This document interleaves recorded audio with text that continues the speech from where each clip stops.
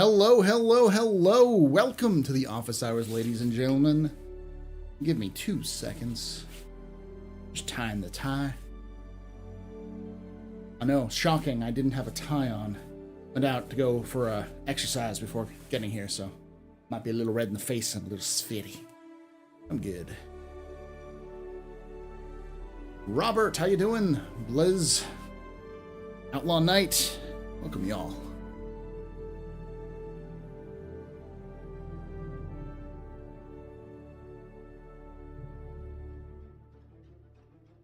I know, Zal. Jedi Survivor. Fuck yes. I haven't seen the actual video, but I heard the announcement. I heard that Space Marine 2 is going to be getting new stuff as well. I haven't seen it, though. Like I said, I've been doing the non-gamer thing and being exercising. All right. Welcome to the office hours, ladies and gentlemen. My name is Paul Berserker01 Batman Shelley, your humble host and space bartender here at the AstroPub. This is the office hours where it's a live stream. So before you get started, no, I am not going to edit this. This is a live stream. But I will be pulling out some sections. I'll probably do a small section similar to what I do with my capsules, talking about 318, because 318 is looking very spicy in terms of what's bringing and a lot of other stuff. So we're going to do a nice deep dive on that, and I'll probably edit it up a little bit more. Hey, Witcher. How you doing? Ty, can't see you. Yeah, Ty's right here. I know you couldn't see me because I was tying my tie. My bare, manly chest is too hot for both Twitch and YouTube, so. Ignore that. We're not doing it giveaway.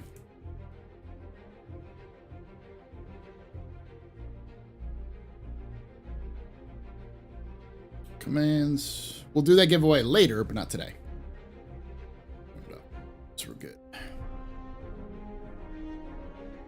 Oh, I'm not talking about spicy drama. I'm talking about cool drama. Cool stuff. It's spicy as in nice.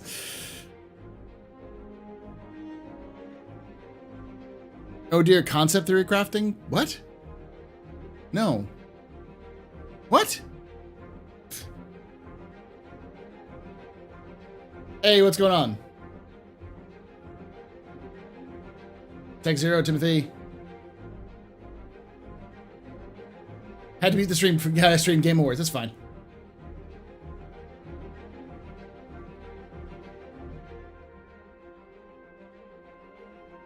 They're going to go through all of the different aspects of what CIG has been telling us.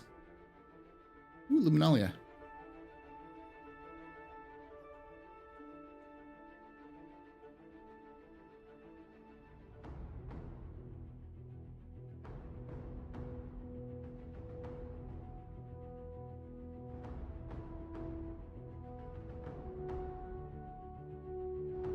All right.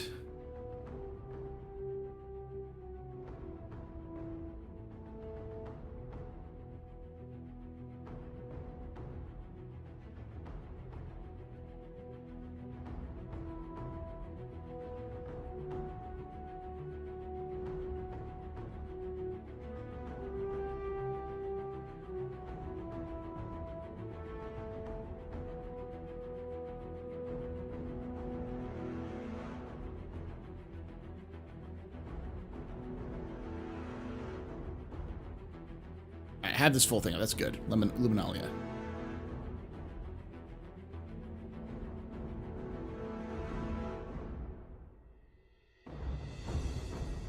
Up Wayne's posts because he does a lot of the patch watch.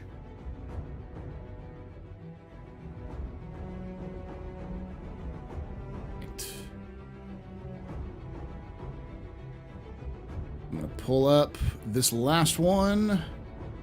Roadmap roundup, and of course the Q&A. Got a lot of stuff to talk about today.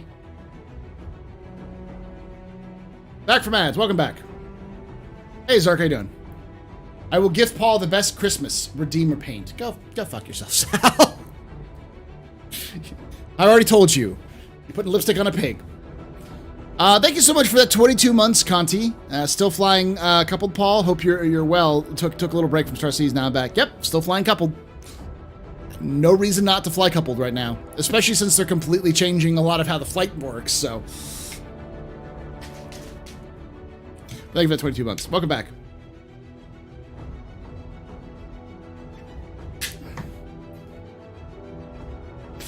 With all the Luminalia gifts being in game this year, I'm hoping for the an in-game poster of the hover quad handlebar so I can put it in my hab.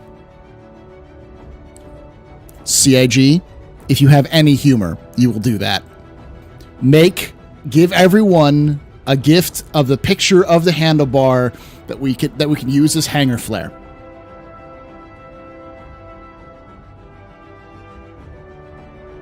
You won't. Hey, Ashhole. Prime for 32 months. Thank you so much, my buddy. How you doing?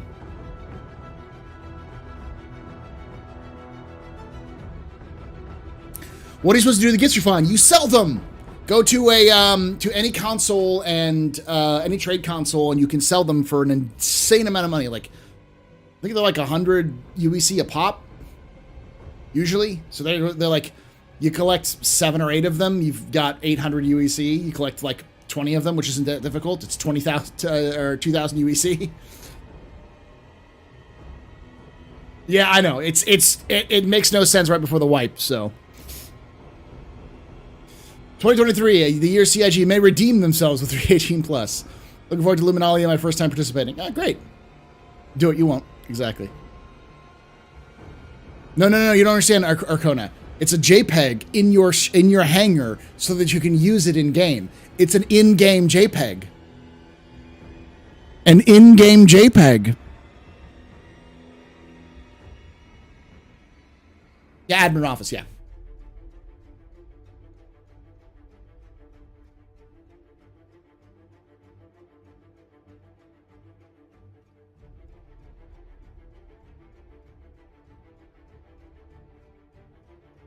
You used to fill a backpack and make 60K. Yeah, I think they've done it this.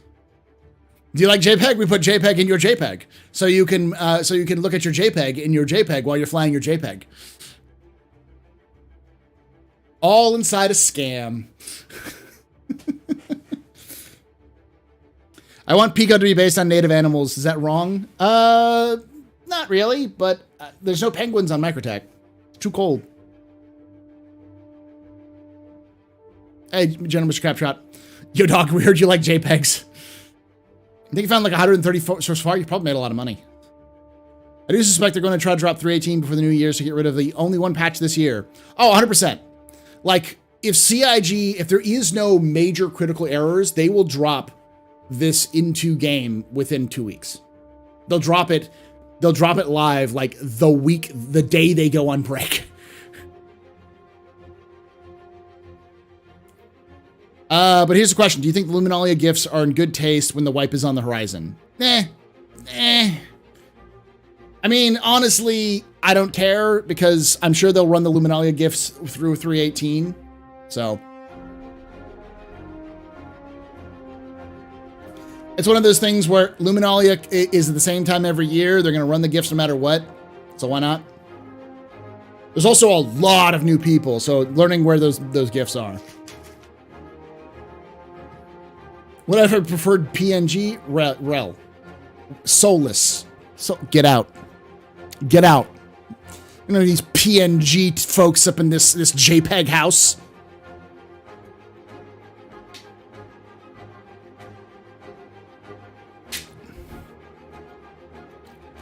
Awesome, they've done it before. They've done it multiple times before. It's one of the reasons why I'm a big proponent of removing the Q4 patch. Because they always do that. Push to live. Fuck you, we're going on vacation. And they don't come back for 2 weeks. The question, when are we playing Dark Tide next? Tomorrow on Saturday.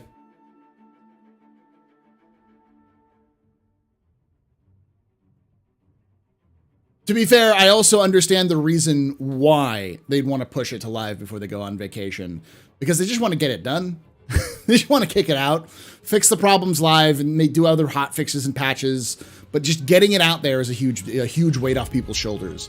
Like, it's a lot easier to fix the game after it's been pushed out than it is to try to fix the game with a time crunch. To be fair, yeah. Russian doll of JPEGs.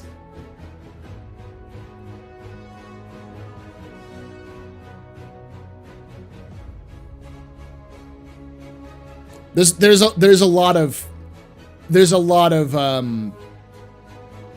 pressure to put on them to release in Q4, which is another reason why I do not like the Q4 patch. I've always said I prefer a Q4 patch to be quality of life updates. They go through and they fix flight mechanics or a balance pass, go through and add engine updates, like nothing that requires a shit ton of work. So wipe next week? Depends. It'll wipe when 3.18 comes out. We have no idea when 3.18 is going to come out. It could not come out this year still.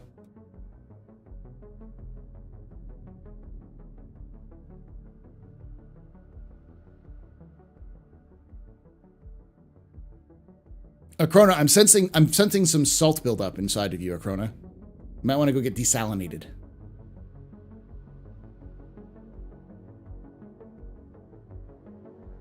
Because this is not the first time they've done that. They do it a lot. They drop they drop Q4 patches at the end of the year, and sometimes they're buggy, sometimes they're okay, but almost always it's not ready.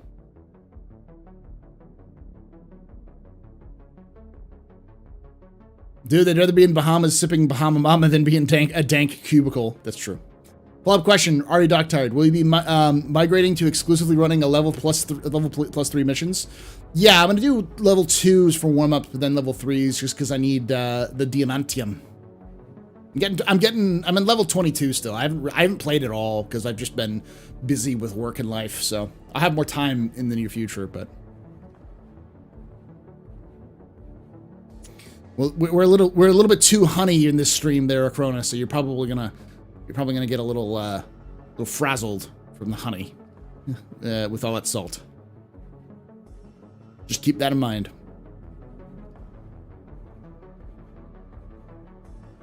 Well, I would much rather they drop 3.18 after the holiday break than right before if it's not ready. I prefer it to drop it even if it's not ready, just because it's not going to be ready after the holiday break either. It's not like it's going to be any better in January. It'll be the same degree of ready in January as it will be if they dropped it before or after the patch. No time is not going to change that. And CIG has already said, this is an alpha. It's an alpha product. And if it's not crashing every 5 seconds, then push it to live. Yeah, that's the other thing. Drop 3.18, get the fucking wipe over with. Just get that, pull that Band-Aid off, because that's also causing a lot of people to just not want to play. And 3.18 also is causing a lot of people to be salty as shit, because we're in that stage where, like, it's been so long since the last patch that people are like antsy to get something new. So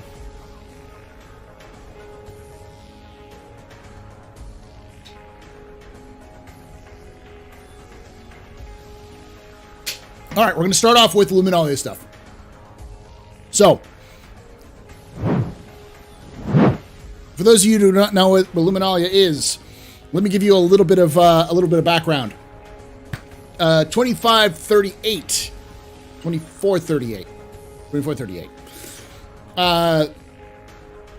That winter, Banu and humans, after because the first contact was in June. Later that year, a bunch of humans were landed on a remote world with a bunch of other ships, just kind of like resting. And some Banu were conducting a glow festival. Now, glow festival is where they have these lamps and they burn them, and they continue. They kind of like, the concept is when you burn the lamps, everyone is in the same suli. So basically, everyone is in the same family when you're glowing when the glow festival happens, and it's infrequent. It happens whenever they kind of feel like it. It's kind of a big kumbaya love fest session. So these humans were around the Banu, and the Banu were having glow festivals. So they came to the humans and they celebrated glow festival with the humans. These humans were the first ones to celebrate the glow festival. And they liked it so much, the idea that they took it back to other people, because you give gifts and exchanges, and everyone shares the food and all that kind of stuff. It's this big kind of happy family stuff. And it spread from there. Eventually, capitalism happened, and people realized you could use it to sell gifts, so they started doing that. So what they do is stores would hide gifts all throughout like landing zones and or throughout towns and such. And if you went to go find those gifts, and then you return them back to it's for kids. You return them back to stores, and they would give you these little toys. And the idea was to get people moving through those doors so they'd buy stuff. But there was really no set time for it until the Measures realized it was a good idea, and so they set it as December 22nd every year. So December 22nd, Earth time every year, Earth calendar every year is when you have the Luminalia festivals. So that's what it is. That's what this is. It's Star Citizen's version of like religiously agnostic version of the holidays. Kind of like Day of the Dead. It's kind of like I guess it's much more. It sure is more akin to Hanukkah. Very similar, like menorahs and stuff like that.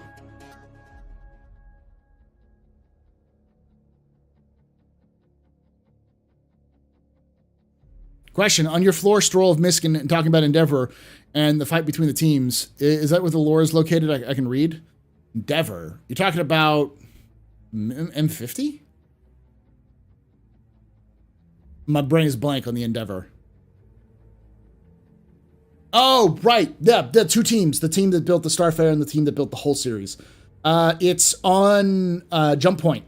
You have to go to Jump Point magazine. There was a big expose they did on Myst, because I found it, which is the first time I found a lot of stuff on those things. I actually discovered it was like, holy shit, this is all of the at least some lore for every single ship, which we didn't have before, which is the first time I ever saw that. I got to do a Myst episode for Galactic or the Astro Historian. So, yeah, it's Saturnalia, it's Hanukkah, it's the Yule Festival, it's the winter solstice, it's Christmas, it's a lot of those things. Question: are all the planets the UEE time based off of Earth time, or is it based off of each planetary system? Each planetary system operates on its own time, but all business is conducted in standard Earth time. SET. So like all official government business is done in standard Earth time. So you have to mark, like, even if it's 5 p.m. in the afternoon for you, if it's standard Earth time, like 2 a.m., you would say 2 a.m. standard Earth time, which is New York time, by the way, because New York is the capital. So Eastern U.S. time would be the standard Earth time.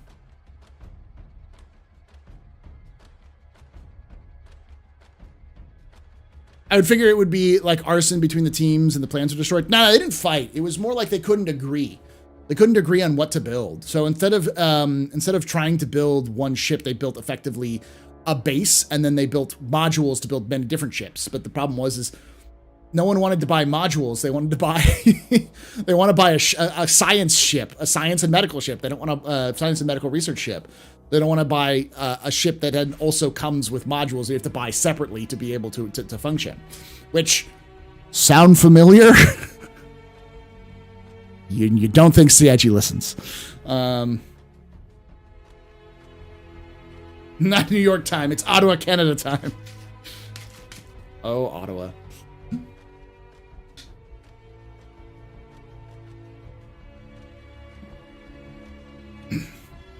Hey, Blackburn. Yeah, I know. I gathered that. It's not really Eastern Standard Time. It's Florida time, baby. Woo! It's penis Florida time. Not even the Panhandle. Fuck the Panhandle.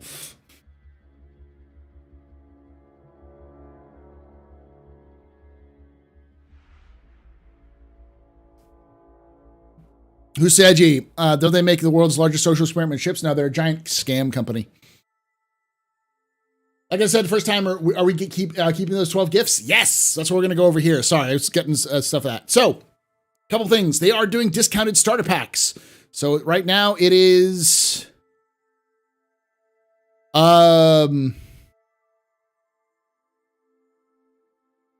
$51. So it's only $5 or $6 more expensive for the cutter. I don't think it's LTI anymore, though. Nah, 24 months insurance, not bad, though. 2 years. So yeah, it's pretty good starter packs. Plus they also have all these wonderful things like Pico and such.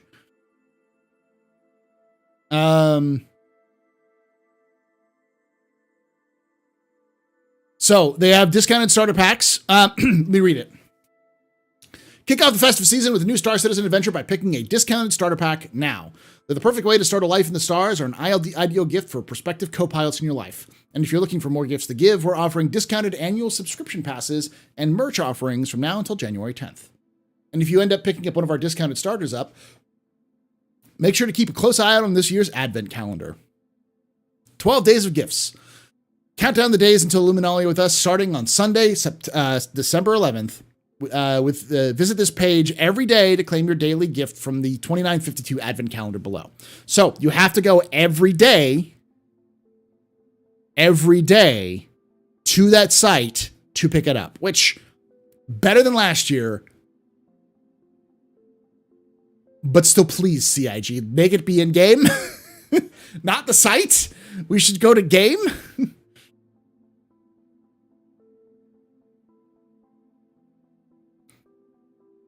I mean, Acrona, I know you're salty, but that's great. Discounted starter packs are great for new players, and there's been a shit ton, and I mean a shit ton of new players.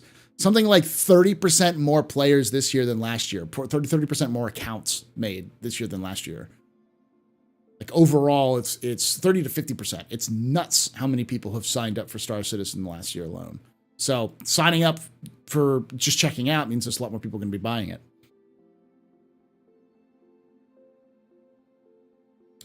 So I need to spend $10 for getting referral bonuses than I would do. CC from the Avenger to Titan, anything else buy paint subscription.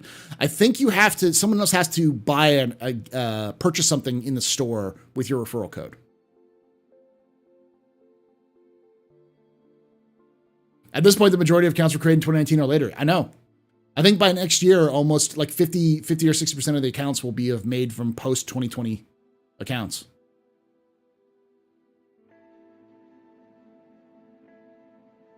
Well, it's the most playable it's ever been, and it's only getting better. Does this mean it'll be in your account hanger? Yes, but you have to go to this site here. Right here. You have to go to the site I'm on right now to access the gifts. You have to check in every day. Luminalia brings it with the tradition of exchanging gifts, but Luminalia brings with it the tradition of exchanging gifts. Oh, I forgot to say this. For the first time, 100% of the gifts are usable in-game. So don't miss out. Gifts will be available to claim through January 10th. Now, don't get too excited. It's not probably going to be ships, but it's almost certainly going to be clothing, armor, weapons, stuffed toys, little doodads, stuff like that. So be cool. We get a picture of a handlebar. We joked about it. What we want to have is a picture of a handlebar in-game that we can put in our habs. Framed picture of a handlebar. That way, for those of us who are here for 2021 and before, well, we can point to it and be like, that's my handlebar picture.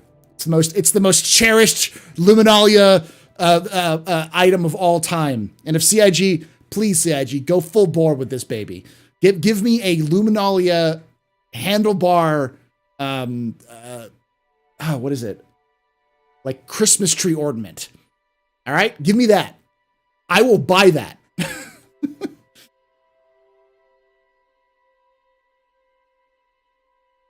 This is my favorite possession.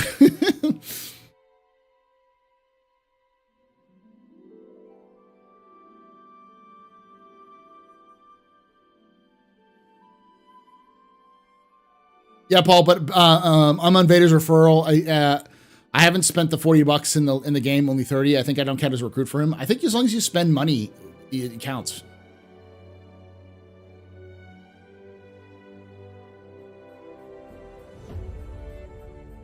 It needs to be a picture of the handlebar as an ornament.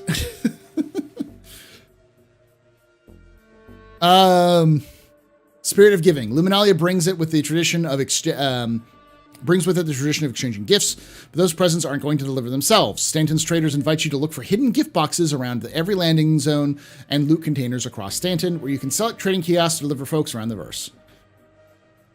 And then this is the other thing you always do, hauling gifts galore. In the spirit of the season, you could participate in missions to deliver bow-adorned packages throughout the system for rewards much better than your name on the nice list. So you actually get bonus rep and bonus UEC for maybe just UEC for doing missions that are gift missions. And you can do them. You know, when down the road, we're going to have true hangers, and CIG's going to fill yours with Redeemer plushies. I'm just gonna eat them all. Luminali Screenshot Shot Contest. As you merrily deliver the presents throughout the verse, we invite you to document your jubilant journey with this year's Luminali Screenshot Contest. Show us who the fuck wrote this. Jake, did you write this? Who wrote this? Who wrote this? Was it you, Ulf? Was it you, Xylo? Was it the new hire? This is far too punny. Or far too festive. Shows how you're celebrating the chance to win a luminous gift of your own. Greet the season. As standard Earth year draws to an end, it's almost time to gather your friends and family and light the ceremonial lamps. Banu and humans alike come together to celebrate Luminalia on December 22nd, but we're giving you a chance to spread some holiday cheer early with festive greeting cards and win some shiny prizes while doing so. Referral bonus. During this holiday season until January 10th, referring a friend to join Star Citizen will earn you both the Argo MPUV, the much beloved cargo hauler whose can-do attitude embodies the spirit of gift-giving of Luminalia. Deliver presents in style by referring a friend today. There's the advent calendar. And these are discounted starter packs. This is actually a pretty good deal. It's a little bit more discounted because of it's a little like less ideal compared to what it used to be. But I get this solely for the Jump Point magazines, because you get access to all the Jump Point magazines in the past as well. And you get some other bonuses as well. You can buy some stuff. You get some like little bits and bobs here. If you're a lore fan, I would highly suggest at least the Centurion pack, because literally every single Jump Point has a lore article in it. It has 1 to 2 pages of just straight up lore, from ships to like drinks, to events, to people, doesn't matter.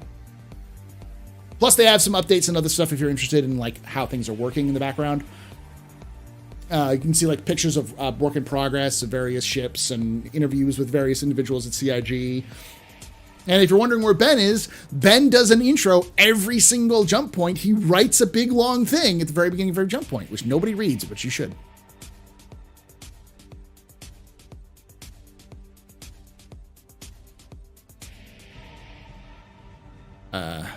Yeah, it's a minimum $40, which is not bad. So it's a $5 discount. And this is still like, it's a little bit more expensive than it used to be. It's still not too bad. And about the same price as C8X now. Are there more? Ooh, there's more. There's even a 100i and an Avenger Titan pack. That's just a really good deal. That's a really fucking good deal for an Avenger Titan. $56 for a starter pack? Yes. And then there's a Nomad, which is okay. I mean, that's all right, but like these two are probably the best deals you're looking at. If you're looking to get a friend in, you got somebody who's interested. This is a really good deal for a starter ship, for a starter pack. You get one of the best starter ships in game for $56. That's a steal. Probably pick one up myself. Giveaways. I remember the year 300, the 100 had like 35% off. Very good starter pack. Yes. Yeah, the cutter is still pretty good, but I think it's a little bit like, it's still better than the Titan because it's $10 cheaper. I don't think that it's worth the money to upgrade to a Titan from a cutter with cash, unless you're already gonna do that. No, the Steel is a great ship. The Steel is an amazing ship. It's a piece of garbage, but it's fantastic. It's exactly what it's designed to do. It's a Drake ship. So what do they got? They got the sweaters, which are nice. Ship ornaments. I got 2 of these for some reason. Ooh, a new pullover. Is it black on black? Because I don't know. I can't see anything there. Origin Jump Works. They have the socks. Mine have disappeared. I still have my mugs. That's pretty cool. If you like Origin or RSI, they got great mugs there too. I like my Drake mug. It's very nice. These are terrible socks. They're absolutely terrible socks. Their quality is garbage. But the joke was the year they released SOCS, Server-Side Object Container Streaming, into the game, they took a piece that's literally a piece of the code from Server-Side Object Container Streaming and printed it on socks so they could sell socks. It was the end of the year 2019, 2020. So, oh yeah, the shirts are pretty good quality. The newer stuff is a little bit better. The older stuff is like the sweaters. I don't know. I think they're okay quality. I don't remember anyone who has them. The slippers I heard are pretty good. I have the plush. I have both a Pico. Well, I don't have Pico. I have a Stormwall plush. I think I have something else with plush too from Star Citizen. I can't remember what. And I have the Drake Interplanetary shirt, and the mug is pretty good too. But it's hard to fuck up ceramics, so.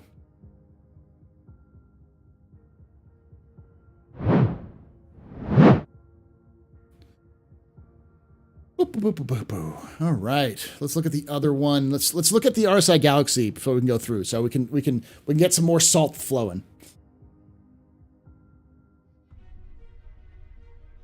Can you buy one and start a second account and use your referral code to get the referral gift? Yes, if you bought it on your second account. You have to purchase something with the second account in order to get the referral gift. But it's not worth it. If you're just trying to get the gift for free, just buy an MPUV. It's cheaper. Because the MPUV is $20, $25.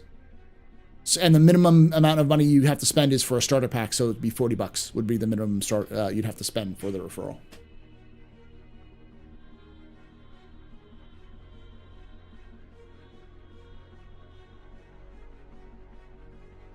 Does it come with an LTI? The referral?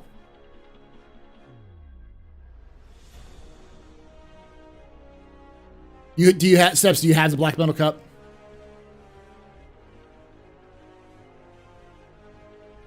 Oh, nice.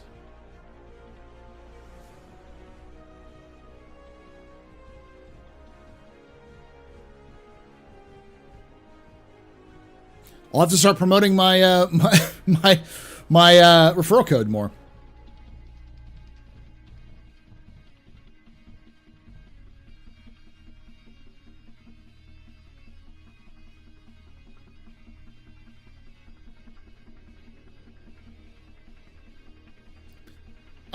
General Mr. Mr. Crapshot. I'm gonna do a sit down and like an actual edited video talking about how respawn's going to work in Star Citizen, because no one gets it, and every time I try to explain it, people are like, "Oh my god," they freak out because they don't get it. I'll try to break it down as simple as possible for people, but it's still not. And here, let me give you the very gist of how this works.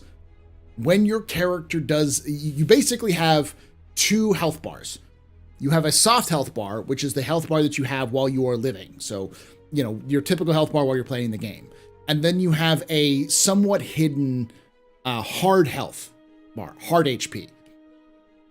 And that bar will go down depending on when you die, how you died, where you respawned, the quality of your respawn, all those sorts of things will determine the value upon which that hard HP goes down. As your hard HP goes down, you will need to be replaced. Now, some cases, those replacements will be easy, but you'll still be left with some like scars and such. So, I forgot to do this.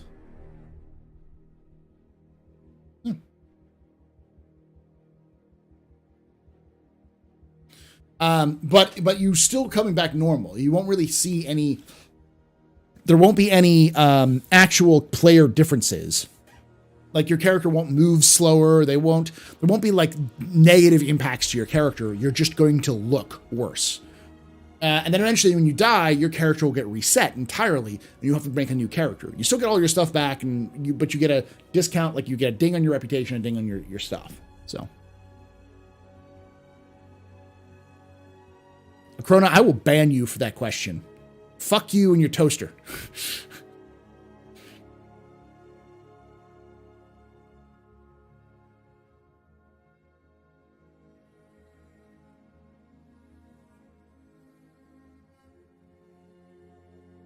Corona asks, I have a question, a very important question.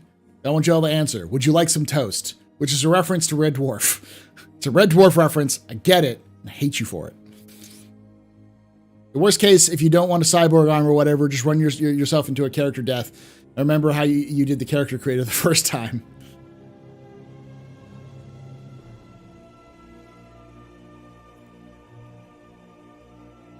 No, I know. That's why I said fuck you, because I know that good joke.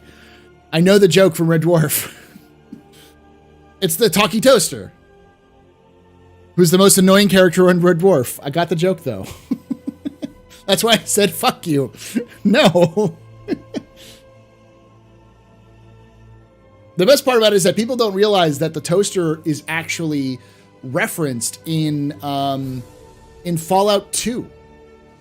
There's an artificial intelligent toaster in Fallout 2, which is a reference to that Tucky toaster from Red Dwarf. How about a waffle?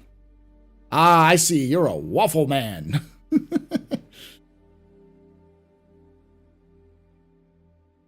For real, will alt characters in the same account from multiple packages have reputation in relation to each other, or will be fully independent? We don't know yet, but my assumption is they'll be independent unless you link them. So, like, if you actually start giving your alt criminal character funds from your legit character, you're funneling money to a terrorist, so your legitimate character will get a reputation ding.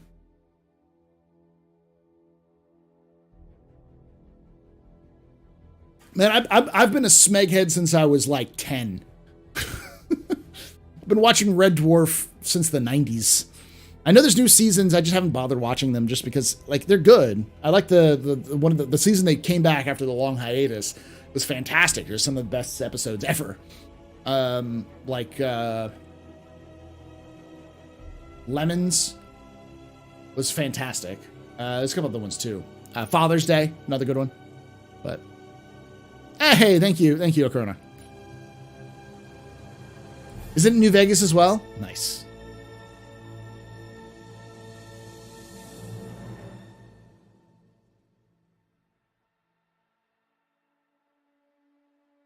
Hey, Stavian. Question, is there anything official from UE that prevents people within UE from trading commodities for separate factions for pirates? For example, there's Pyro and Nyx. Can we expect eventual reputation losses for lawful players undertaking these activities? No. Only if you actively engage in contracts and labor for seditious individuals. Not everyone in Pyro is a Mad Max like freak. Most of them, the vast majority of them, are just people who live on the frontier who want to be living outside of the UEE. The UEE doesn't have any laws against you interacting with people outside of the UEE. They do have laws against you interacting with criminals. So.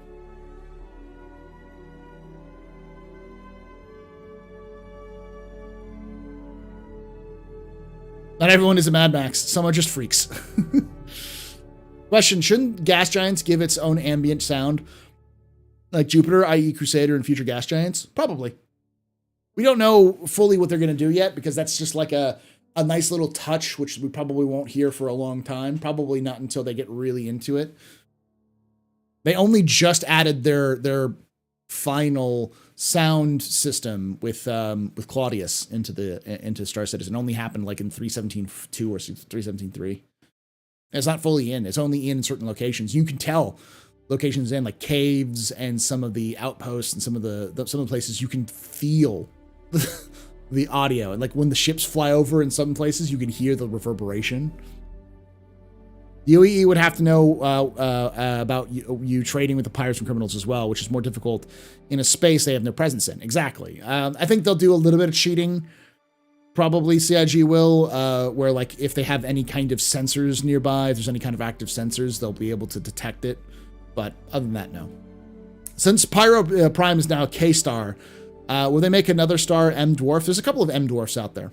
I have to look around, but I'm not that much of a science head, so I don't know those differences. I think that's the reason why I was not really that hurt by it. When they're like, oh, we changed the star, and everyone like lost their fucking mind. I was like, I don't give a shit about your star. I could give 4 shits about what star it is, as long as it's a sun that burns and has some interesting aspects. I don't care what type of star it is. I'm not here to look at stars. I'm here to play the game. So when people are like, it completely changed, I'm like, no, it didn't. It's still Pyro. Still everything it was before. It's just a little less red now. When they bring Pyro in the game, will they give us Stanton at the same time? I'd like to fly the actual star. The actual star. Yeah, I mean, I don't know if they're going to have the stars in game when Pyro comes out. We don't know when the stars are actually going to be physicalized.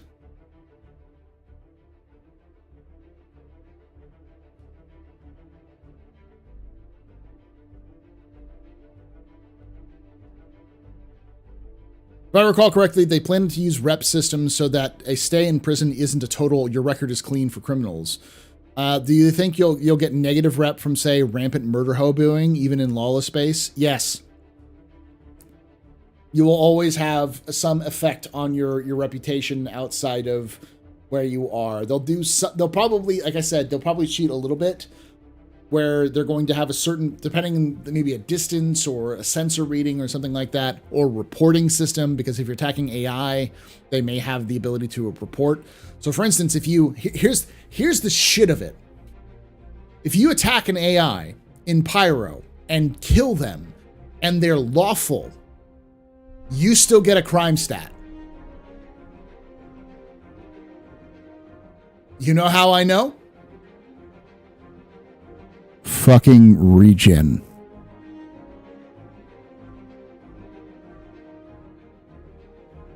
They're gonna wake up and report that you killed them. Yeah, we have a pulsar. It's a Banshee. Banshee system's a pulsar.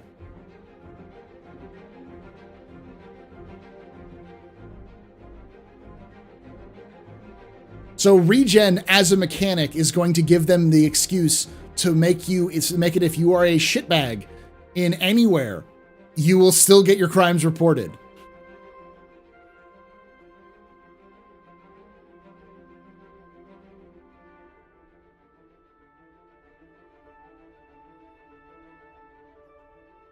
No, they don't. People don't really understand regen at all. Like how it's supposed to work in game, how it works in lore. People think, oh, this is really stupid. That means we're immortal. It's like, no, you're not. It just means that you can't do dumb shit and get away with it.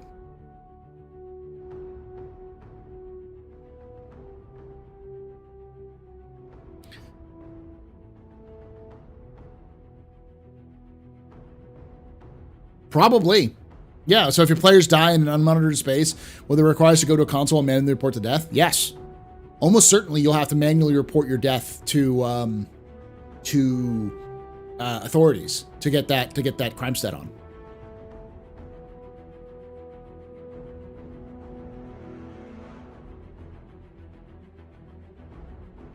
Yeah, Tamsa is a black hole, I believe.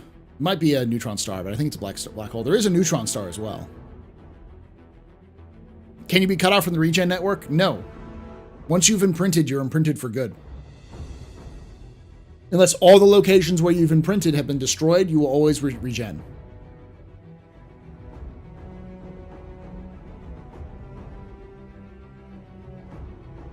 So wouldn't just dying into the character death be like the reset for the determined murder hobos, though? Eliminate the actual punishment for assuming they don't care about other reps?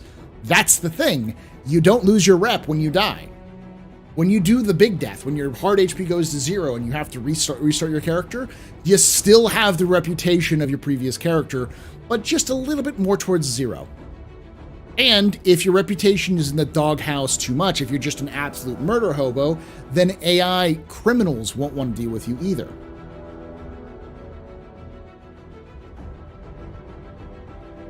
So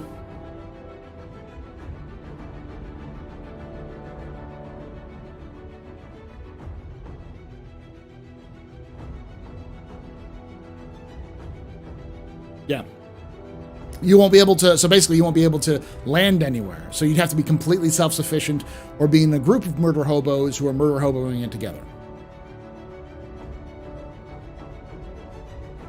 But you might die without knowing who killed you and to whom to report. that's the question that CIG is going to have to come up with. But I assume that CIG will make it so that you can report players if you have if you manage to get a scan on them.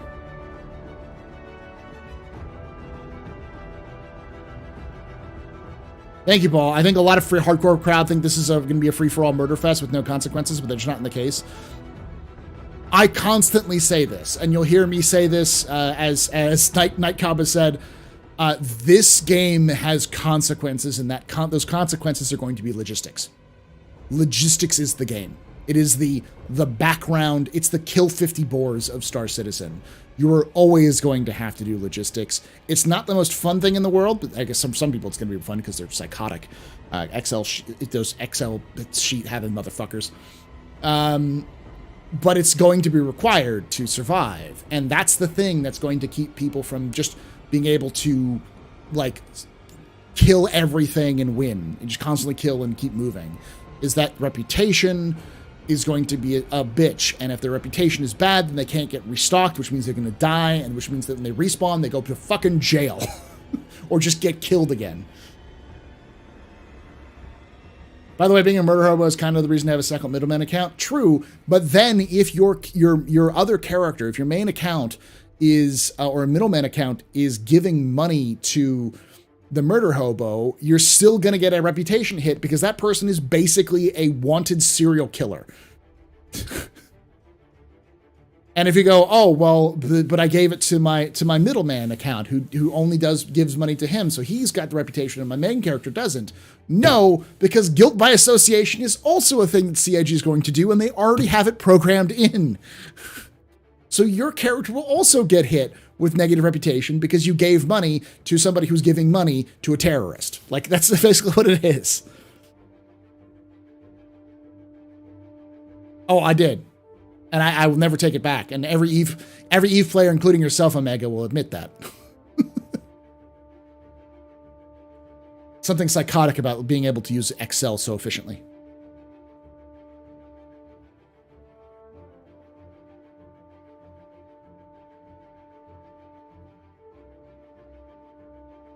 Money laundering is going to be a thing. But you know what you're going to have to do for money laundering? You're going to have to fucking know people. You can't do it alone. Star Citizen is completely built on the idea of multiplayer gaming. You have to know people, interact with people. Which is why when everyone says, I just want to be a solo player going out and doing stuff, it's like, cool, it's just going to be really fucking hard for you. You're either going to be really good or just have some shit luck and you're just fucked. Knowing people is going to be the biggest part of the game.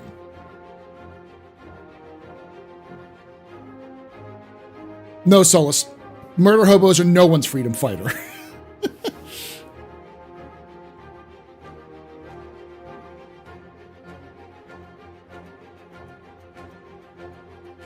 Yeah, and that's the idea, Roguice, is that you know, Roguice says, in my opinion, default bunching another player should not be killed just in case they kill me first, but should be, oh, look, another player. That's cool. Good luck, citizen. Because if you kill that player because you're worried that they may kill you, you're just going to get a bad reputation or get some sort of knock on for you. And as a result, it's going to make your experience worse because it's going to be more difficult for you to succeed. That's the point. You're supposed to be afraid of the system in Star Citizen because the system is either society or the literal government. So.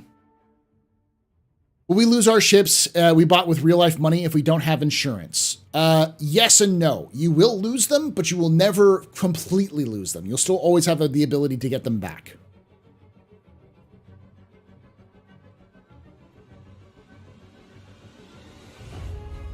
Yes. What if your alt account is completely separate account? Will you still get a reputation for giving money to a criminal? Yes. If you give money to people who are criminals, you will get a reputation because you sent money through the mail, through the internet, which is trackable to other players who are criminals. This is why you need people like myself, smugglers or fences or middlemen who can get those people those things. Though, to be fair, Roguice, to be fair, I think they can and should make exceptions for killing in a form of, say, actual org wars and the like. They won't really. Those still matter. You're still going to attack with people. There's not going to be an exception for it. You're still going to have a reputation hit. The question becomes, is it worth going to war for that thing? Is it worth the reputation hit that you're going to have for going to war for that thing?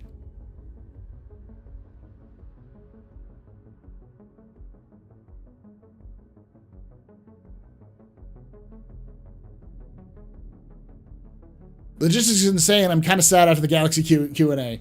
We'll go over that in a moment. Criminals should fight in the mobile infantry and vandal systems. But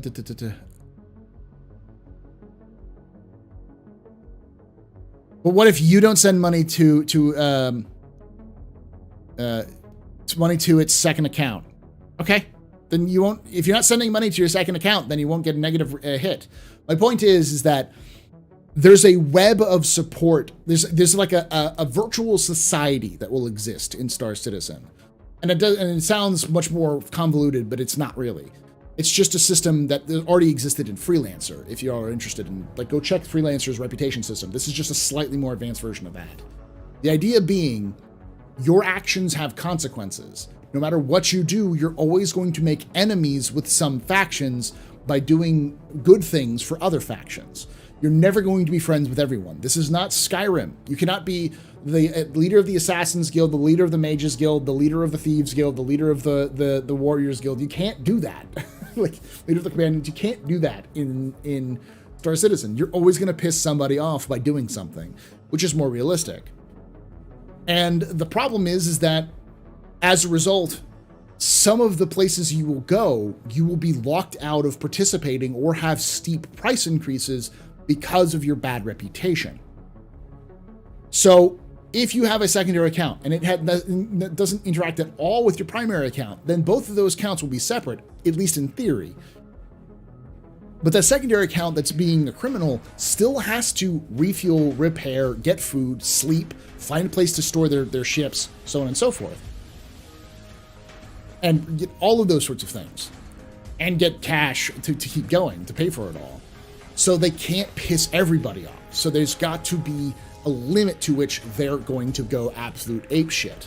So there's always going to be, like, being a criminal doesn't mean a psychopath. You're not going around like Jason Voorhees, like on steroids. That's not what your kind of gameplay is going to be as a criminal. Your criminal gameplay is going to work with syndicates, working with pirate gangs, or picking on a certain faction because that faction is just easier to pick on, so you can make money off of it, or maybe players.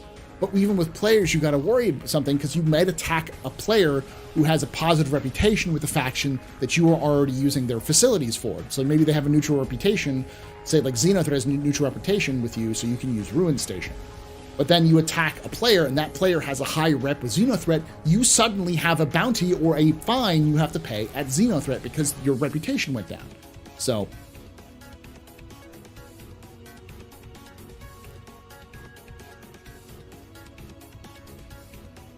there's nothing stopping you from having an actual criminal alt, be it an account, a second lawful package.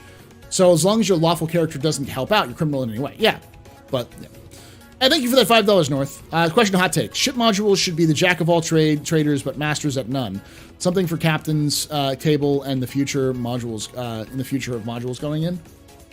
I'll have to, yeah, we'll definitely have to do a topic on modules and on modular ships and what they mean for the verse. I'll have to sit with Tree and maybe Tomato if I can at some point.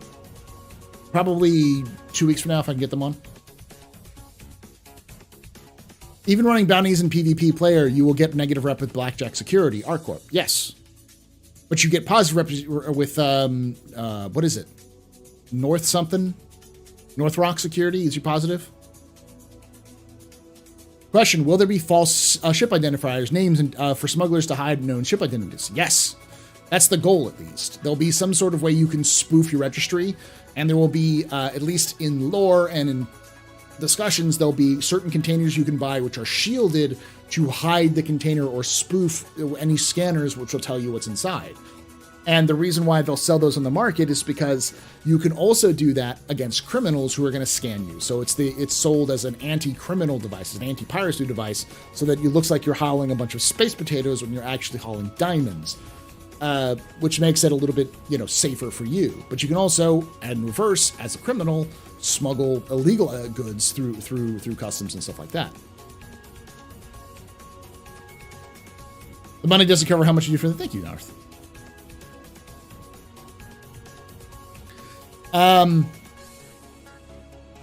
But I agree with that to a degree. I think the secret with ships with modulars or modular ships is they should be good at a lot of things, but not great at everything.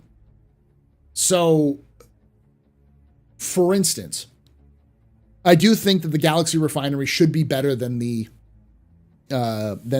Expanse, just because it's bigger than the Expanse. But I also think there should be a standalone refinery ship. There should be a ship that's like a medium or the same size as the Galaxy that's just a refinery ship, or a mining and refining ship, or some other kind of combination of those things. Like the Orion refinery has to be better than the Odyssey or the Galaxy, like hands down. It's just because it's bigger, and so it can hold more, and it can hold more materials and stuff like that. But the key is, and that's the thing, it's like, which is better, the Apollo or the Galaxy? Well, the Apollo does everything the Galaxy does, but smaller with only 2 people. The only thing the Galaxy has is that it has level 3, level 2, and level 1 beds. Whereas the Apollo, you can either have level 3, you can either have a level 3 and a level 2, a level 3 and a level 1, a level 2 and a level 1, or level 1 and a level, or level 2 and a level 3, or whatever, yeah. You can only have a combination of those 2, whether you can have all of them for the Galaxy. But again, the Galaxy requires multiple people to run. The Apollo doesn't.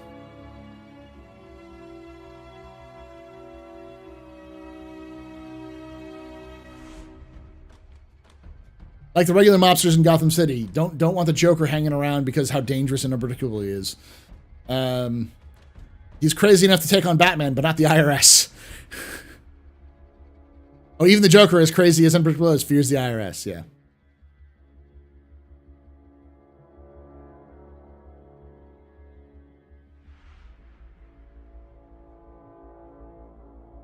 And even then, if you think about it, like the actual, when the heat death of the universe happens, when the Endeavor actually comes out, the Endeavor Hope is going to blow the absolute shit out of the Galaxy. It's going to make the Galaxy look like a piece of garbage in comparison.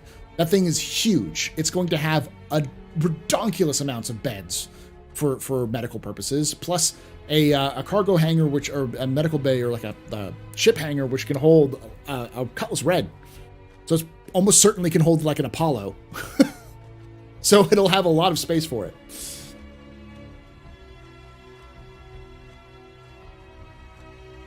All right, let's look at speaking of the Galaxy, let's take a look at the Galaxy. Isn't there supposed to be an RSI mining ship coming due to the recent poll? Yeah, there is. I don't know what it is. I think X calls it the Land Miner, I believe is what it's called. All right. So, this is when a lot of people got salt in. But, all right. If I don't want to have any modules, the center of the ship is just an empty room, or does the Galaxy come with a stock module? Further, is the void full or empty? Can I put stuff in there? If you have no module, the Galaxy has an empty void area with a shell to keep the hull airtight, allowing you to traverse from the hangar to the rest of the ship. As it's simply an empty space, you could put stuff in there, but with a lack of cargo plates, it will be subject to all the normal risks of unsecured cargo. The Galaxy does not come with a stock module for 2 reasons. Firstly, we want players to pick their initial module rather than be saddled with whatever they have the base plus what they want. Secondly, these modules will take up physical space in an inventory like all components. Therefore, if the ship came with a module the player didn't necessarily want, they would be unfairly penalized with them. I mean, that's bullshit, but all right. Just say that you could sell more modules that way, CIG. At least be honest with us. I get that it's more interesting gameplay for it, and there's definitely some aspects that I can see as like more interesting utility for ships. But the reason why you didn't come with a stock module is because you fucking wanted to like sell more money. You wanted to make more money. Okay, I got that. Hide, and then put user in timeout and ban them. Question. The Polaris reconcept didn't look like they had tier 1 medical beds, but it's hard to tell. Isn't the Polaris kind of a flagship? Seems odd. No, it's not. It's a patrol ship, not a flagship. It would probably have tier 2 medical beds at the least.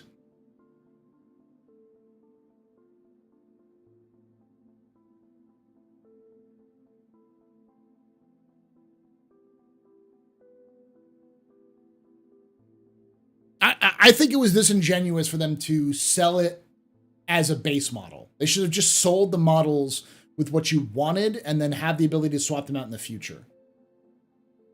So there shouldn't have been a base model. It should have just been the cargo module, the refinery module, or the medical module. And that's what you could buy. And then in game, you could purchase it with no module in the center if you wanted to.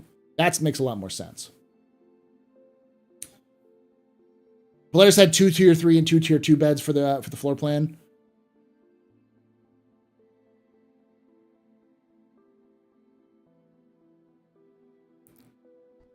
I don't have a problem with the base having no module. Okay, this question: can there be an initiative on the playable space of each ship instead of the whole size? I believe the Galaxy workable space is not 110 meters, but more like 70 meters. Oh, to change it based off of that? I don't know. I mean, the size is also where you can fit it. That's the reason why we deal with that. Usable space is completely different in terms of metrics, because it's going to be vary from thing to thing. I don't think it matters. The usable space inside doesn't matter as much as what it does. The size of the ship matters in terms of like what the ship, where you can use the ship in terms of flying it. Because at one point, the size of the ship mattered for fitting into jump points, because the jump point sizes, small, medium, and large, was a physical description of the size of ships that could go through it. That may have changed, though, so.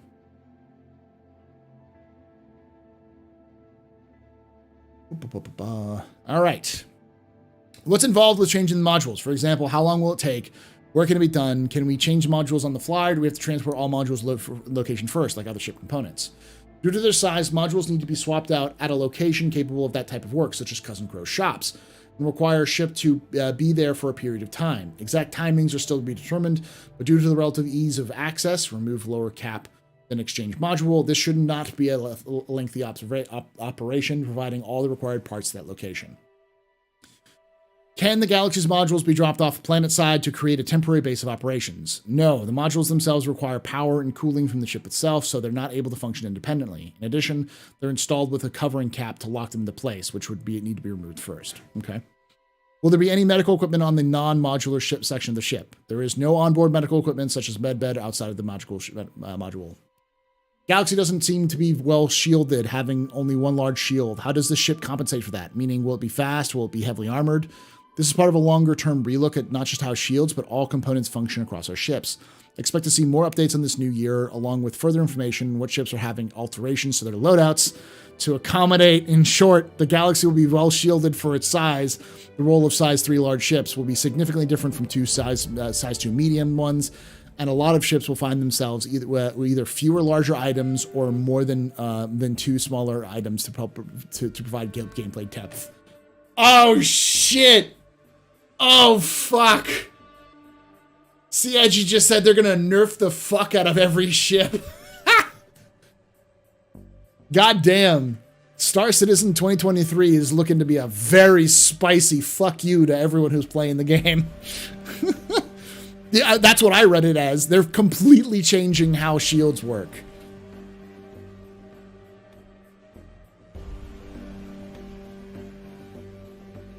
Oh, I love it. I fucking love it. I mean, personally, I love it because what's going to happen is a bunch of people are going to get pissy about it. And when they do, they're going to, when they do, all I'm going to say is you just got used to the old meta. Get good now, fuck. Just get good in the new meta.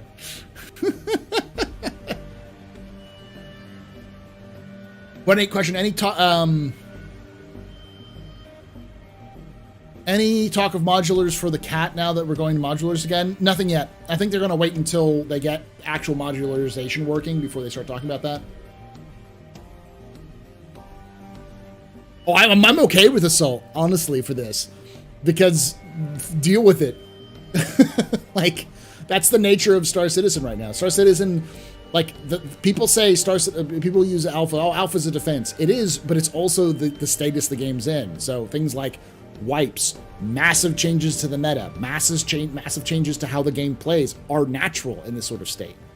So, do you think CIG is being genuine honest when they say they are doing us a favor by including the cargo module base, not including base Galaxy? They're saving burden for having usefulness. No, fuck that. CIG is lying to their lying to us to our faces because they want more money. It's bullshit. But I mean, there is precedent for this. CIG has done this before. The Retaliator base ship, which is the same idea.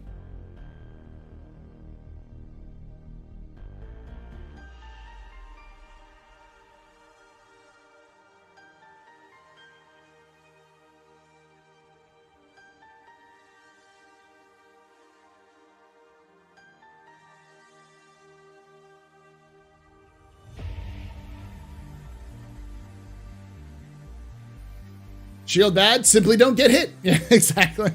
Well, what they're saying here is that the shield is not bad. It's actually going to be good.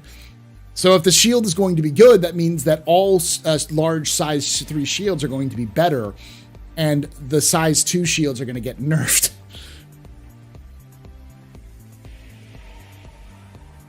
I feel like the Galaxy is too big for its crew, but too small for what I want.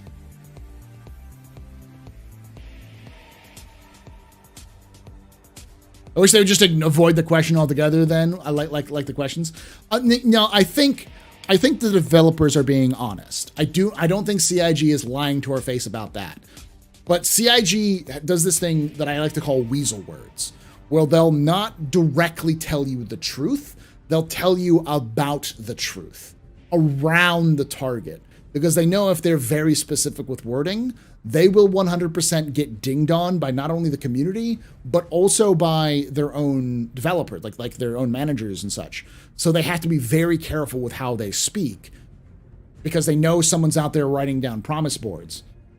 But as a result, like, for instance, when I've constantly said, you have to be careful about things like NPCs and AI blades, because everyone says, oh, so I'm just gonna get an AI blade and I'll be good. It's like they're not guaranteeing you that AI blades will work for everything, because they don't know. They'll just say, we're planning on doing this in the future, and if it comes out that they can't do it or it just breaks the game, they'll just turn it off. You know, you may not be able to slip AI blades onto your hammerhead. Why? Because it breaks the game. Oh, but they promised. They never promised. They said they're planning on it. That's not the same as promising. That's the same thing they're doing here, I think. I don't think they're being dishonest. I think they're being honest, but are not telling the whole truth. They're not saying, also because we want to make more money.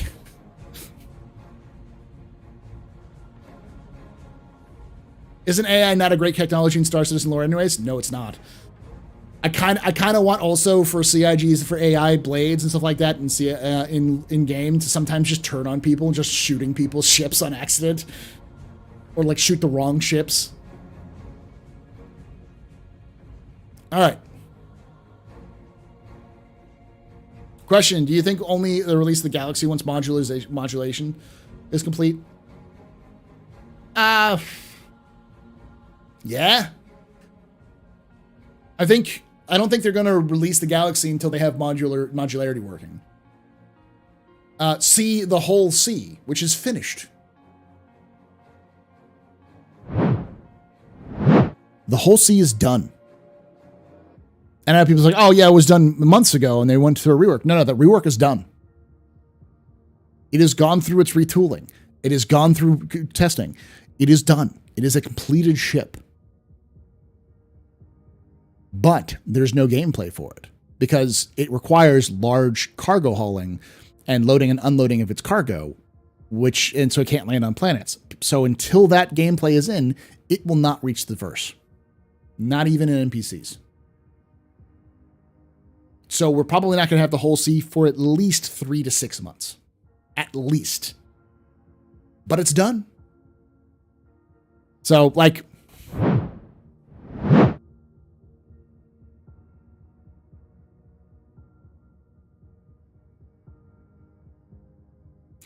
I think they quietly killed the Vanguard thing because the Battlefield upgrade kits, they said it just wasn't going to be possible. Suddenly I don't like it when you talk dirty like that, Astro. What's under the bridge? It's just cool looking visual design. No intended gameplay functionality. Bridge.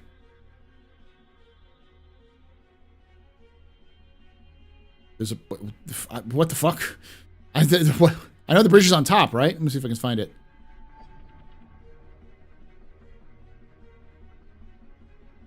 There's just nothing there? Okay. Can we get an explanation of what the two rooms in the first floor at the very front of the galaxy are? On the upper deck, the two rooms behind the bridge are for crew, lift, and docking collar. On the lower deck, the forward room is components, and the one further rearward is the crew locker suit room for exiting the vehicle via the lifts. Okay. Look at the floor plans. I'll have to look at the RSI Galaxy itself, I think.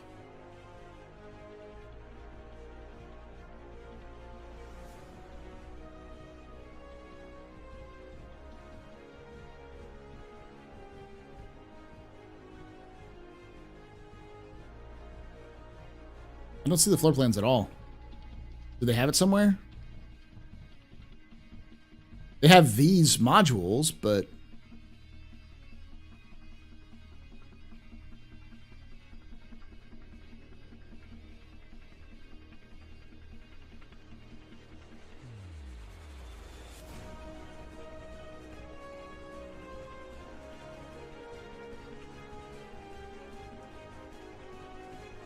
Not seeing it at all.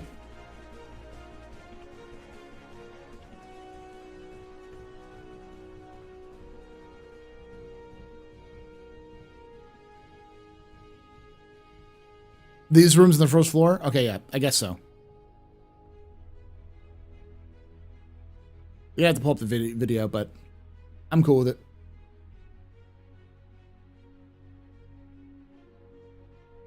Okay, thank you.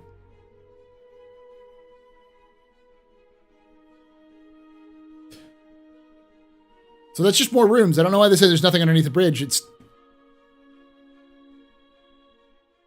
just more rooms here. This right here. These are the component room, and that's the suit room, like a suit rocker room, right? Or like a docking collar.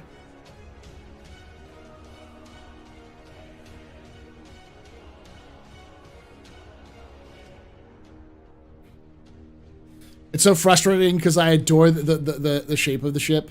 Well, it's like I swear to God, I think RSI is the ship that makes the company that makes the sexiest looking ships for the wrong possible fucking professions.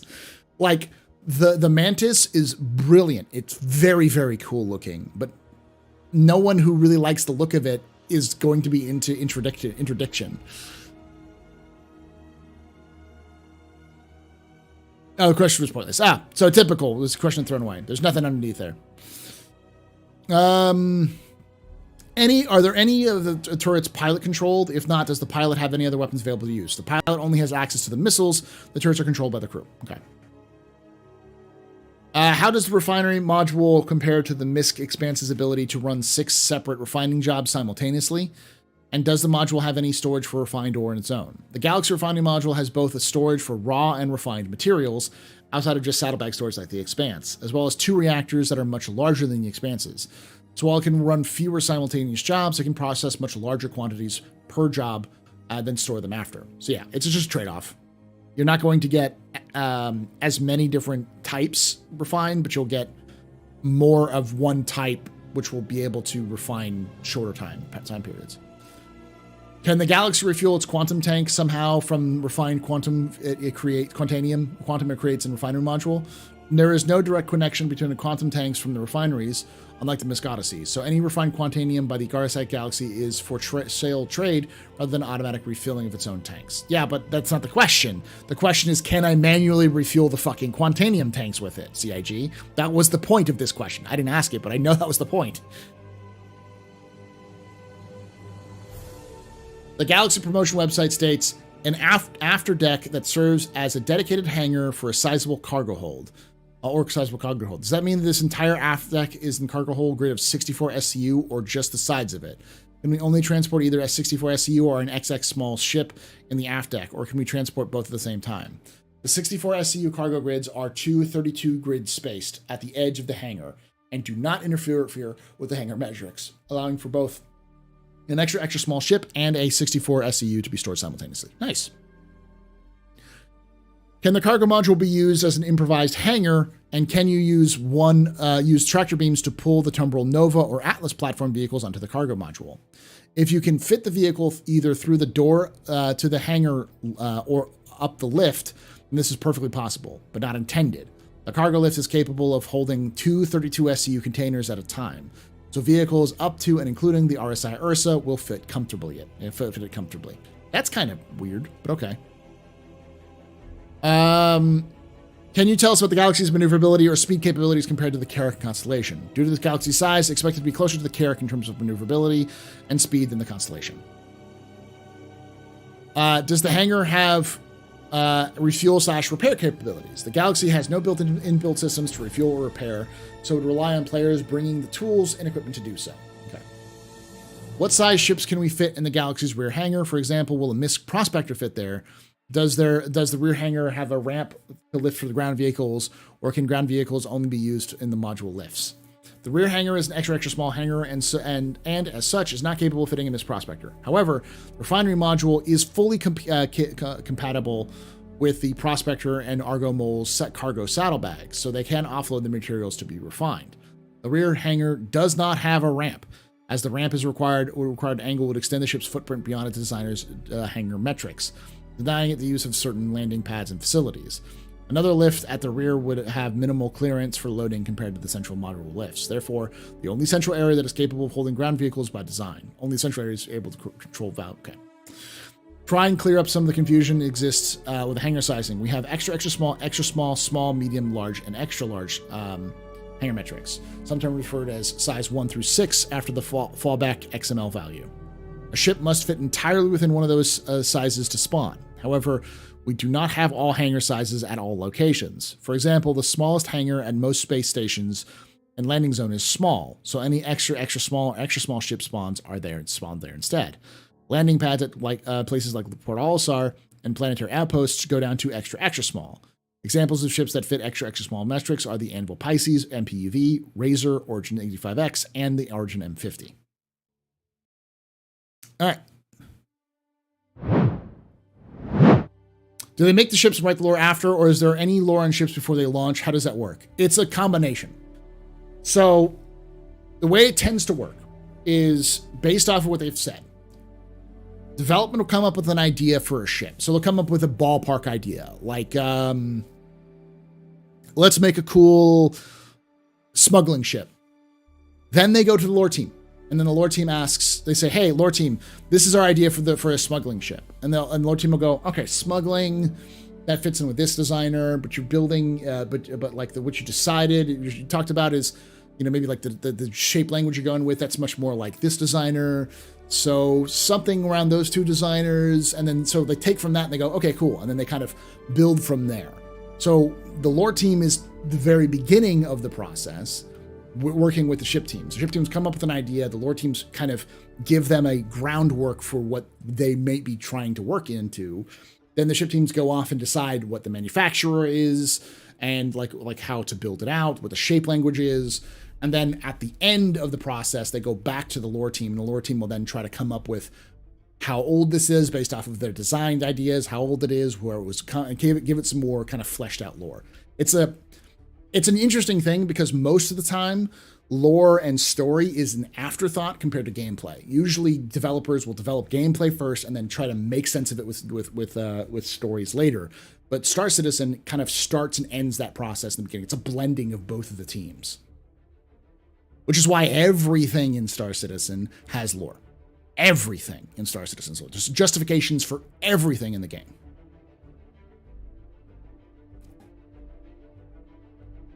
Question, do you think the person who wrote this really doesn't know the Carrack is more maneuverable in every way than the Connie? Yes, I think they don't know. They initially reported the wrong size hangar. Yep.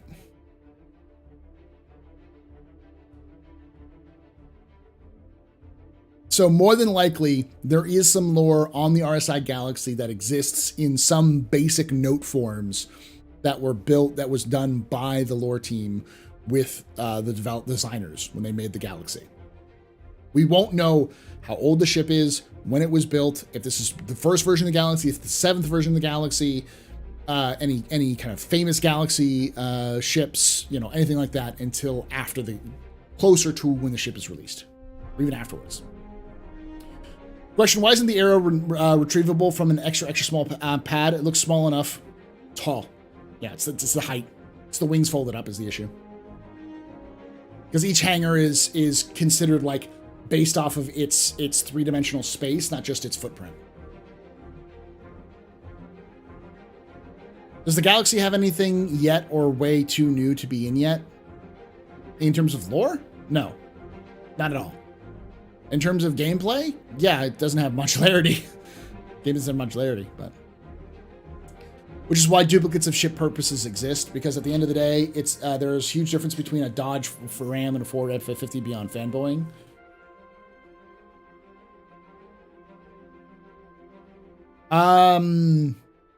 Sort of. In Lord of the Galaxy is pretty new. It was called the prototype at IAE. That's true. That if we're taking the videos at heart, then it was a prototype. But a prototype of the Galaxy doesn't necessarily mean that the Galaxy is a new ship. This could be a prototype of the new version of the Galaxy. The Connie is on Mark 5. The Aurora is probably on multiple marks. The Hornet's on 2 marks. The Cutlass is on 2 marks. Like, a lot of the ships in the verse actually have multiple versions that have existed in the past, often as a kind of a wink and a nod towards the older designs of those ships that had to be updated. But yeah, there are multiple marks of a lot of ships. The Retaliator famously has like 17 different versions that were made, all fairly similar, but there was one version that was wildly different from the other ones.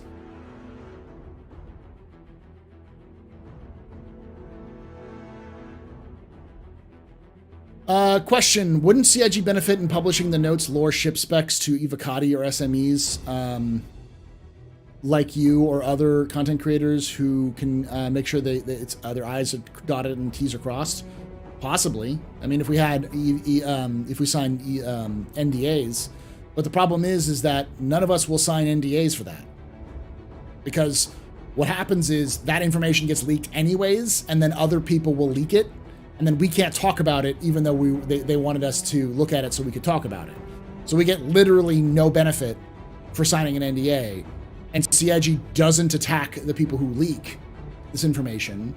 They don't go after them. So there's no benefit because because they didn't sign NDAs, or they, effectively it's a lose-lose situation for us. So there's no reason why I would do it for free.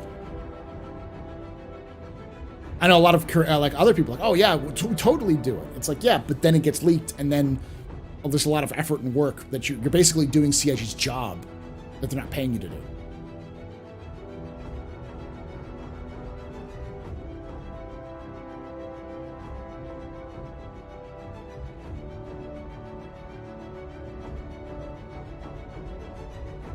So while it would be a good idea, probably wouldn't happen. Unless CIG let us talk about it.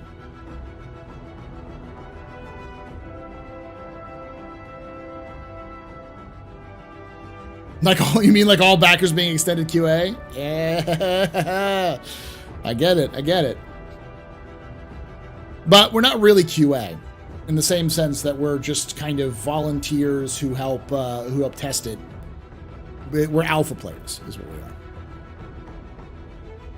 I understand why military ships are old before being sold to civilians. I don't see why the industry ships are held to that though. It depends on when those ships were released.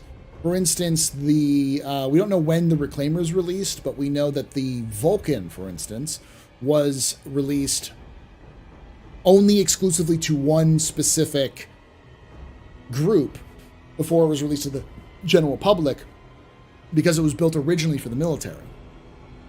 No other really industry ships have that problem, though.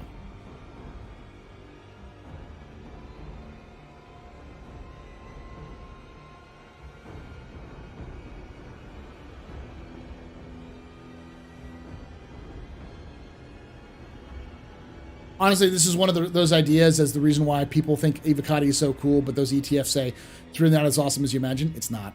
I've done it many years, and all it's gotten me is I can't talk about leaks that everyone else is fucking talking about because I'm under avocado NDA and they aren't. So you end up with like content creators making big stinks about leaks and making a lot of content and getting a lot of traction and attention. And while you're just sitting there going, well, I can't fucking say anything because CIG trusts me, and I get nothing but a nice pat in the back and a good boy. So that's why I turned in my avocado. I said I don't want to be part of the avocado anymore. My NDA expired years ago.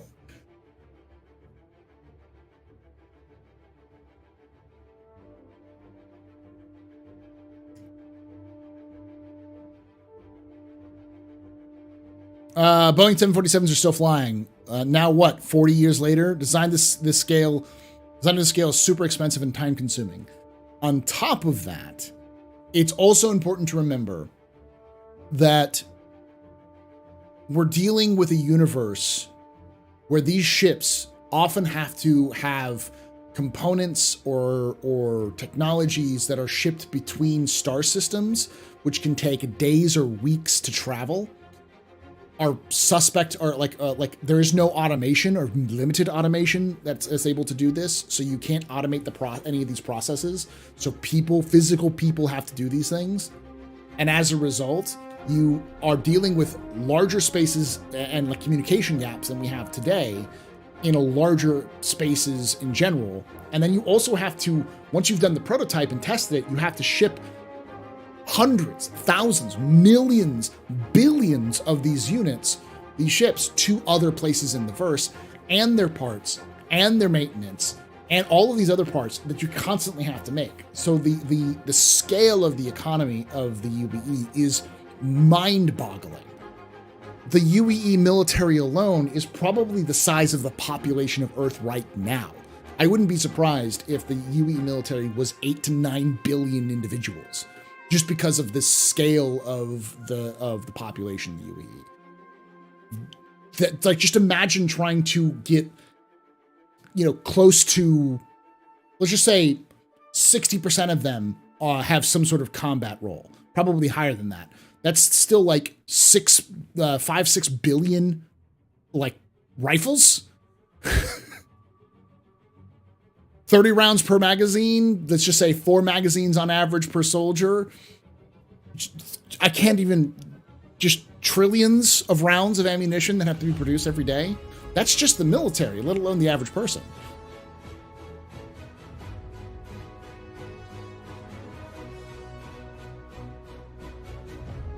And remember, every single soldier has to go to training on Killian. So every single, military personnel goes to Killian, which is why Invictus exists, because it's this time where they can get everyone they can to go to that location.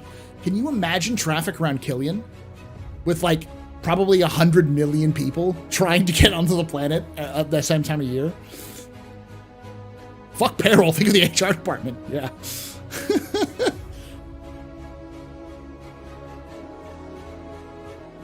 So yeah, you get, when you start looking at the lore and backstory of Star Citizen, people are like, why is this ship 500 years old? Because it fucking works. No way are they going to spend just trillions of credits to improve a design by 30%. Fuck that. Do not want to have to spend all that money on new fucking parts.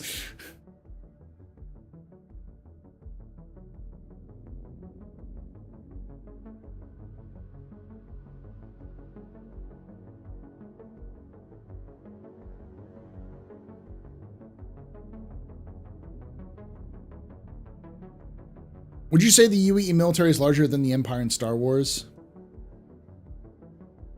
Probably not. Though, so the calculation I used for figuring out what the UEE military would be like is current population. It's something like 0.8% of the population of the United States is in the military. in the U.S. military. So if you use that standard, which is the biggest military in the world, I mean China, but I mean like professional military, not like militia or you know what I'm talking about. Take that as the average and expand that out to the scale of Star Citizen, easily 8 billion. Easily. God damn it.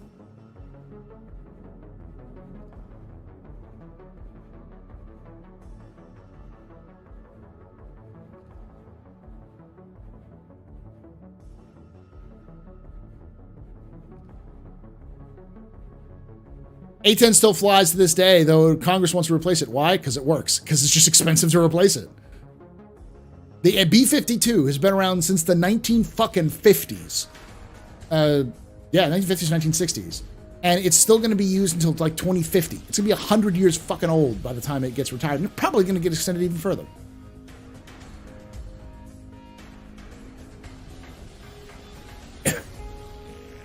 New ship? Sure, let's just rebuild our whole logistics network to support it. Exactly, that's right. That's the point. Which is the reason why Aegis wasn't totally gutted at the end of the Mezzer era. Because can you imagine? You have to deal with you basically just overthrew the government. You've got to try to retain a lot of control.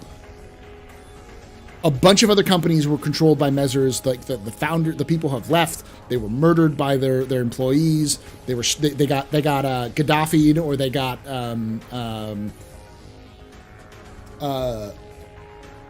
Mussolini'd. People are running away. Those factories have shut down. Those people, some of those people are in jail. They've been put up in crime. Some of them just ran away and disappeared. So you've got all these companies which have collapsed already. And now you're supposed to try to take care of this entire empire in the middle of this conflict while you're trying to transition. And the number one war criminals are the only people who make your guns. The only people who make your ships and the parts for your ships. Yeah, they hate Aegis, but they fucking need them. Which is why Aegis was saved.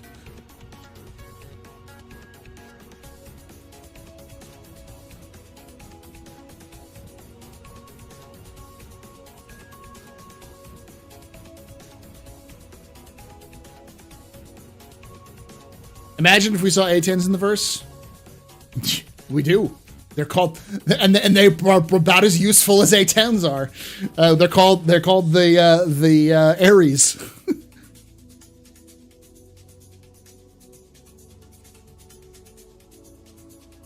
So think about just for 1 month of coffee shipping to Costco. I'm shipping over 23,040 cases a day. Yeah. On an unrelated note, I get why CIG won't allow for the office imbalance issues, but man, I wish I could enlist the UEN and join the advocacy one day. You can. It's called Squad 42.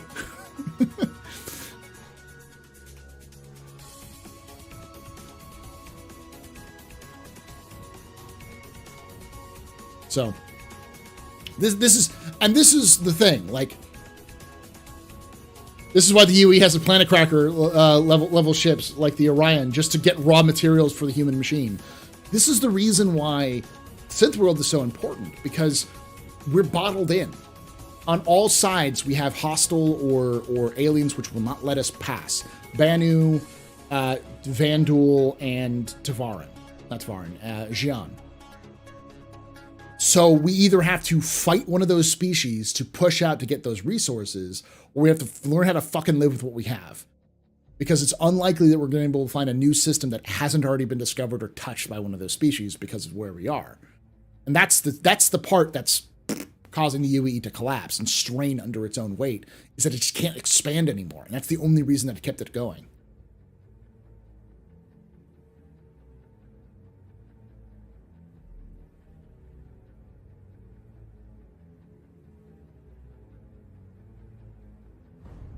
You think CIG will go back to unflyable atmosphere like in the Homestead Vest? Oh yeah, they will. But instead of this is CIG we're talking about, so they're not going to say unflyable atmosphere. It's going to be a fucking storm, lightning and thunder and clouds and fucking gators flying out of the sharks coming out of the fucking tornadoes and hitting you in the face, and your system being like unstable atmosphere. Advise you land, and It'll be a not so subtle way of CIG saying, if you keep flying, your ship's gonna fucking explode.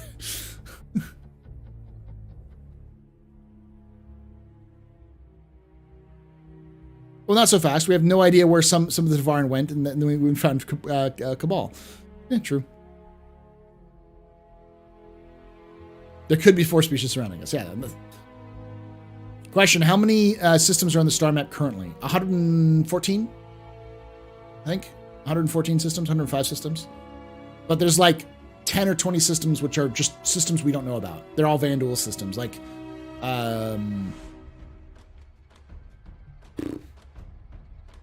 Virgo, I think it's one. There's like one that's like they're all with V's. The unknown Vanduul systems are named with V's.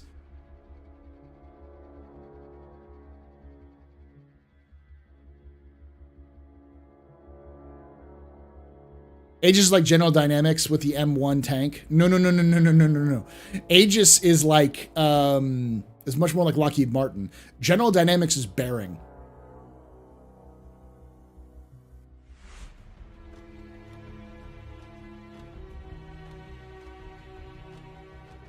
I guess you're right. Yeah, the General Dynamics. I'm thinking of General Electric. General Electric, which is they make washing machines and they also make weapons. So in Destiny lore, there's an institution called the Ishtar Collective, and they collect history and lore from around the universe of Destiny. Is there anything similar to the Star Citizen? The Arc Project. The Arc Institute is what it's called. The Arc Institute is a privately funded organization which was created by public funds, and they create this thing called the Arc, which is a movable station, but it hasn't moved. Technically, it could move, which is this giant repository of information. It has information from all the species who are willing to give it. In fact, the Arc systems, the Arc Institute is the thing that has created the current star map we use. Because before the Arc was created, star maps were piecemeal. They were like patchwork. You'd buy a star map, you would be able to see a local system or maybe a couple of systems in the jump points. The Arc took all this information and they patched it and weaved it together and gave it out for free. So everyone knows how to get from point A to point B. It's effectively like Google Maps, but they,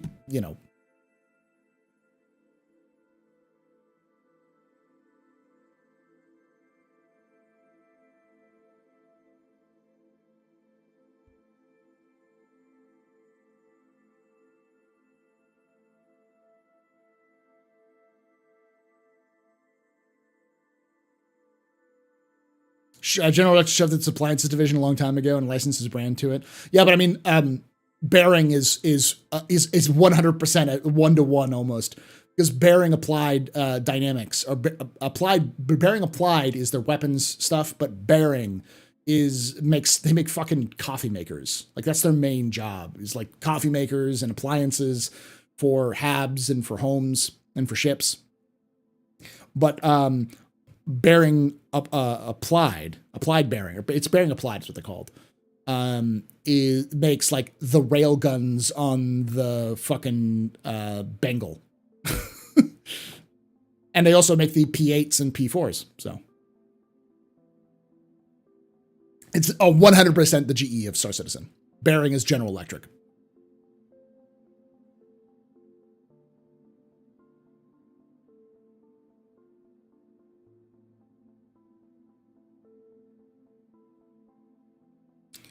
How do you think CIG will handle systems that have been closed for scientific study or other systems like TAMSA? Will the UE specifically stop you from jumping or in rendering the system inaccessible, or do you think we'll be able to sneak in? You'll definitely be able to sneak in, but if you get caught, you'll be shot on sight or try to be disabled and boarded. It's basically, you'll be able to get there. It's just, you'll be detained. Question, since Stanton jump points don't work yet, where does the UES Warhammer go between ILWs? Probably stays at Jericho or patrols the outer system. INS Jericho still exists, even though it's not on the star map unless there's the event. But you can fly to Jericho. If you know generally where it is, you can fly there. So probably just chilling in Jericho. What's the Star Citizen equivalent of FedEx, UPS, or Amazon? FedEx is Covalex. UPS is... They're already in game. They're all the companies you take transport missions with. That's FedEx and UPS. And Amazon is called Voyager Direct.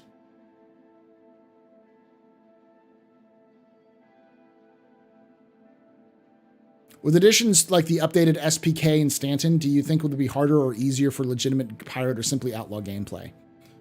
I think it'll be both. You'll have more gameplay, but that gameplay is going to be a lot more punishing, I think is the answer.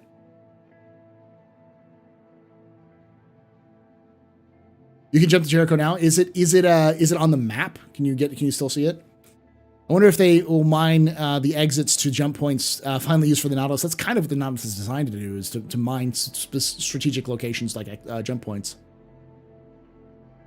A sword made via force field that cuts near the mono-cutting surface would be a fun addition. I really want to see swords. I really do want to see swords in the game. And I know a lot of people are like, but that doesn't make any sense in my super serious game. Fuck you. I don't have to reload a sword. And a sword doesn't cut through the goddamn hull plating of a ship and cause it to be exposed to vacuum. Like, there's entire sci-fi genres about people firing plastic bullets at each other because it doesn't pierce the outer hull of the ships. Yeah, an axe, a sword. We already have a knife. We know ballistic shields are in game. They are making ballistic shields for the game. So give me a fucking ballistic shield and an axe, and I want to go space biking on motherfuckers. Okay. A bending sword. Well, there is a Tavaran weapon, a Tavaran poleaxe. I forgot what its name of it, but we know that it exists in lore, which is it's got an axe and it's got a little spike at the end, and it's got like a little hook on the end too, and it's a one-handed sort of hatchet-like weapon that you can use. It's a traditional Tavaran weapon.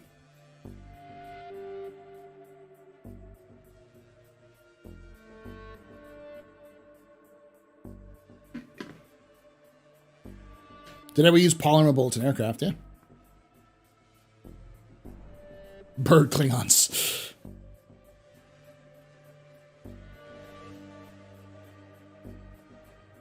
Yeah, maces would make sense too.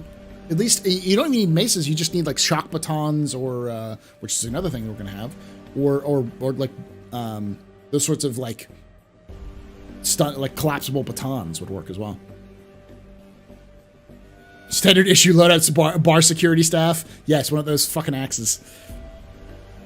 Security would probably carry taser weapons, non-lethal weapons. Chain swords. Yes. While we're expanding our borders, the Tavaran were studying the blade. When we were expanding our borders, the Tavaran were studying the blade. They were. How do we know they're called the Vandul? Is that a human name for them or theirs? It's a human name for them. As far as I know. Thank you, AJ. I got a cut a couple of weeks ago, so like a week ago. So it's been nice. Just I didn't want all the hair. We need taser shotgun shells to have them that they have now. Yeah. Retractable bow staff. Yeah. I'm getting a feeling the Galaxy and the Polaris is going to be out in the next patch. Am I right? Nope. Nope. Next patch is 3.18. It's coming out soon. Nope. Definitely not 3.19. Probably not 3.19. I wouldn't say it's out of the realm of possibility that would be by the end of next year, but we'll see. Because there's just we will know on the roadmap and during the monthly reports before we know anything, long before it comes out.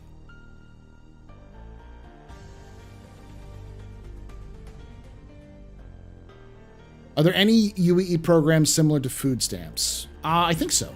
There's nothing explicit yet, but yeah, there's definitely something for that.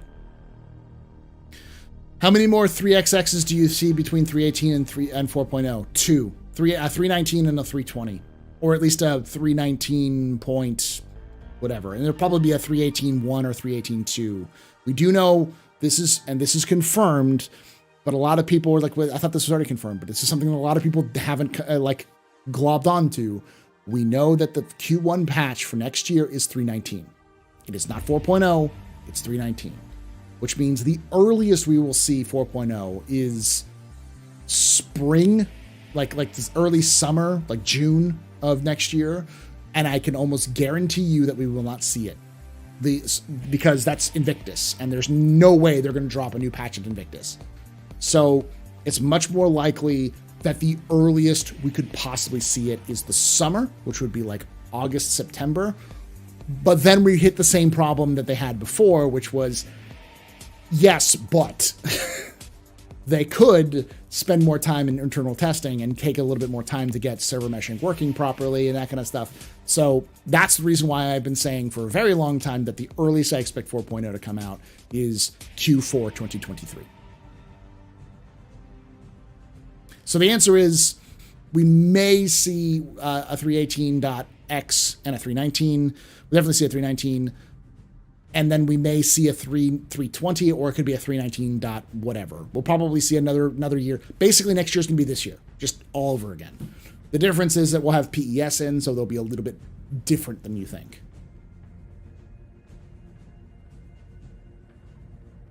Yeah, we won't get 4.0 until this time next year. That's what I wouldn't expect. The earliest would be is actually 4.0 this time next year.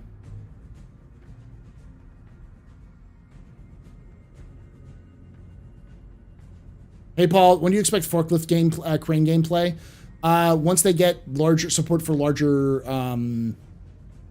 crates, and also when they start doing manual loading and unloading. Red Wings, thank you. Red Wings was the other one. So Red Wings is probably more like FedEx, and Kovalex is probably more like UPS.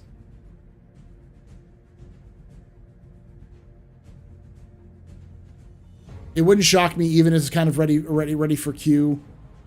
They hold 4.0 for IAE release. Yeah. That's my general rule of thumb is CIG will do the thing where they could release this patch before CitizenCon, but then they wouldn't have anything to talk about CitizenCon. So they'll just hold it off to CitizenCon. Maybe they'll release it at CitizenCon. And then as they go through, like, oh, but we could use a little bit more time to work on this. That's just how they work. Once you get past the Q2 mark, there's nothing in Q3. It's all going to be dropped in Q4. Or Q3, it's going to be like November post CitizenCon.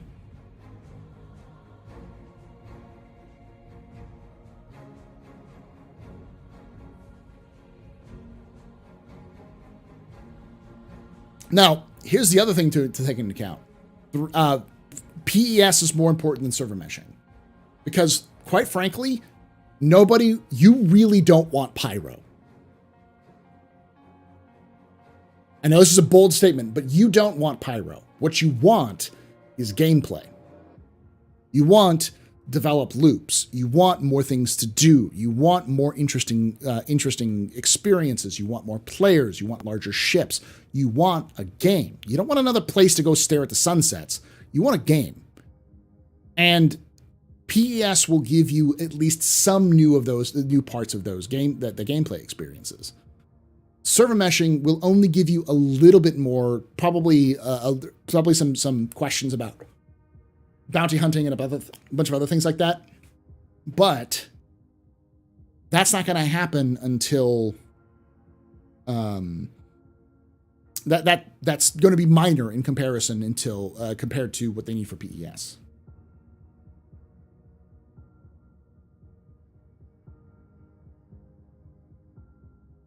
Honestly, I'm looking forward to the new year and all the new lore content. I've been excited to be part of a community. Thank you, MANCHACA. I am also excited for the new lore content, but with how the Jax videos ended, any chance we're going to do IAE in Pyro? No. IAE would never be in Pyro. IAE would always be in Stanton. There may be events for IAE that end up in Pyro, but yeah.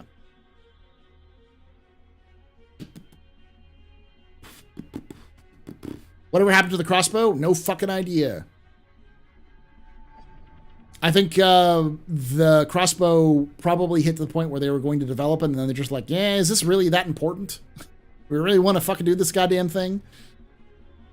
It's a lot like a lot of the older ships, which you'll probably not see for a while because CIG is dragging their heels on it because they just don't want to have to fucking do it. Because those ships are so old and out of date, they're going to require a lot of newer shit that they don't want to have to deal with. Especially the bigger ones. Give me a cutlass with my cutlass for my cutlass black. Yes, cutlass and a cutlass. Do you think we can see matchmaking? We can see matchmaking to get us back to our shards for PES prior to SM? Yes. Oh, 100%. We're going to definitely see some sort of matchmaking service introduced in PES prior to server meshing. Oh, yeah. That's one of the reasons I actually probably expect something like that in 3.19, if not in the quarter 2 patch, because that's a priority they want to do with persistent entity streaming. And that's another reason why I think that we won't see 4.0 until later, is because they really want to dial in PES and get all of the bits and bobs, all of the new tech into PES, because the PES version we're getting now is very basic for 3.18 compared to what they want to do going forward. They want to get PES more in a stable, like, final form, a form that would more reflect what it's going to be doing with more players and scalability and that kind of stuff when server meshing comes online. And that may take some time. Question, did I miss any chatter on the recent roadmap roundup? We haven't talked about it yet, no. I never remember CIG mentioning we're getting up a replication layer in the first rollout of PES, and that tidbit sounds super juicy. Yeah, we knew that we were going to get a replication layer for a while. That's part of the whole PES thing. That's what PES is going to give us, is replication layer. I want meshing. No, you don't. You don't want meshing. You want gameplay, Macton. When meshing works, you won't even fucking see it. Nobody wants fucking pyro. Nobody wants meshing. They want gameplay. And when they say they want meshing or they want pyro, what they're saying is they want gameplay associated with those things. Question, once PES is a thing and stable, will CIG allow players to pick specific servers to join? One reason is if the game crashes, the player can jump right back into where they were. I think that's the plan, just not in 3.18. It's like 3.19. Honestly, I have little to no interest in pyro. Basically, PES blocks them from dropping a lot of stuff because they don't have to worry about reworking it now. Effectively, yeah. The Devouring Weapon sounds a lot like a Mamble, the cultural throwable axe hybrid weapon. Could be. I want Aaron's Halo, more landing zones on Stanton. I'd love to see the Aaron Halo itself beyond what it is now, but I thought they might launch 4.0 to compete with Starfield, but that's not going to line up. Nope, not at all. And there's no point. Starfield and Star Citizen are not the same fucking game. A closer comparison would be Starfield and Squadron 42, but even then, they're not the same game. But I am going to be streaming and covering the lore content for Starfield. So PES sounds like I can leave a ship on a hill, log out, come back days later on an inevitably different server, and that ship will still be there because of replication layer, basically. But it could also come back to the same server because it's still there. Remember when drones were already in the game? Those weren't drones; those were hacks. Those were just camera drones that they hacked in to make them look like drones. What system is the perma stay location for IE, since the one is a satellite location? Oh, let's look it up.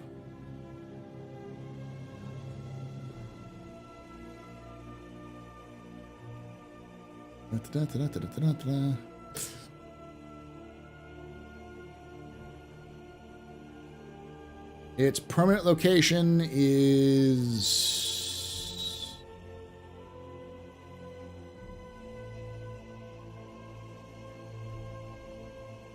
Asura.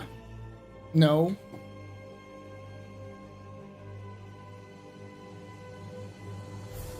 Keel. It's Keel. Severus Keel.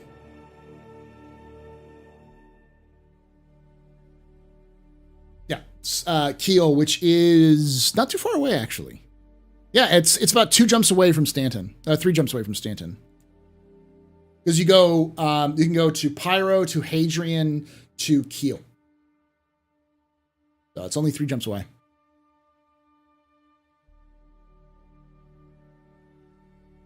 Give it 10 years, we'll have Pyro. We'll have Pyro next year. It's just... and I think a lot of people are also taking a lot of things out of context when they're like, oh, well, all CIG is saying it's going to take a lot longer. It's like they're saying that it's not ready yet for prime time, but there's a lot of difference between preparing audio in like October, November versus this 4.0 coming out in fucking November of next year. It's a long time. Oh yeah, I thought it missed right up. Now we haven't talked about that yet. If server meshing means everyone is in the same system, won't there be a need for many more stations and landing zones to avoid congestion? Sort of. Server meshing, the way it works is you're still going to have at minimum 3 servers, 3 shards. Those 3 shards are going to be, well, actually, I guess 4 shards now. Asia, Oceania, Australia, North America, and Europe. So those are the 4 shards which will exist at the minimum scale, or the minimum maximum scale, like the biggest they'll do at the very least. Until then, they'll have smaller shards which will exist for each one. Now, when I say shard, and I know a lot of you are freaking the fuck out now if you're newer, when you say, wait, what? That means I can't play with my friends? No, you'll still be able to play with your friends. You can hop shards all the time. But those shards will exist in a certain bubble. And you won't know what shard you're on. You won't be able to log back into the shard you were on before. It'll just dump you in there, which is what the matchmaking system is. How do you think they'll make new racetracks canon in the lore? Pretty easily. They'll probably have some sort of racetrack association. Here in Austin, we have the Racetrack of the Americas, the Race of the Americas, which is, I think, City Streets, if I remember correctly. Where they just kind of, it's by the airport, if I remember correctly, where they kind of set off little areas for people to drive through, but it's not an actual racetrack 24/7. It's usually other stuff. And a lot of Formula One have that, so I think something similar. I don't know if we have a racing association. There probably is one in lore that I don't know about. I knew the replication was coming along, but for a while, CIG was saying that with PES, your stuff was only on your shard. No, your stuff was always going to be stored. It's just that the shard itself was, you couldn't go back to that shard. You wouldn't be able to go back to that shard because it wouldn't remember what shard you're in, which is why the replication layer exists. Or like at least for 3.18. You want Magnus? I do too. Are we ever going to get more major landing zones in the planets in Stanton? Probably not. All of the major landing zones are done. We might get minor landing zones, like small towns, if they can make them work, but... Next year is going to be this year all over again. That's like Pinky in the brain. Yep. I want to see major tech blockers completed. I do too. And server mesh, or PES is a big one. And I think Quanta is another one, and then server meshing is another one. That's good. Now this will all allow every dynamic object in the game to fully persist across servers, irrelevant with its owner or held by a player. Yeah. Yeah, meshing is just how you get shot at more. I hope you can shard hop like WoW. Yes, you can. I do want new nice sunsets to look at, but I also want gameplay. You want gameplay more than you want sunsets. What did I miss? What happened? Oh no, nothing. We've been talking about some stuff. I need Levski. My favorite plushie is there. Everyone loves Levski. I miss Levski. I miss Lagski. Question: do you think they'll ever be able to purchase property and develop space? Yep. Like a warehouse in the Sol System, for instance. Yep. Almost certainly. That's what Loreville 2.0 is going to be about. That's one of the reasons why Loreville has neighborhoods. And I'm not shitting you with that one. It's been mentioned multiple times now that they're making Loreville to be bigger and have more stuff in it. Because Chris Roberts is a fucking madman and wants to have actual viable properties in Loreville, which will persist across the fucking replication layer. So, you know, apartment 2B in Hurston Arms apartment block is going to be your fucking apartment in every existence of Star Citizen, and nobody else is going to have apartment 2B in Hurston Arms apartment block because Chris Roberts likes pain for some reason. That's almost certainly why they're doing that. So digital property will have digital value. Will have actual value in game. Will vendors sell microwave steak burritos with tomato ketchup? Oh, 100%, baby. What I really want to see is official VR support. I'm excited to see Gen 12 stuff. I mean, Yogi, one of the members of Star Citizen or CIG, is very interested in that too. There's a lot of VR enthusiasts in Star Citizen, so they do too. I thought with Aner and Halo, they weren't going to be able to do to a direct jump from MT to Hurston. We would have to drop out and pass through the gate and then jump again. Yep. Or you'll have to jump around it, which is what the quantum splining or quantum boosting is going to be. Will you be playing Starfield on PC or Xbox? PC. Keep your hands off my packet, burritos. Question, do you think it would be possible to travel decoupled to the Pyro system in a multi-year operation without using a jump point? Sure. But it's not a multi-year operation. You're probably talking longer than your lifespan. The light years between, even at maximum speed, maximum quantum speeds, the distance between Pyro and Stanton IRL is going to be bonkers.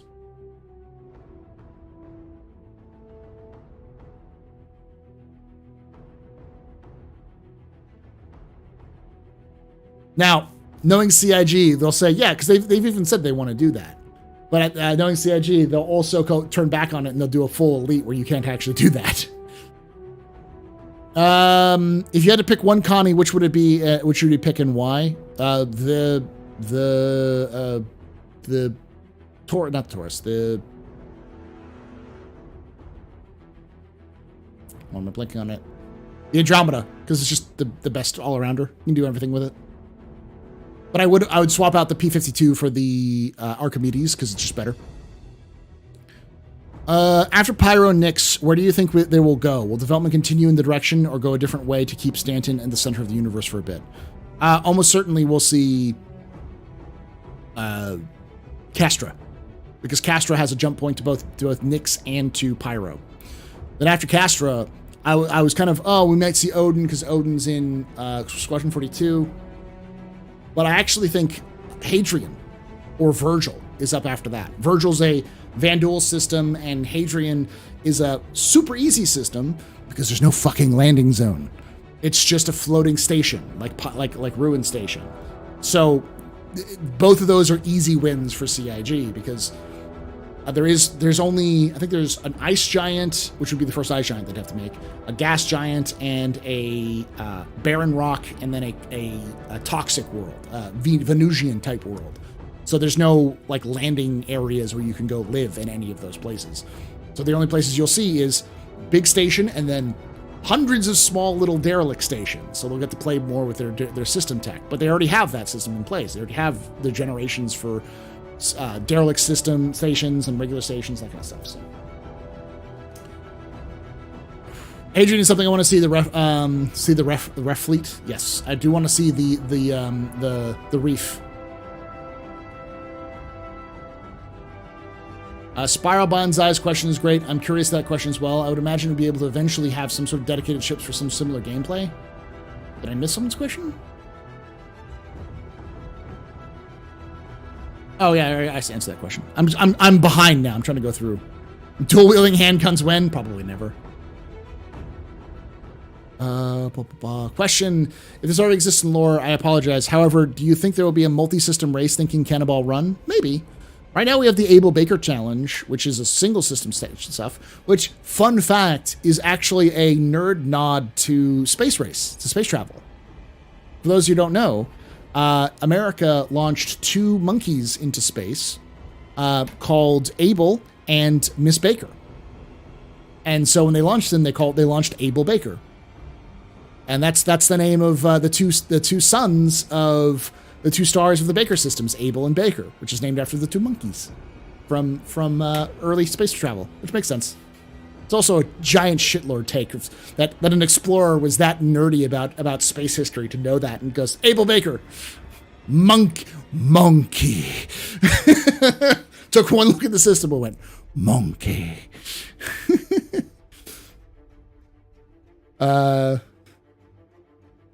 They both monkeys survived. In fact, Miss Baker got married, lived to like twice the age of a typical monkey of her species. It was pretty nuts. End goal is a single shot after serve meshing. That's the big goal, yes. How important are Gen 12 renderer updates? Can we expect noticeable improvements or improvements? Yes, you almost certainly will see noticeable improvements because they're going to move a lot of the stuff off of your CPU and put it onto your GPU. Now, this isn't the same kind of major improvements that we'll see with Vulkan, but if you have a beefy GPU, your GPU will start taking a lot more of the load. So if you don't have a great CPU, you'll see some improvements. My guess is you'll probably see more, not instead of like more frames, but you'll see more consistent frames. So you might see like landing zones at 60 FPS, but all at 60 FPS all the time. You know.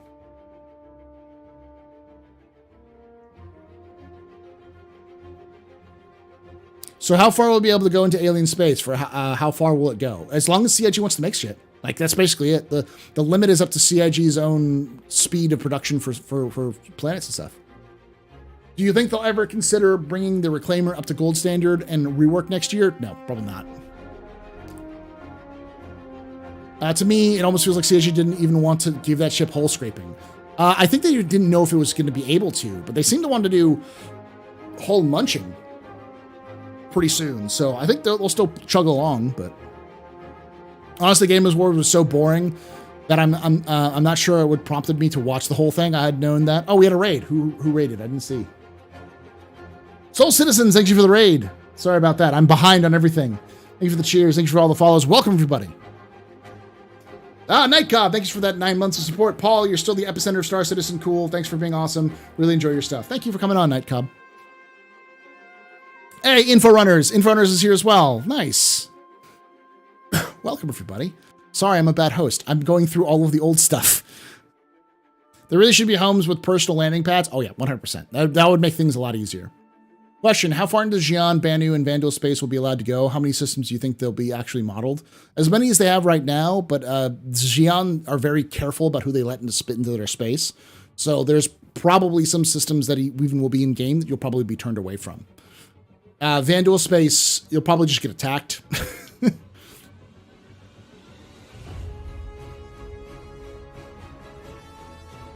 We appreciate it. Have a great team. Thank you, Soul Citizen.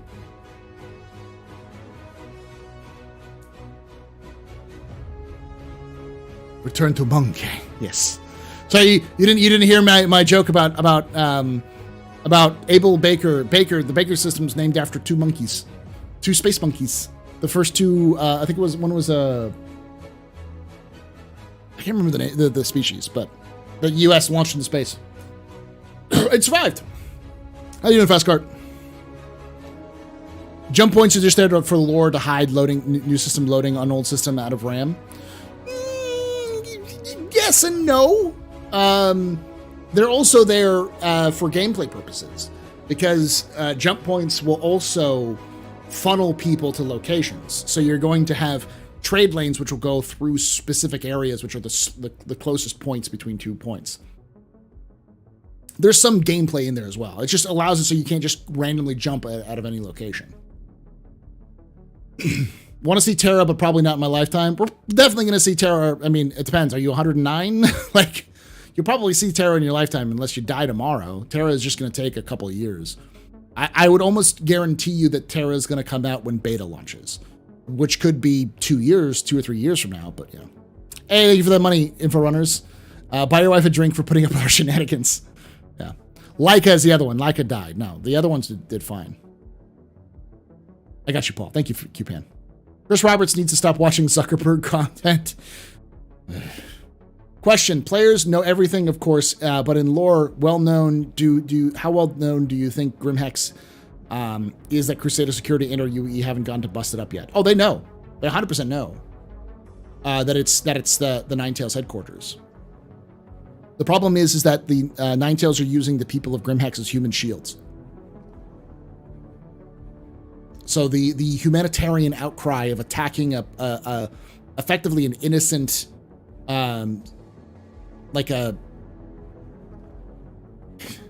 it's like bombing a hospital. And, you know, yeah, there might be some bad guys in there, but you're not going to do that unless you want the horrible press for it. Thank you, Fast Cart. All right, finally caught up. Question: what tech do you believe is holding up the escape pods? Nothing. They've actually fixed a lot of the tech. It's the same tech that was holding up external cargo holding. It's the same thing with the whole A. The fact that the whole A exists now means that it should be fine. But I think once we start getting cargo loading and unloading, that kind of thing, we'll start seeing more of it. And of docking and undocking. What do I want for Christmas? Seriously.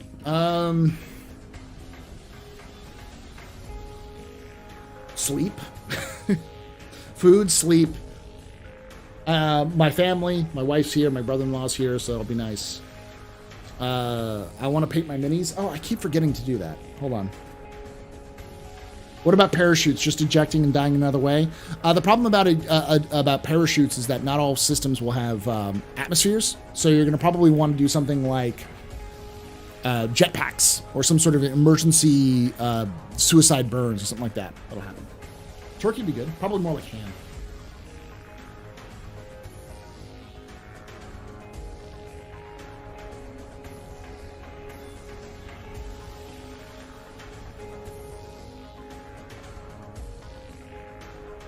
For those of you who don't know, I'm a hobbyist. I do a lot of models. I got back into hobbying and that kind of stuff in 2020. I did it when I was a kid, but I'm a little bit more advanced now.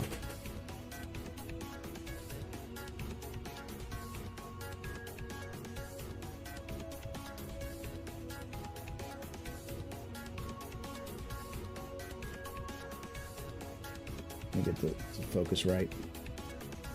There we go.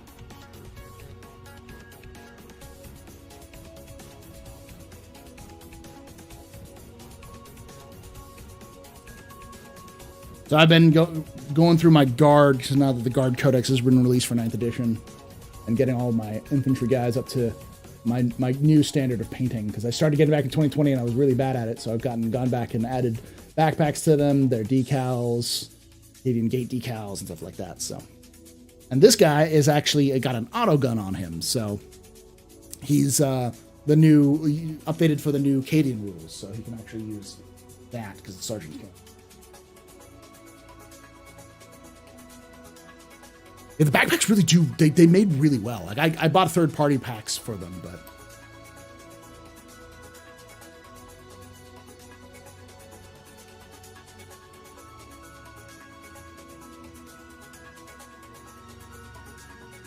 played Warhammer Fantasy Tabletop for years back in the day. Still have my Dwarven army in the box somewhere. Well, the old world's coming back. GW is bringing back the old Warhammer Fantasy.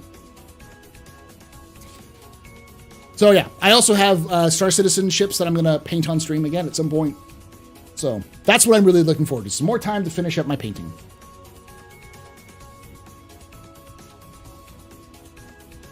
I'd like to try the Able Baker race, to be honest. Yeah, I would too. Look pretty cool. Question, could information beam from system with collapsed jump point possibly reach us in the future? It'd be a great addition to lore. Yeah, I mean, it would take years, but yeah.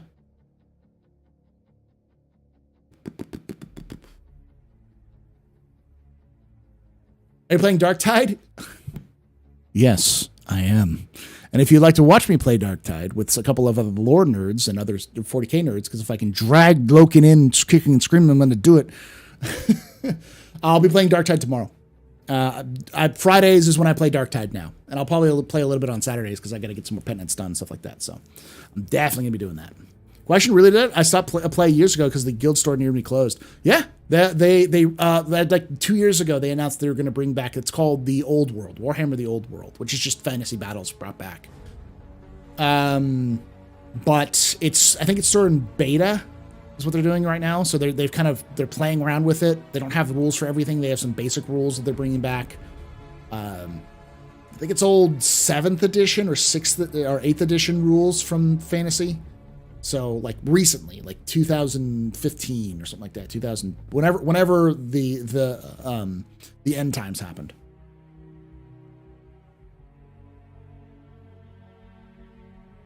How many did you give away, Info Runners? I saw you're giving away a bunch of starter packs. This is from my head. So these little guys here. There's an entire gaming scene where you paint these boys up. There's different versions of this. This is the Imperial Guard for the Warhammer 40k universe. So this is like the human average dudes with guns. But there's also like space elves and space dwarves and like space super soldiers and space orcs and the fucking Zerg, which is completely ripped off the Tyranids. Robot skeletons based off of Terminator. God, what else are there? Space clowns. Fucking.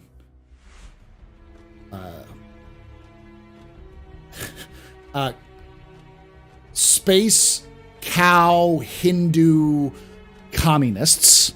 The Tau. There's a bunch of stuff like that. And then fantasy, you have your typical your dwarves, your dark dwarves, your elves, your dark elves, your halflings, your humans, your like evil people. Oh yeah, chaos, and stuff like that.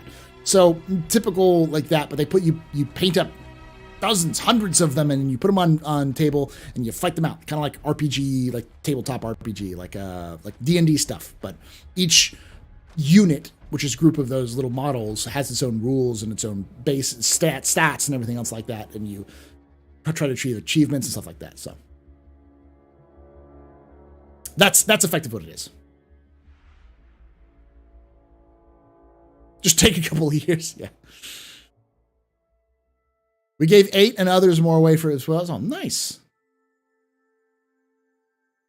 Hey, what's up, Squadron 420? You need to change your name, all right? I like the name. I appreciate it. But you need to change your name to Squadron 420. All right? Squadron 420 is fucking hilarious. How's it going, buddy? Unfortunately, we're not doing gameplay this stream, but we'll do it on Sunday. Whenever private servers and modding are a thing, which over obsessed fandom do you think we'll get this out first? Star Wars, Star Trek, 40k, BSG, Star Wars. Not even a question. Star Wars. The first mods for Star Citizen private will be done by Star Wars. Probably fucking done by CIG themselves.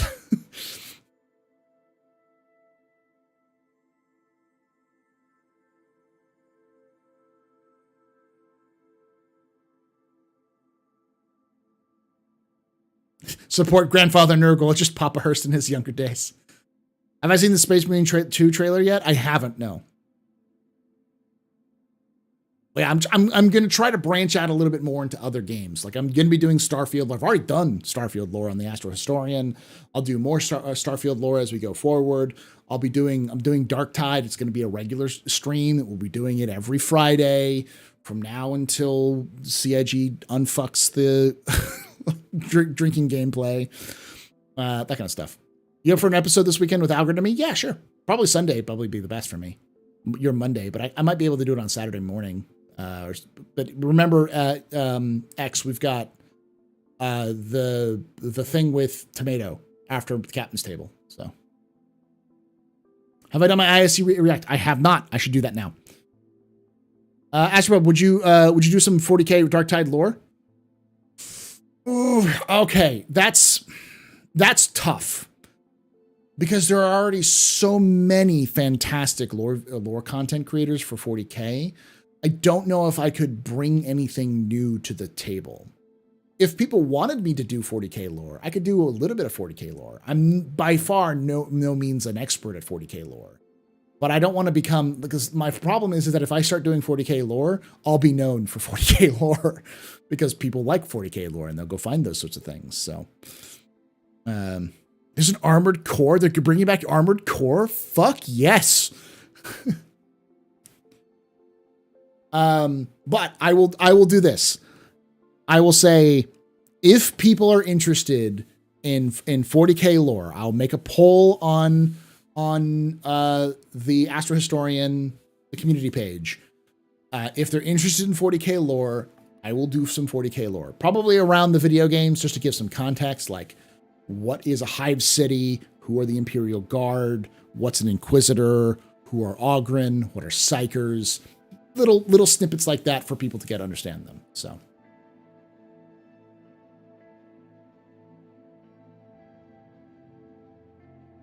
I look for some lore about Darktide, and it's often a 1 hour video. It's probably not even explaining everything in 1 hour. It's just so much fucking lore in 40K. What are your thoughts on the lore and ships of the Orville TV show? I haven't seen enough of it.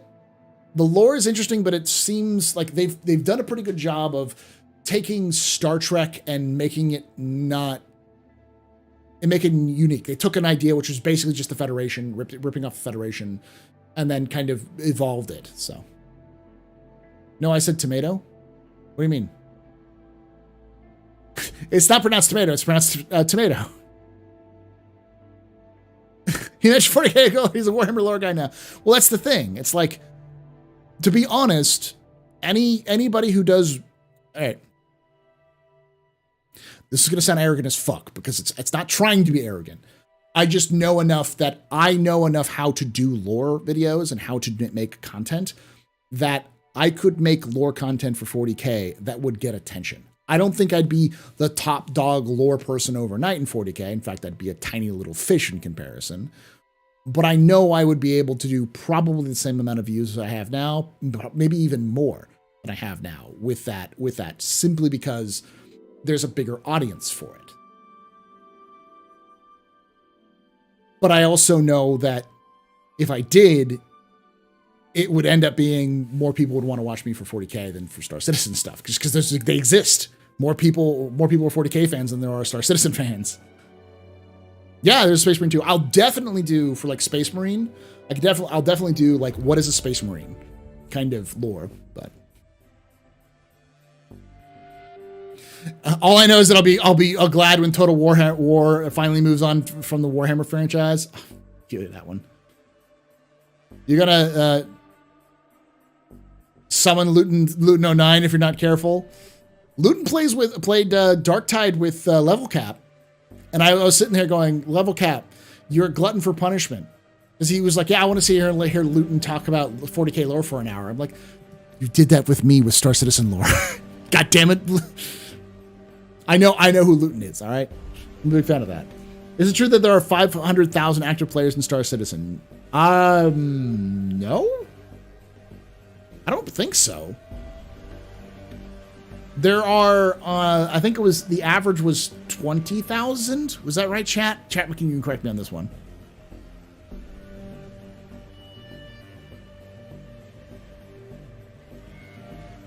$50K peak. 50K was peak.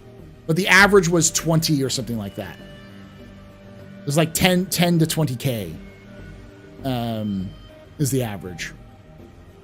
No, there's not 500,000 active. That would be one of the most played games of all time if it was 500,000 active players. But Star Citizen does have some impressive numbers. At its peak, it is beating out some of the most played games on Steam. So.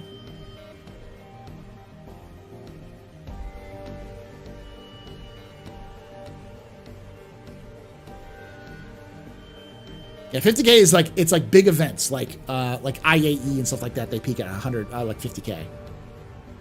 With racing coming, getting some focus, think there's any chance we'll focus on the Mako?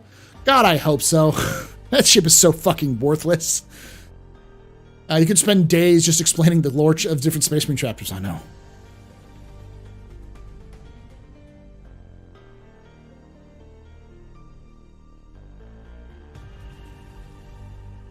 Is it 130,000 during events? Oh, damn. That's huge. All right, let's do the ISC really quickly because we're getting dragged into other bullshit. I need to do this. Hey, I didn't even pay attention to that. We have 16,000 followers on Twitch. Let me check the YouTube. In fact, I'll do a little ad real quick. We're at 3,160 almost. On YouTube. Damn, like I was not expecting us to hit that.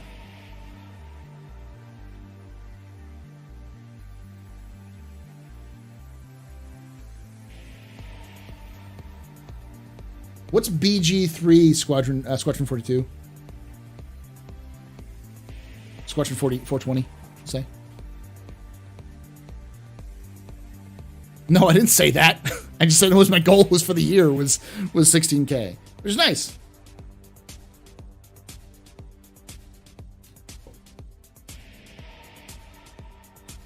I knew I was going to hit it this year. I just didn't know when.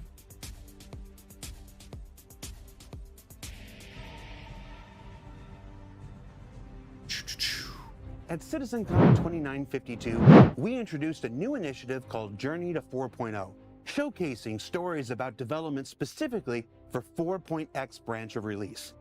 From new mission types like investigations, to flight experience changes such as the master modes, from life in the verse-altering resource management systems, to anything and everything pyro-related.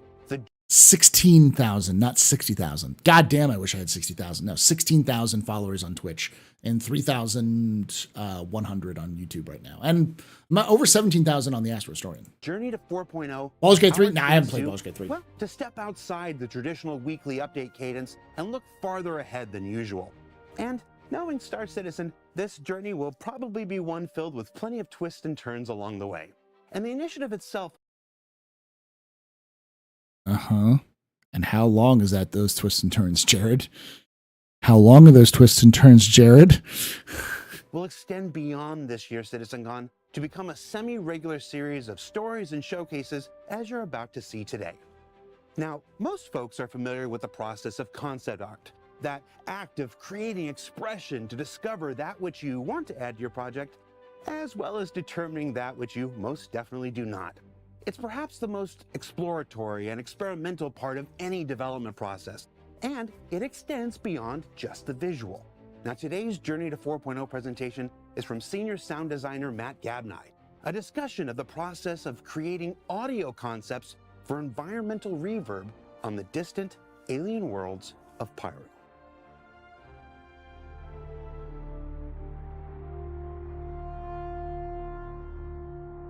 Hello everyone, my name is Matt Gabney. I'm a senior audio designer at Cloud Imperium Games, and today I'm here to talk about reverberation, ambient sound design, and a few concepts we are experimenting with for Pyro planets.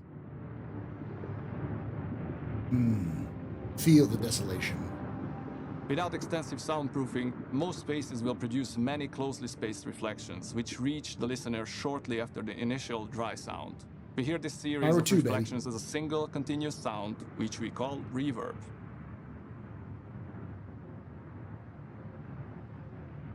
Reverb is created when a sound occurs in space with pressurized atmosphere, sending sound waves out in all directions. These waves reflect our surfaces in space, decaying in amplitude until reflections eventually die off.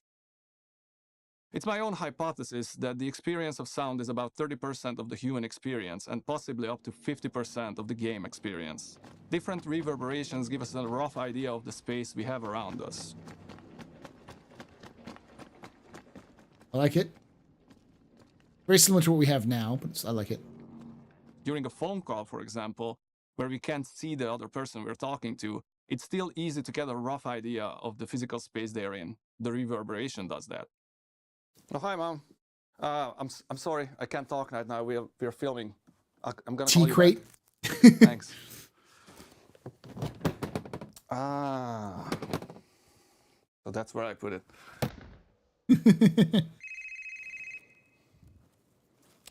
Hey, Mom. No, I'm sorry. We're still filming. Oh, they get Terraforming Mars in their game. That's nice. I'll call you back, okay? Thank you. Bye. Checkmate. Checkmate? Here's one reverb for it, for example, and here's how the other would sound. In video game development or in audio production in general, getting the right feel for space is absolutely crucial for the immersion of the audience. As audio designers, our task is often to recreate an effect that closely matches the visuals. In reality, often the best sound design work is what doesn't get in the way of interpreting the scenario. So our work is unnoticed until there's an issue with what you're hearing.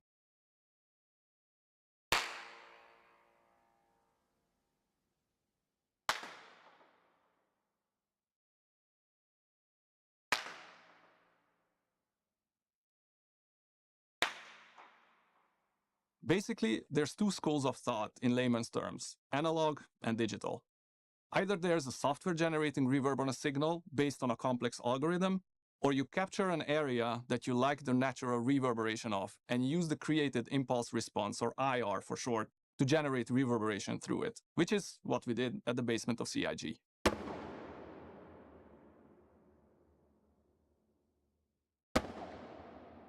Very nice. Wait, how did he push the cart and not die? Questions.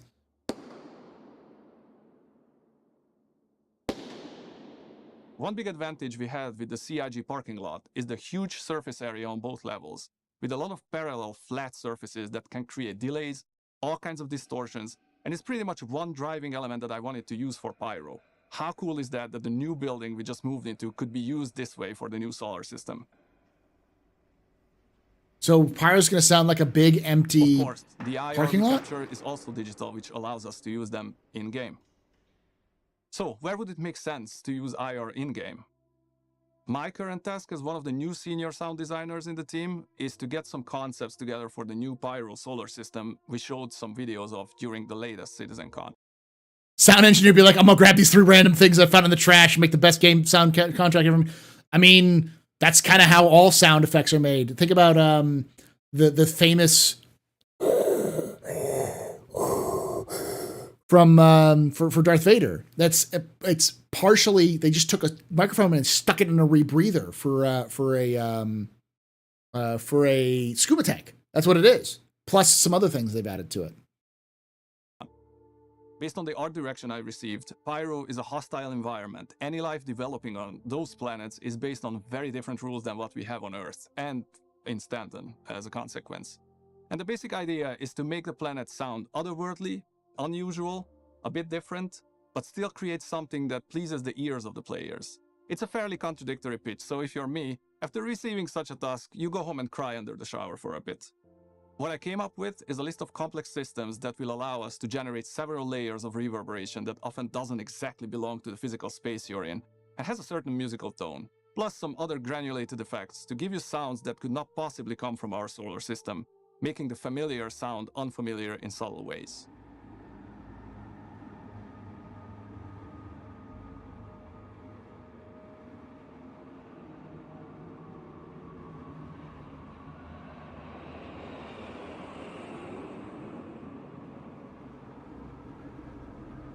Yeah, you can definitely tell it's they recorded it in a big like empty space, but it kind of works with the frozen kind of atmosphere.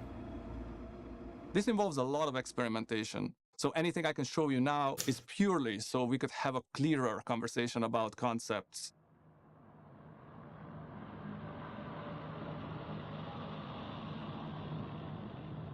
I like that sound. That sounds really good. It sounds like a jet, which is what a Buccaneer should sound like.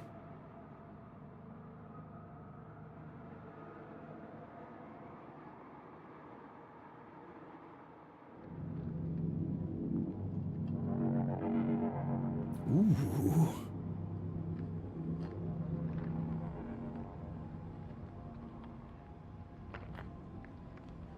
Look at those crystals. I think that's what the reverberations must be, those crystals. Nice.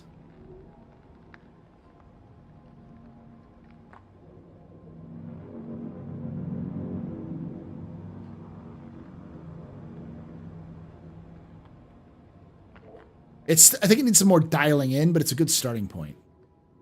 You could still definitely tell it's recorded in a fucking empty parking lot, but it needs to feel expansive, which is what this goes with.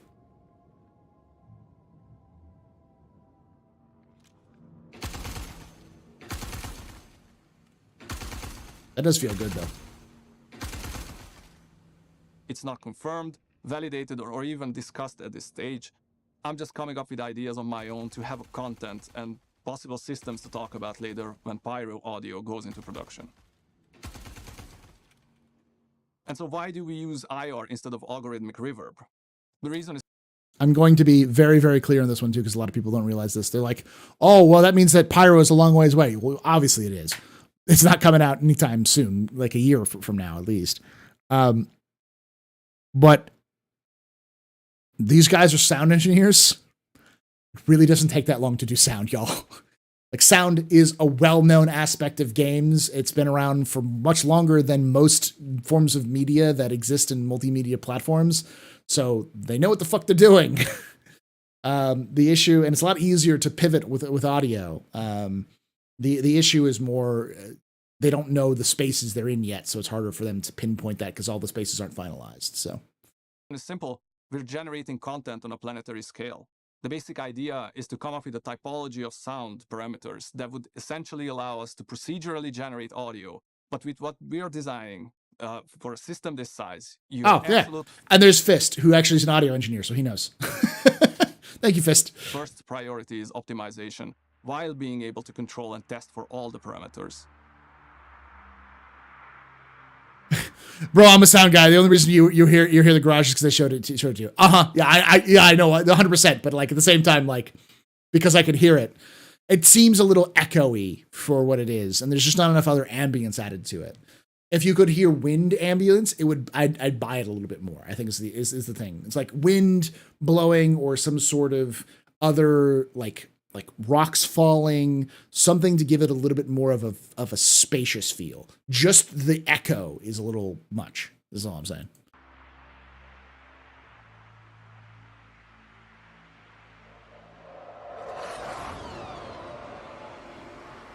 So the design has to be clever and the resources are controlled. IR takes substantially less processing power than algorithmic reverb. What I often did for the concepts of pyro is to layer several different sized IRs on top of each other. This gives you an odd feeling about the space around you and allows me to treat the layers differently with a few parameters and a few knobs.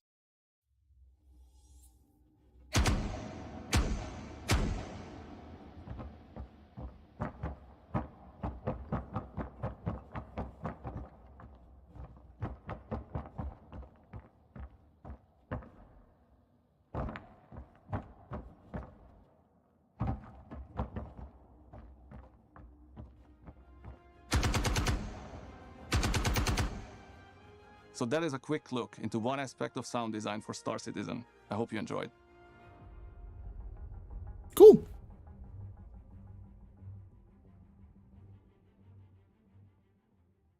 Well, the other thing is making sounds sound like they're coming from far and away to reflect the volume and size of the environment. Makes no sense. What do you mean makes no sense, Wanted Tiger? That seems fine.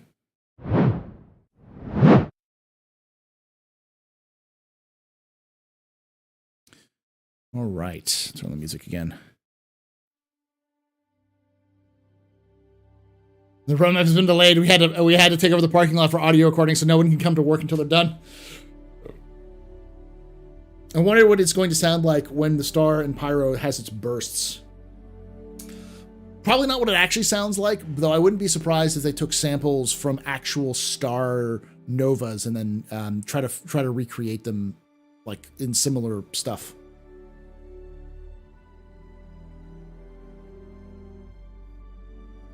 Question: what do you think the two little ships blasting by were? They had a P shape like of the Herald, but a lot smaller. Probably just a Herald from a distance. They probably were too far away.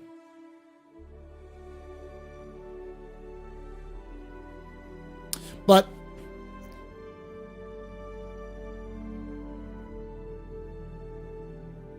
I will say, sound is often discounted by a lot of people, but it is so important in so many games. Sound sets the mood, it sets the environment, and then on top of that, music. Those two aspects are the most important triggers for emotion when you're dealing with any kind of multimedia. You change the sounds just a little bit, you change the music to a different genre, you have a completely different experience.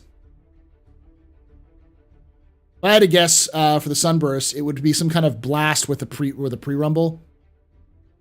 Probably a lot of digital noise in there as well. Probably a lot of like rumbling, but like more like crackles.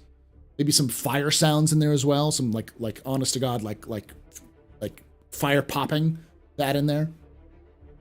Plus a lot of digital static. In video production, audio is the number one thing you need to make to feel decent. It's just weird how impactful it is. Oh no, I know. When my audio is off, everyone complains about it because I know why. Do you think the window shields on the cutter is to protect the sunburst and pyro system? I think it's cope. They're cope shields. That's what they are. They're Drake cope shields.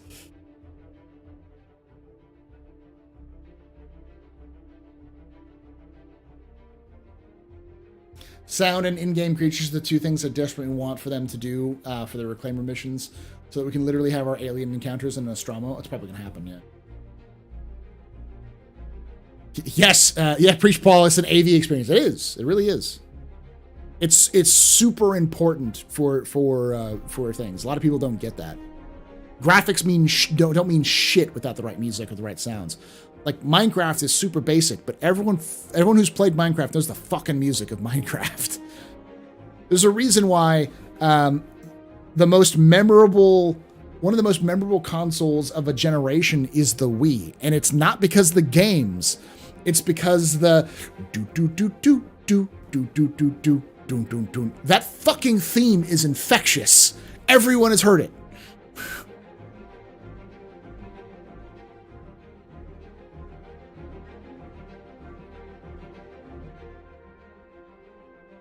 It's one of the reasons why I personally think that Darktide is one of the best, not only 40K games, but horde shooters of all time. I wouldn't, I will argue that. I think it's one of the best horde shooters of all time because it's flexible, it's fun, the mechanics are good, they put a lot of effort in the details, but the music just goes so fucking hard, and the sound design is great for what it's trying to do.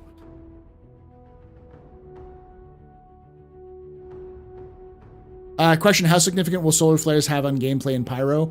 I don't think they'll have a huge impact, but I can almost guarantee you'll experience a solar flare once per 4 hours, at least, would be my guess.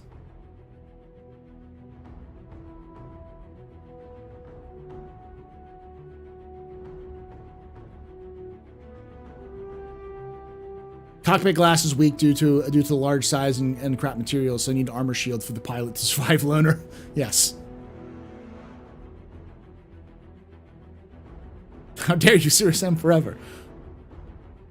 What's Darktide? Warhammer 40K Darktide. It's a horde shooter set in the Warhammer 40K universe. It was just recently released. It's a good game. Question, what system would you call home now? Magnus. And what do you think will maybe once all systems are out? Magnus? Doom is great. Yeah, Doom's fantastic. Doom's music sets the tone, the mood, and the sound effects are fantastic for that.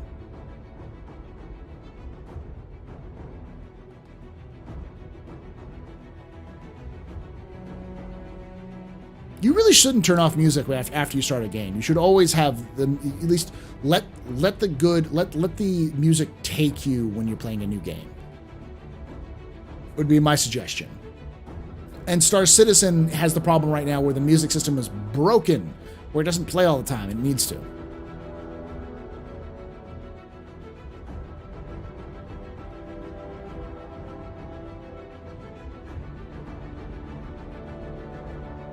I expect Pyro to be full of rings of exclusion zones in various places. Perfect for salvage, i.e. people fly and run out of fuel constantly, like new players exiting the warp gate and with dead ship rings. Yeah. Any info on the lights rework? Nothing that I know of. Darktide is Left 4 Dead 2 set in Warhammer universe. Yeah.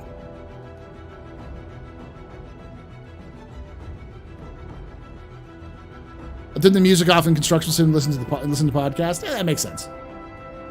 There's some things I understand. Like I understand turning off Star Citizen's music if you've heard it 1,000 times and you just want to listen to like me or another podcast or just listen to some other background music.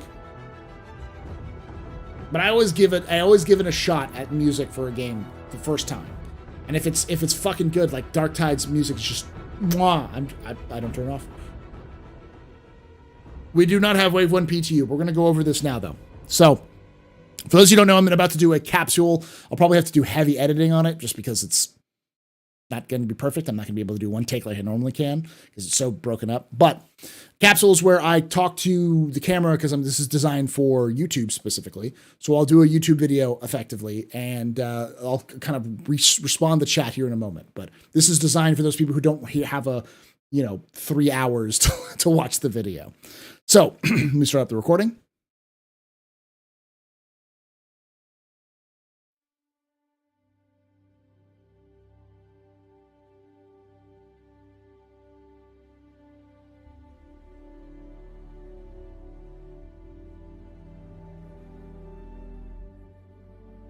Hello and welcome to another Office Hours capsule. That's right, a capsule. This is a small section of my Office Hours live stream that you can come watch live at twitch.tv/TheAstroPub or youtube.com/TheAstroPubLive on Thursdays at 9 p.m. Eastern. Come join us. It's an AMA. See all these wonderful folks here. They're all going to tell you this is pre-recorded because it's not pre-recorded, even though it's live. I'll say it's live. Say hi, chat. And ask your own questions, come involved. So because this is sort of off the cuff, I may stutter a little bit. I may linger like that a little bit. So just keep that in mind while we're going forward, and there may be some cuts here and there because this is a pretty big one. What we're going to be doing today is we're going to take a look at 3.18 as a whole because there's some big news that have happened pretty recently. So with that, let me pull this up real quickly before we do, just so I can have the roadmap up, and then we will get started. So Wednesday, we had the roadmap roundup, and there was some big information there. So let's get started with the roadmap roundup. So roadmap roundup for Wednesday, December 7th, 2022. Happy Wednesday, everybody. Every 2 weeks, we accompany the roadmap update with a brief explanatory note to give you insight onto the more decision-making that led to any changes. This is a part of an effort to make our communications more transparent, more specific, and more insightful to all of you who help make Star Citizen and Squadron 42 possible. With that said, let's go ahead and dive into this week's roadmap roundup. Notable changes for December 7th, 2022. The following cards have been passed their final review for Alpha 3.18, therefore we are changing their status to committed. Drake Vulture, building, balancing, and implementing Drake's Interplanetary's light salvage ship, the Vulture, into game. So this means that they're committed, they're coming with 3.18 no matter what. Cargo System Refactor. This refactor of the system, ship cargo system will allow both found and purchased cargo to be picked up, moved around, and placed into cargo grid of a ship. Time trial race missions. This was a new addition that they kind of slipped in the last minute. Time trial race missions are being added throughout the Stanton system. Players will be able to test their skills versus set times, earning rewards based off of performance, and even unlocking more tracks as they progress. 9 tracks. We know that from other things. 9 tracks. Persistent entity streaming. Implementation of the persistent entity streaming core technology into Star Citizen, making use of services such as the entity graph and replication layer. This will allow every dynamic object in the game to fully persist across all servers, irrelevant of whether it was owned or held by a player. This is big. This means that PES is going to be added into the next patch, which we knew it was supposed to be. Now it is confirmed to be added into the 3.18. Then Gen 12 Scene Renderer. New rendering architecture to improve performance. This milestone renders every scene object through the new renderer, with optimizations and additional features such as Vulcan coming in the near future. So what does this mean overall? Well, Drake Vulture, obviously needed for salvage. It's been ready for a while, but now they're committed to it. Cargo System Refactor, they needed this for salvage as well, but it means that you can now pull cargo out of locations and put them into your cargo bay, and it'll be registered in your cargo bay as a physical object. You can also buy cargo, it'll populate into your cargo bay, and then you can pull that out and, as a physical object instead of just being invisible. Time trial race missions, like I said, it's an entire new profession. Racing is in the game. Like, surprise, which surprised the heck out of me. Persistent entity streaming, which is the core technology that allows for persistence and allows for you to log out in one place and come back into the same place when you're gone, or you drop a coffee cup in the woods and you come leave, you come back, it's still there. At least the first version of it is. Then Gen 12 Scene Renderer, this allows for more of the performance to be added to your graphics card, not your CPU as it currently is bound to. So your graphics card is going to start mattering more. Why is this a big news? Because all of these are committed. This means that they are definitely coming to 3.18. And as of this recording, which is December 8th, 2022, CIG is still committed to releasing 3.18 this year. We may know a little bit more by next week how that's going, but at least CIG seems to be still fairly confident of this release. Hopefully, we will know more, but that's an important one. So that isn't just it. That is just what was committed. Let's take a look at the actual roadmap itself, the release view, so we can understand a little bit more on what is coming in with 3.18.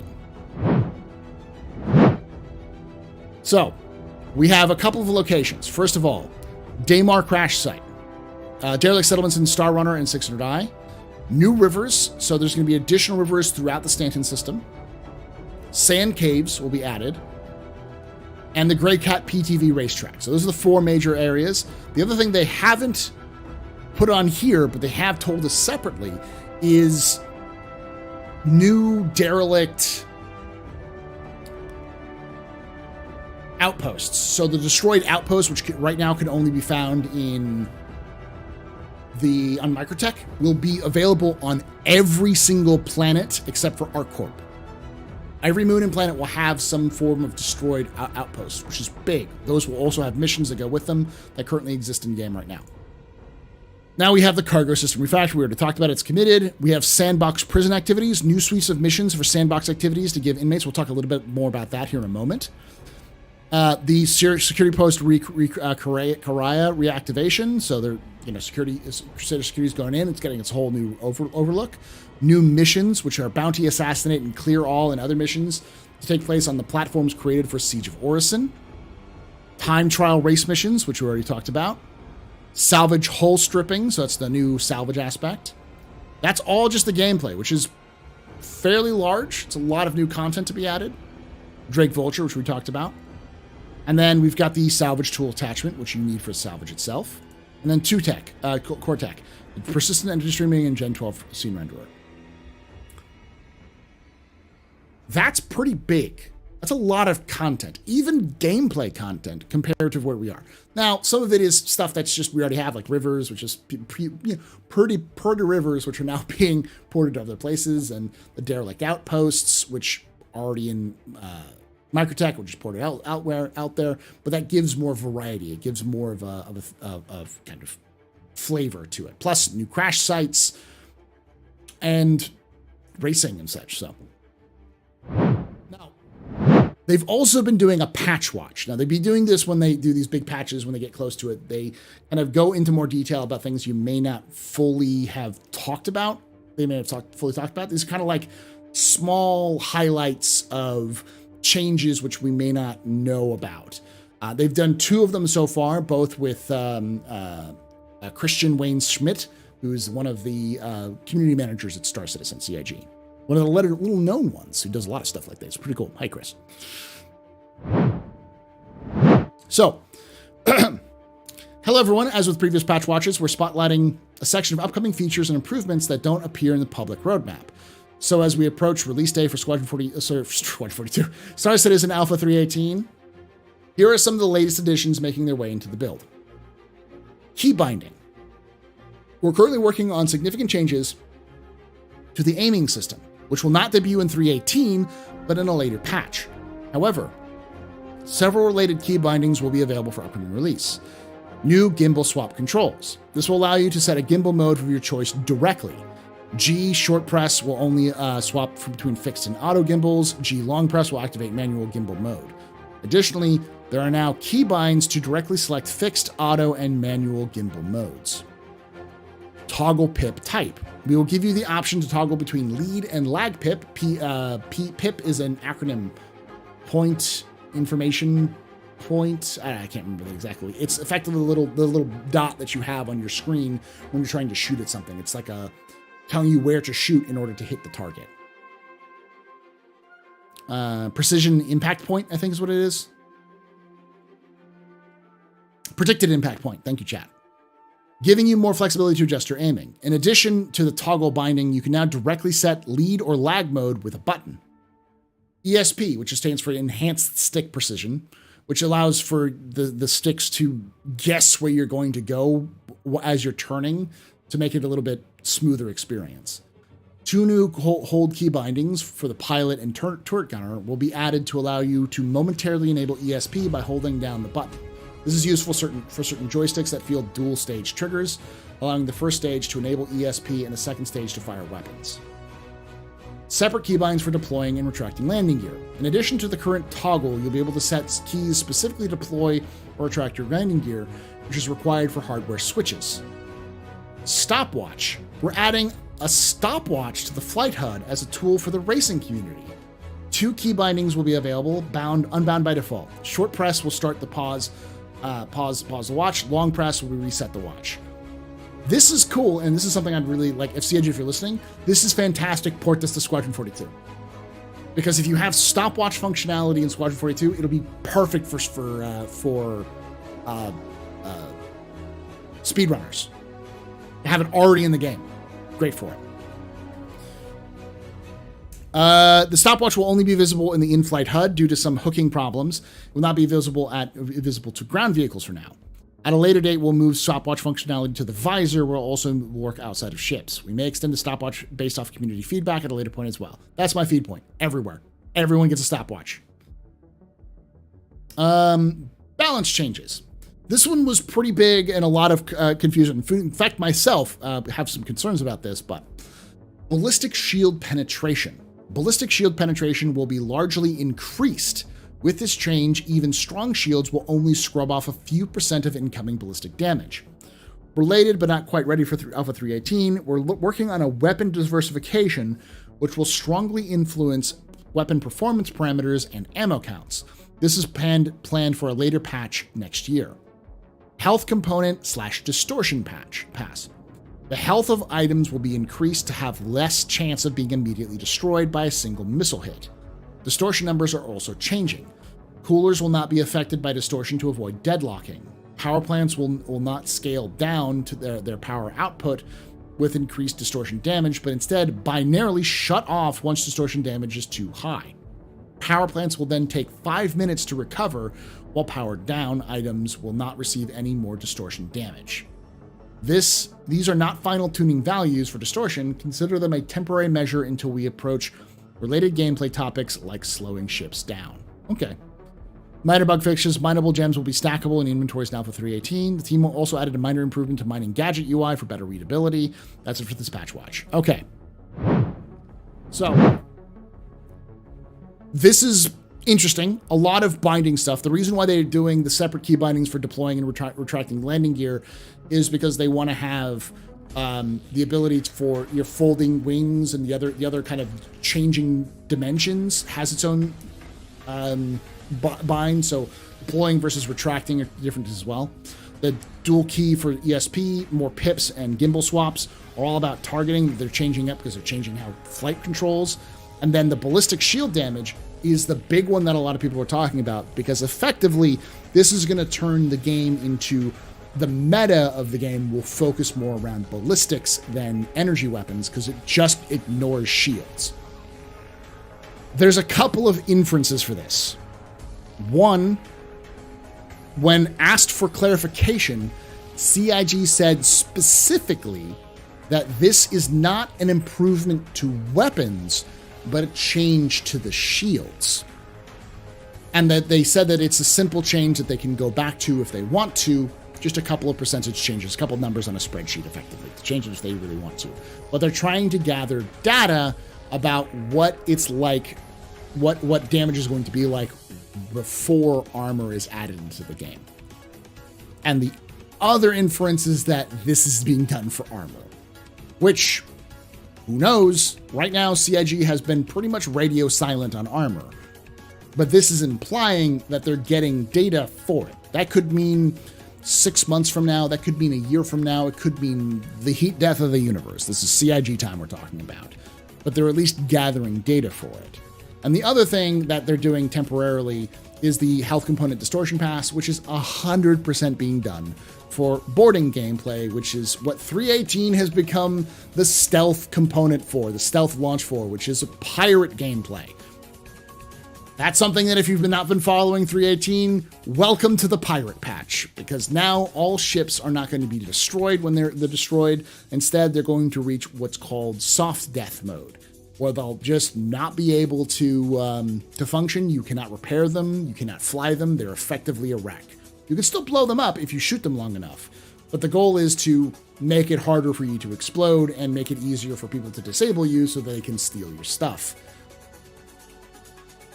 That's what this distortion pass is for. It's designed so that distortion weapons can actually be used for their main purpose, which is to slow down and stop ships. These changes are big in terms of not just the meta, but how the gameplay is going to play in 3.18 and going forward. These are the groundworks for some major shifts in how the game will be played. Now, that wasn't the only patch watch. There was another patch watch that came out today, this morning, which talks about lawlessness. So let's keep looking on this.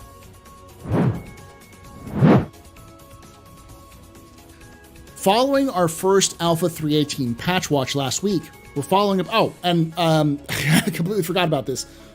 Why armor is important is because it's also the changing of the damage states. Like how damage will work in Star Citizen is going to be very different, which I'll talk about here in a moment. We're following up with more fixes and improvements you'll experience in the verse soon. Many adjustments flow into the build each quarter, often based on your feedback and issue council reports. This week, we reached out to the mission feature team to give you a sneak peek at how they incorporated your feedback. Quality of life adjustments. When at Platinum Bays, players will only see ships they can spawn at the Platinum Bay. No more scrolling and guessing. Awesome. That's the Platinum Bays are the landing zone areas, so you don't have to scroll past all the ships that can't spawn. When reconnecting to a comm array, players can now cancel the reconnection if they choose to allow illegal players to retake the location and ensure lawlessness continues. Okay, so you can cancel reconnecting if you want to. Change some fundamentals on how spawn closets work. For example, NPCs no longer will be deleted when they stream out and will instead be tied to the streaming manager. This should help fix missing NPCs in missions. Okay. Fixed an issue with locations sharing names when they should be unique. We had two unlawful UGFs called NT999XVI, which causing confusion when accepting missions. Fixed an issue where the really long crime names would stretch into the date and overlap using the criminal database. Fix an issue where the comm array's repair mission wouldn't be regenerated due to settings based on the mission record. Fix an issue where some derelict items wouldn't spawn, preventing derelict missions. We have changed them so they use the new tech as server was taking some time to send certain events, which made them look like they didn't work. Change the arrival distance to Security Point Corsair when quantum traveling, so you should now arrive closer than before. Fixed up the surface relay mission, as there were no issues where the terminal wouldn't pop out of the relay. There were issues. Surface relay mission. I've never heard of that one. Added voice line packs to security so they feel more alive. Good. Fixed various issues with the Siege of Orison. They're bringing back Siege of Orison for the next patch, including fixing an issue where dialogue would play when players entered a ship being used in an event, and change the way shipping containers spawn so they're not always at the location. Change how some of the objectives work on the prisoner transport missions so they are more structured and make sense. Updated missions to allow non-lethal takedowns to count towards mission progression. This will work for a lot of missions, but not all. Underground Facility, Orison, Island missions, etc. Fixed issues with the oxygen kiosk missions where they wouldn't pick up the correct oxygen kiosk. Made the black spot ignore the comm array overview so players can commit crimes in the zone and get away with it. Added prison-based loot to the AI inhabiting prison caves. Added a Platinum Bay to Barton Flats so players can go there escaping the prison. So they're adding AI to prisons, to prison caves, which is good. They also added a Platinum Bay to the flats so you can get stuff out of there. There's a bunch of stuff here. Siege of Orison's coming back. First reference of that. bunch of crime array stuff to be able to be more unlawful. And then we've got a couple more here. Air traffic control will now clean up debris on landings pad / port when that pad is assigned for use, which is nice. Law. Fix an issue where criminals can press charges against lawful players who snared them. Fix an issue where the gunner of a vehicle can give a pilot a crime stat for attacking an AI vehicle. Nice. Med pens won't give crime stats when used on others. Fix an issue if a player rams a stationary unmanned ship and is killed, they can press charges against the owner of the empty ship. Fix an issue where an aggressor can crash into an innocent person's ship and then press charges for vehicle damage. Fix an issue where players with crimes who have infiltrated the prison can wipe their crimes by getting in the release lift. Okay, thanks, Citizen Kate. Way to go, Kate. Modified the call to arms mission to respect crime stats. Change it so crime stat 1 and 2 won't cause a player to be arrested or denied landing. Very cool. So they've changed that, which was the case. So not a huge change, but a lot of stuff which is important for the criminal aspect of the gameplay. We're adding security point Correa, which is why they wanted to, as the only place you can hack away your crime stat, which is why crime stat 1 and 2 are no longer going to affect you. They're just fines, effectively. You don't have to go to Korea to hack them away. A lot of things where you can't, it was easier to kind of grief the system so that you can get your own things. And then a lot of other things which were just fixing issues with quality of life adjustments here and there. So, why is this important? Well, 3.18 just went from being a good platform that we needed to have, like a Band-Aid we needed to rip off to get that new tech in, to being the foundation of the game. This is laying the groundwork for effectively all of the patches next year.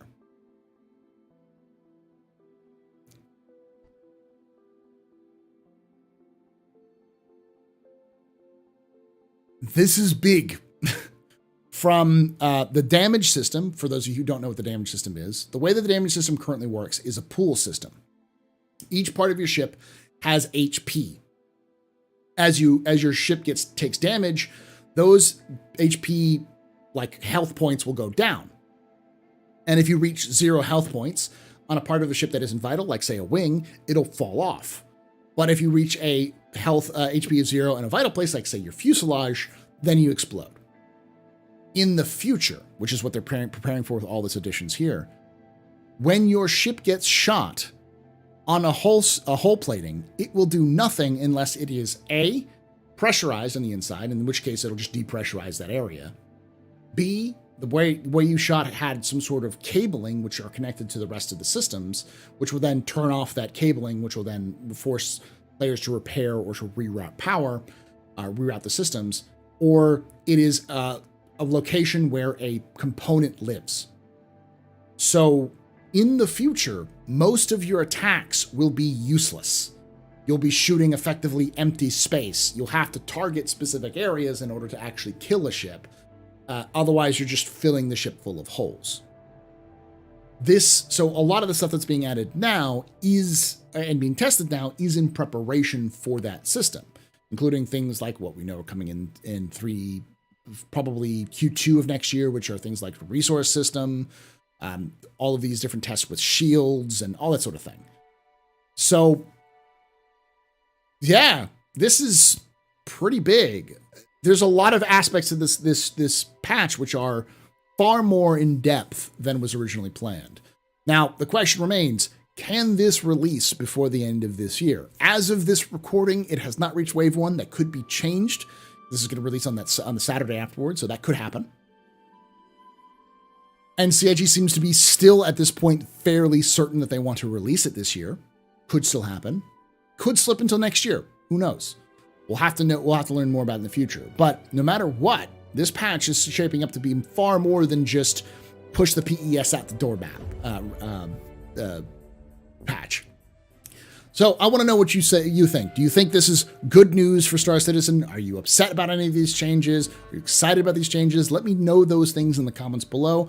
Make sure that if you haven't signed up for Star Citizen, if you've been watching this because, hey, I'm interested in Star Citizen, there's my, it'll be right here, probably on my face. I don't know where.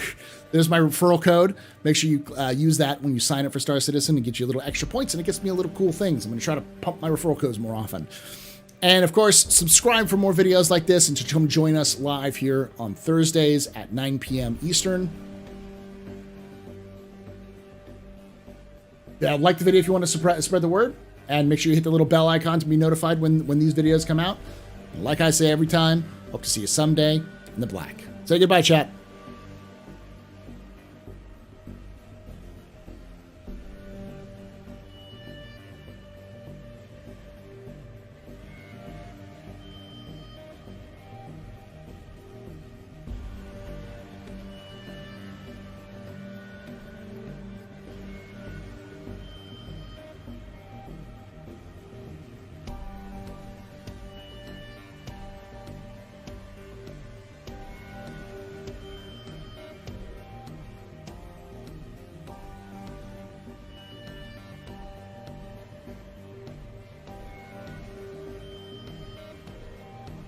Yes, you can have sounds back.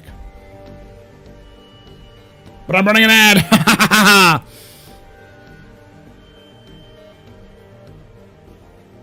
Can we run that again? I missed my work. No. I'm pilot. It was at this moment that he knew he fucked up. I'm fly. Mostly running ads so we don't have to deal with that bullshit again. Combat system you described coming up seems like battles in the Expanse series. Yeah. It's very similar to that. It's very similar to that. But I mean, this concept has been around for a long time. They call it the physicalized damage because the idea was that bullets don't have a specific damage quota.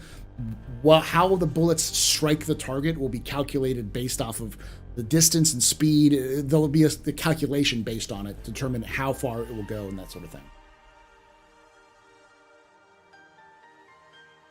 I mean, ads do run on YouTube, like I just put one in there. Good news, everyone. To be honest, I have a hard time caring about everything until they implement the new flight model and heat system. That's a lot of this is part of that groundwork, though. You're probably not going to have the new heat system and flight model until you have the new damage system and resource system. Both of those require the new resource system, which will need to be in game sooner than later, which is not going to come in until Q2. Question: what time zone am I in? I'm in Central Time. So I say Eastern because almost everyone knows what Eastern Time is. They can gather what time zone they're in. If I say 9 Eastern Standard Time, people will know, or Eastern Time, people will know where that is. Question: if I shoot an empty space with a cargo caterpillar, will it destroy or damage the cargo? Yes. They've already said about that. It will damage the cargo.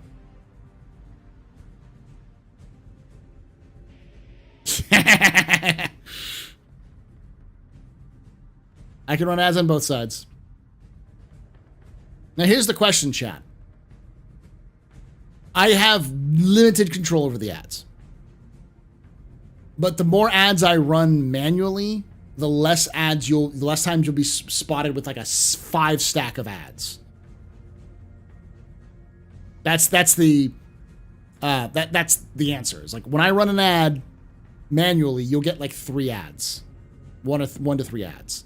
If I run an ad automatically, it automatically drops, it'll be like 7 ads.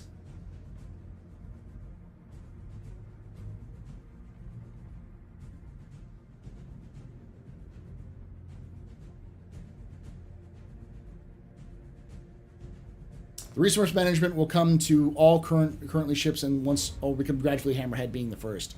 My understanding is it'll come into with all ships when it's ready to go. They're using the Hammerhead as a testing ground for it because it's going to require that ship is big enough that it needed a bunch of other additions. But I think the earliest we're going to see the resource system is what's been confirmed to be Q2. So they won't even have the resource system done until the summer.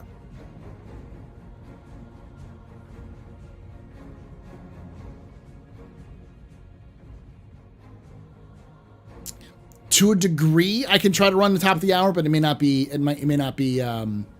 helpful.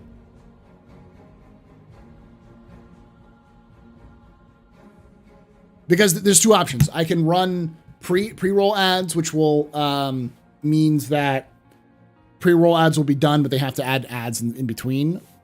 What I don't understand is that I've watched other streamers that have ads that pop up on the side and they don't cover the face. For some reason, I don't have any fucking ads like that. It's all just over me, which I don't get.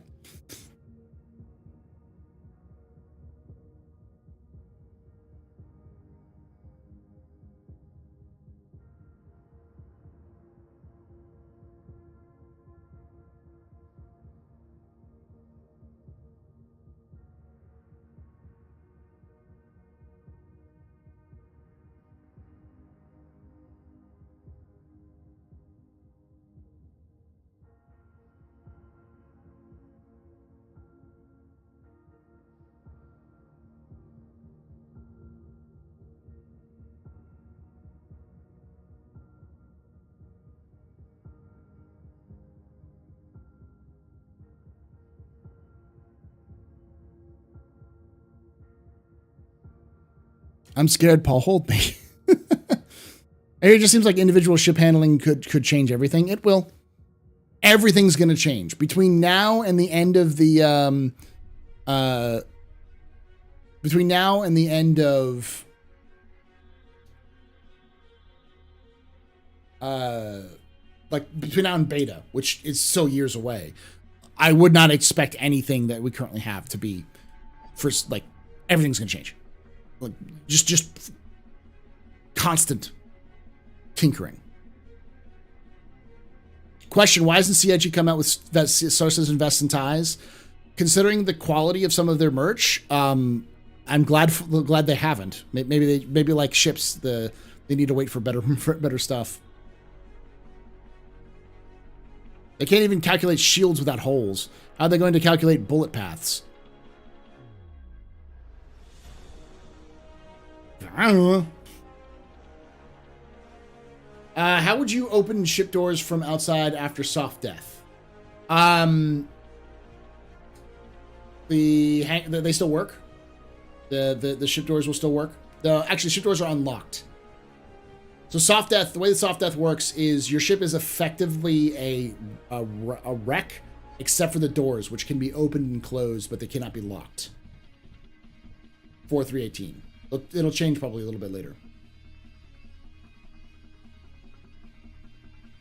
Yeah, I prefer those too. If I had the choice of having ads, like pop-up ads or like ads that pop up and you can still see me and hear me in the side, it would be much better, much more effective.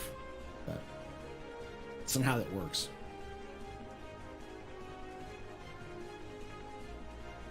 Question: Drake and plan to wear a trench coat merch when? I don't know. Hopefully sooner rather than later. Bullet points are easy, collision is hard, and they've been working on collision for a long time. Soft body deformation has been something they've been seriously developing a lot of hours into over the last 2 years. So, with shields and armor, I hope they get some point where the fights last longer than even 30 seconds. Also, lights so lights can kill everything. Larger ships should be able to last a lot longer. That's the plan. The plan has always been to increase the time to kill, so that it takes longer to kill ships, and then you also will have more of a time to disable. There will be less explosions and more knocking ships out, because they want to have multi-crew gameplay. Like this, all of this is in support of multi-crew gameplay. Because what they want to do eventually is have it so a big ship gets hit in a conduit and the engineer has to reroute power away from that broken conduit while another one goes out to fix the conduit or fix the junction points. It's that kind of thing.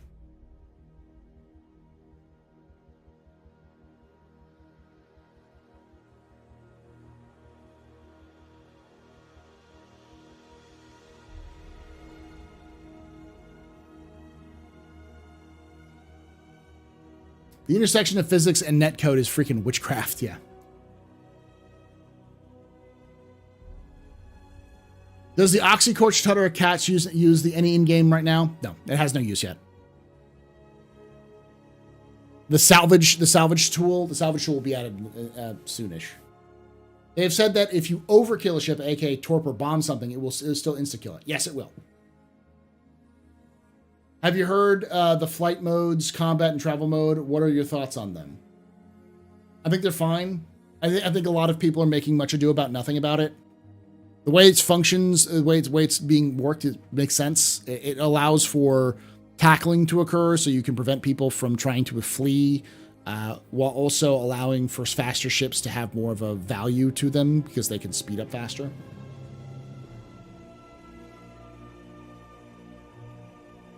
I'm interested in seeing how repair gameplay will be placed alongside space engagement.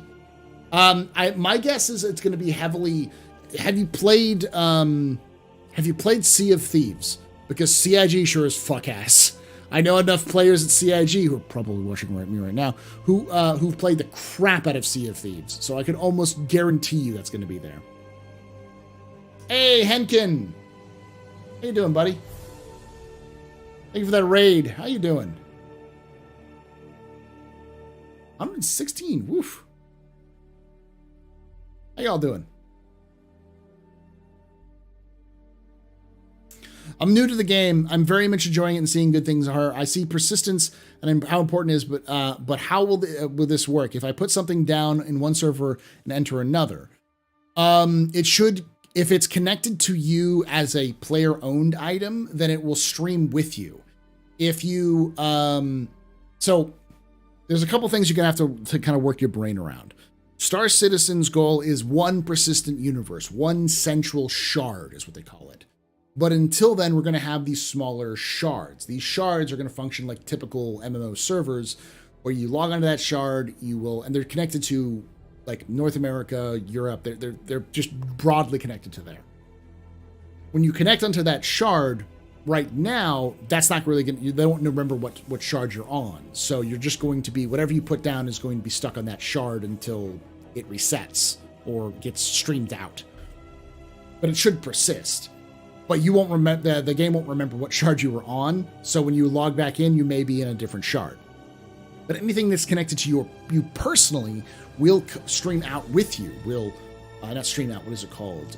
Store with you when you log out. And then when you log back in, all of your stuff will then be streamed back into that shard with you. So your stuff will stay with you no matter where it is in the verse. But if you take like a cup and drop it out in the middle of the woods and you don't go back to that shard, it will not come back. You'll have to just server hop until you find that. Servers are a little different because in the future, every shard is going to be broken up into 2, 4, 6, 10, 11, 13, 100 different servers, which you will be able to seamlessly transition between each server. So each server will be kind of a small section of the actual universe, the actual shards.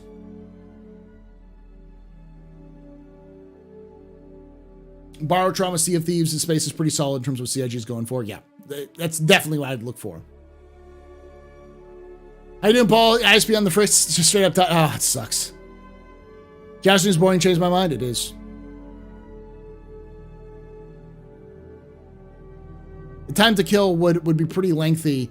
I think allowing something like an engineer repairing a ship to happen. Also wondering if said ship could get restarted if I'm knocked out.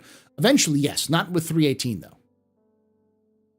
You're getting all the views today. I know.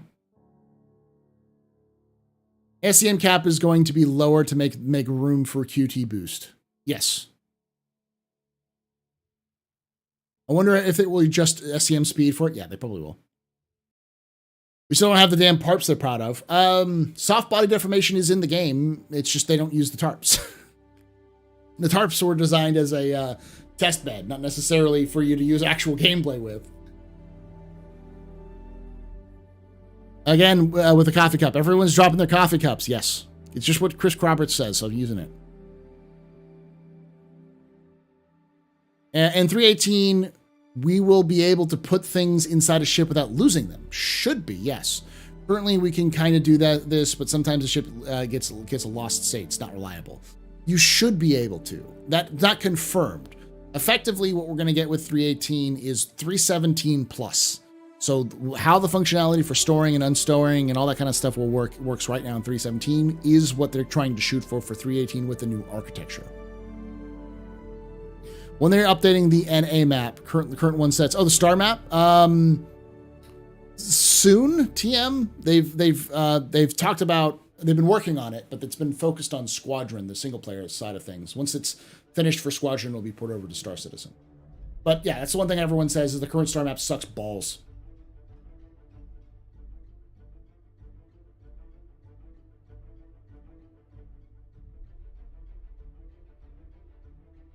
Will the bunker AI be more challenging in 3.18? In theory, it should be, but it really depends on how server performance is affected. I hope there are new... the AI themselves are not going to be updated. The issue is more performance-based, not necessarily AI. The AI that we saw in things like the CitizenCon demo that they showed off in October will not be added to the game until after 4.0. I hope there are some newbie missions to clean up trash. Better yet, make it a mission for the clear CS and see... I would love to see that. Clear crime stats, but I don't think we're going to see that. And salvage our players abusing the self-destruction to salvage mechanics. All right, so this is something that's been brought up a couple times, and I want to clarify this because I think this is the key. Blowing up your own ship for salvage is not going to be profitable for time.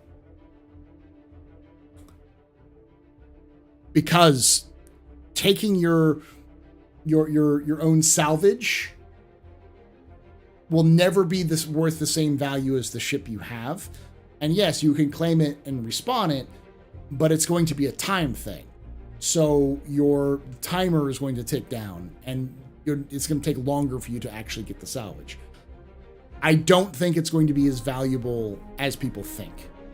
And I think the time consumption of that is going to be the issue.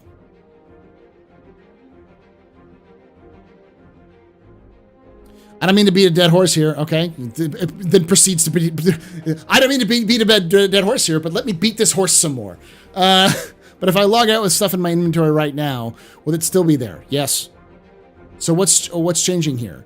It also just feels like it sort of exists. Am I wrong? Yes. Most of it exists. The difference is, Matthew, is if you took a magazine and you tossed it onto the ground right now, when that server crashed, it's gone. Now, it stays there forever. Even if the server crashes, your magazine will remain on the ground until the server decides it needs to clean it up. This means that you can have more permanent impacts on the universe. Paul, I just got home from work, been up for 21 hours, just gonna lurk in quasi. Go to sleep, Mason. Just go to sleep. The live stream will be up tomorrow.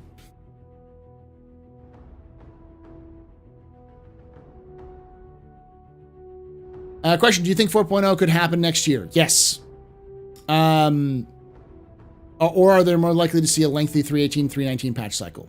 So what we know so far, based off of what CIG has said, and this has been confirmed by Jake Bradley, who works for Star Citizen. He does a lot of works for the community team. He does a lot of the work for the roadmap updates. He has said publicly to me, multiple times to other people, the plan currently is that 3.18 will always be followed by 3.19, and right now 3.19 is scheduled for Q1. So 3.19 will come out in Q1. We just don't know what's in 3.19 yet. We won't know until we get closer to like March next year. So there is no 4.0 in Q1. The earliest we'd see it is Q2. Likely we're not going to see Q2 4.0 simply because that is when Invictus is going to happen. So the earliest possible time we'll see it is, say, August, September. But again, August and September is right next to CitizenCon. So anything that could be delayed to CitizenCon will be delayed to CitizenCon. My personal take is I would almost guarantee you that we will get a Q4 patch for 4.0, simply because of how everything is lined up as it is right now.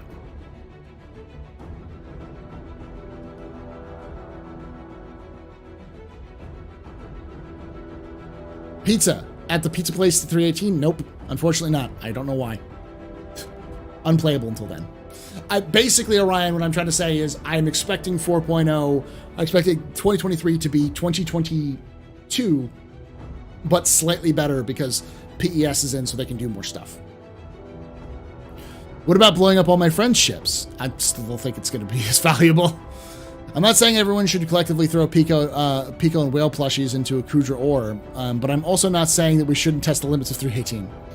Is cargo refactor introduced in cargo mass? Will this impact IFCS? No, not that I know of. It's the same thing we have in 317, only now you can pick up the cargo boxes. That's it. Hopefully desync won't be as bad as the 318. I've died more times to bunkers because of desync than any other reason. We'll see. I think desync has a lot of other factors to do other than PES, but could be. I'm expecting 2024.0.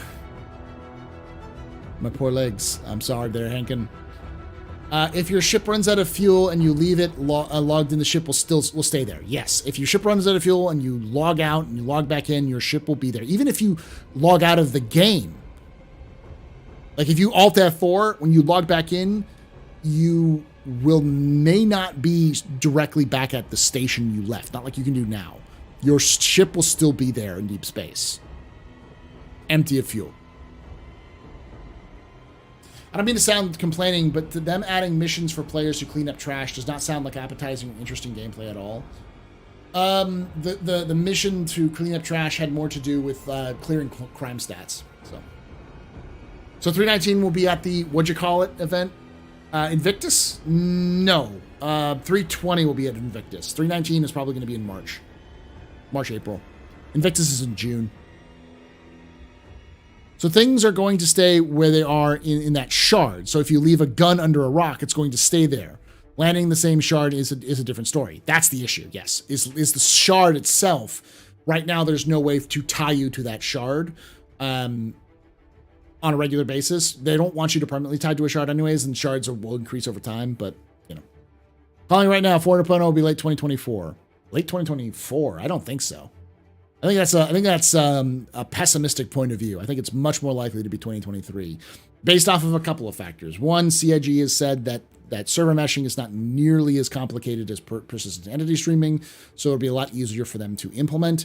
And there's really nothing, like, the only thing that server meshing is important for is for seamless transition between two servers. But a lot of that factor is already in play with PES. Like, PES is the major issue when it comes to the game expanding beyond where its current limits.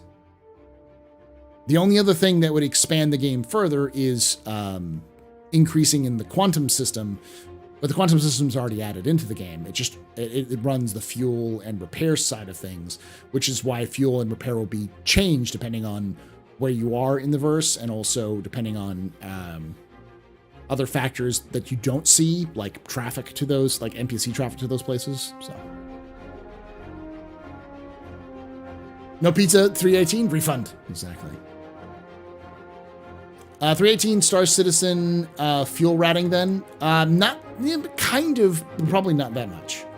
There'll be an RP element to the trash thing too. People just want to be social and appeal to someone. Yeah, it'll happen to somebody. We've been 317 since last April. We're gonna be on 318 for the entire year. 317 since last April. We'll probably get 318 at the end of this year, hopefully. So we have 2 patches this year.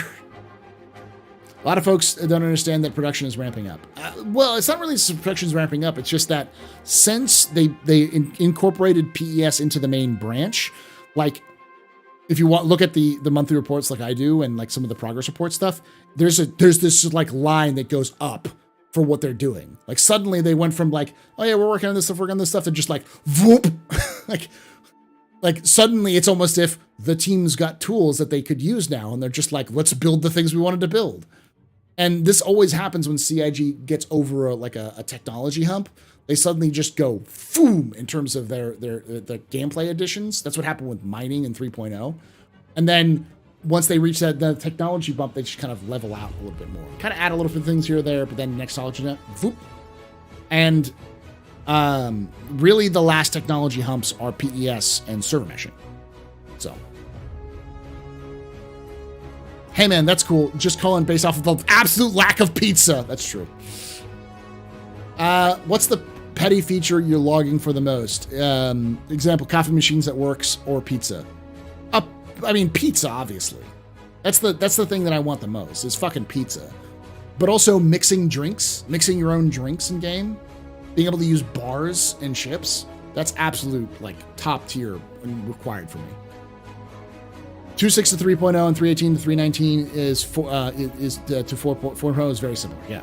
Dependent features will be able to be implemented. Yeah, effectively, there's just a lot of stuff that have been limited because of the amount of data that has to be streamed in and out of the game that'll free up a little bit more space for them to do that. The other big thing that'll free up space is compartmentalizing the systems into smaller servers, which means you can run more entities on it, which means you can increase the AI count and other things like that. Do you think they'll add server meshing before 4.0? No, because 4.0 is server meshing. Paul's character will be the first to die of alcoholism. Pizza and coffee is the correct answer. So server meshing would be connecting those shards. No, so shards itself, server meshing is actually having multiple servers in a shard. Right now with 3.18, shards is just one server. But with 4.0, you will have, at least their initial planning, to have four servers per shard.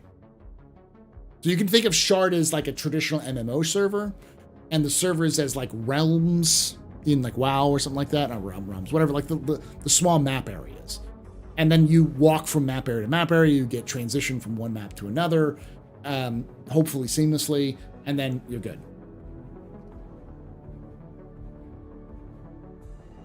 In-game TV and makeup broadcasting are pretty my petty feature requests. I can agree with that, yeah.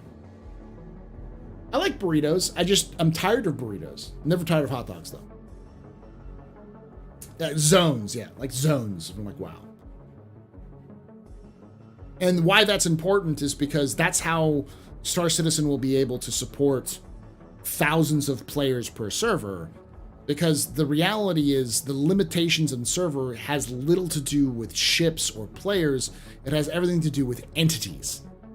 The amount of stuff a server can calculate and keep track of. In deep space, there's fucking nothing there, so they can hold more content. The sheer volume of entities that exists on a server right now is bonkers. And they've come up with tricks to move entities off the server when no one's around, which is what object container streaming is. But PES allows them to completely remove entire portions of the map away from the server itself. So now the server doesn't track all the placements of objects, the replication layer does. So unless there's a player actually looking at a gun that's on the ground, that gun doesn't even exist on the server. It exists in the back-end servers that are tracking everything. So the gameplay server itself doesn't have to track all of the AI that are walking around or anything like that. The back-end server is, and then the back-end server, when a player gets close to it, goes fuck, and tosses all that information back to the server, and then the server will then stream it back into the player. That should improve some performance simply because now the servers don't have to take as much. And then when you have server meshing on top of that, you can have smaller areas with more information.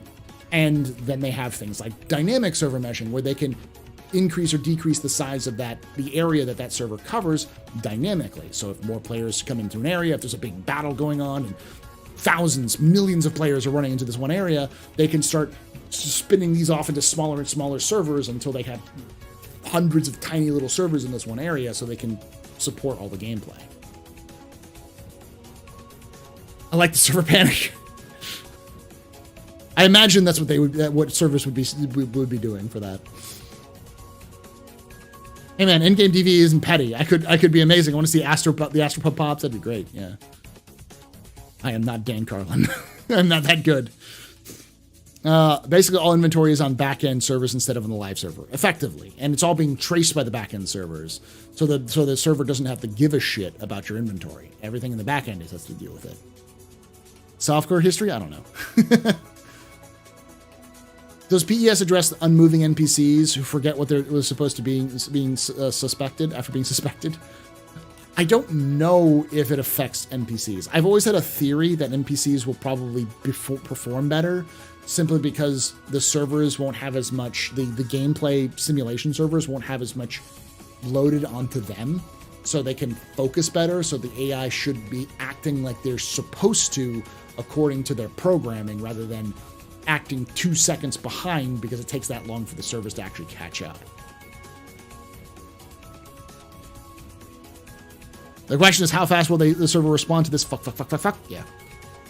I think EVE Online works like that. I've played EVE Online for almost 20 years. Whenever there's a lot of servers in the system, they spin up other servers, they handle the load. They do.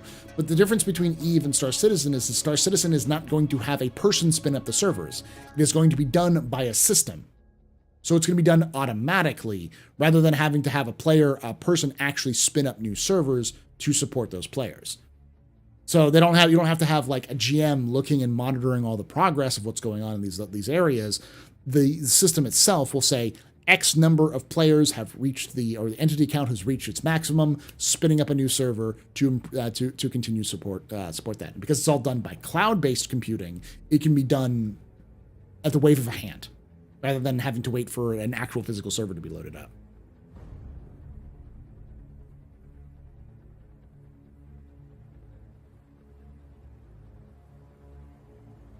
Yeah, so AWS can spin up their servers dynamically. That's just how quickly it can work. That's why they're using AWS. But that's after dynamic server measuring. The first thing they're going to do is just the straight up static server. So there'll still be a player cap count per shard, which will determine how many players are in per server. Like right now we have like 110, 120. I think with performance boosts and other things like that, I think CIG is going to probably shoot for about a 200. Either 318 or probably more like 319. We'll see player counts jump up to higher numbers per server.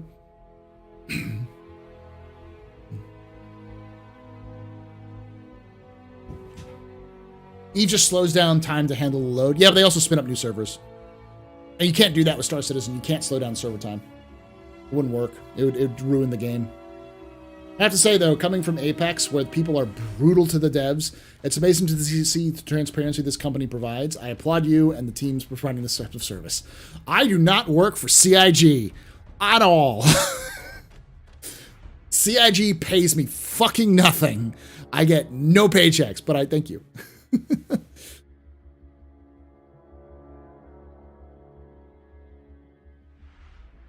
People have asked me that. I get why, because I talk a lot about it and saying we and us, because for me, the game is not just CIG. Like, as much as this is Chris's game, it's not his game.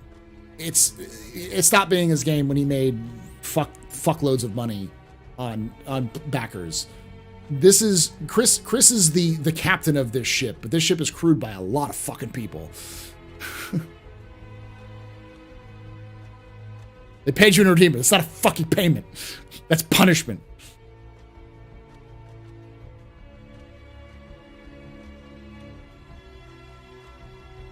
All I do is my best. I'm doing my best to try to give people information because I'm a teacher by trade and by brain. In one of the ISCs, they talked about the dynamics events and how they can start and stop at any time. Will events also be something automated at some point as well, or dev handled? Both. But the goal is to be most of these events be automated. So you can spawn a jump town, you can spawn a siege of Orison, you can spawn a xenothreat. But it'll be based off of factors which you may have no idea about. Mission completion, specific missions being done, all of that stuff.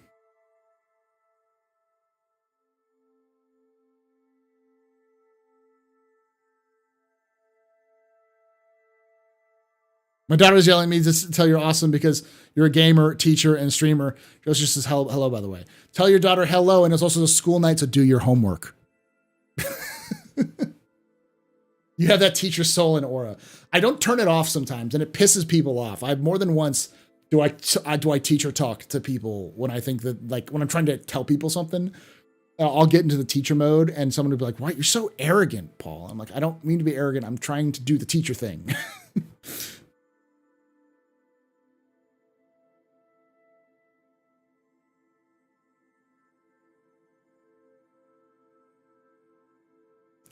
I'm not a good teacher. I will always say I am not a good teacher. I'm not teacher of the year. I'm not a national honors teacher. I'm never going to go be the person who is someone's favorite teacher forever. My goal is to teach my students the best I can while also preserving my own sanity. And I think to that end, I do my job admirably.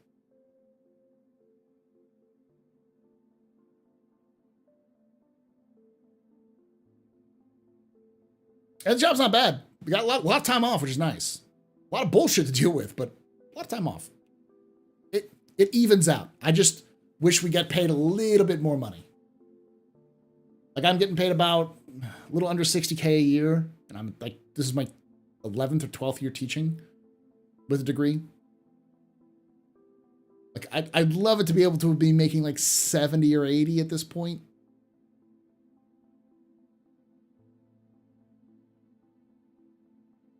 Which I know, like, oh yeah, we all like more money. I know we all should get more money. But it's just one of those jobs where like I could do something similar in the private sector and be making about that amount of money as like an HR, like a trainer in a job. I mean, there's other advantages. Like we get time off. We got the time off doesn't tend to be about as what people think. We tend to get a little bit more time off, but during the year, that's not the summer, the spring, or the fall, I think we get about 4 days off per semester. So a total of about 8 days total off that has nothing to do with the larger breaks. Because when the students get time off, we actually still go into work to do training and meetings and other things like that. So I think we average out to be about 2 weeks shy of most people. Most jobs, because most jobs will get like national holidays off and other kind of like little days off like that. The average is a little bit not as much as people think, but it's nice to have it in nice big blocks.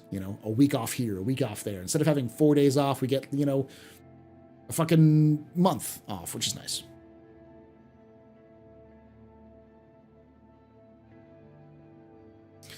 Do you think the tech will ever let me hide supplies in a cave? Yes.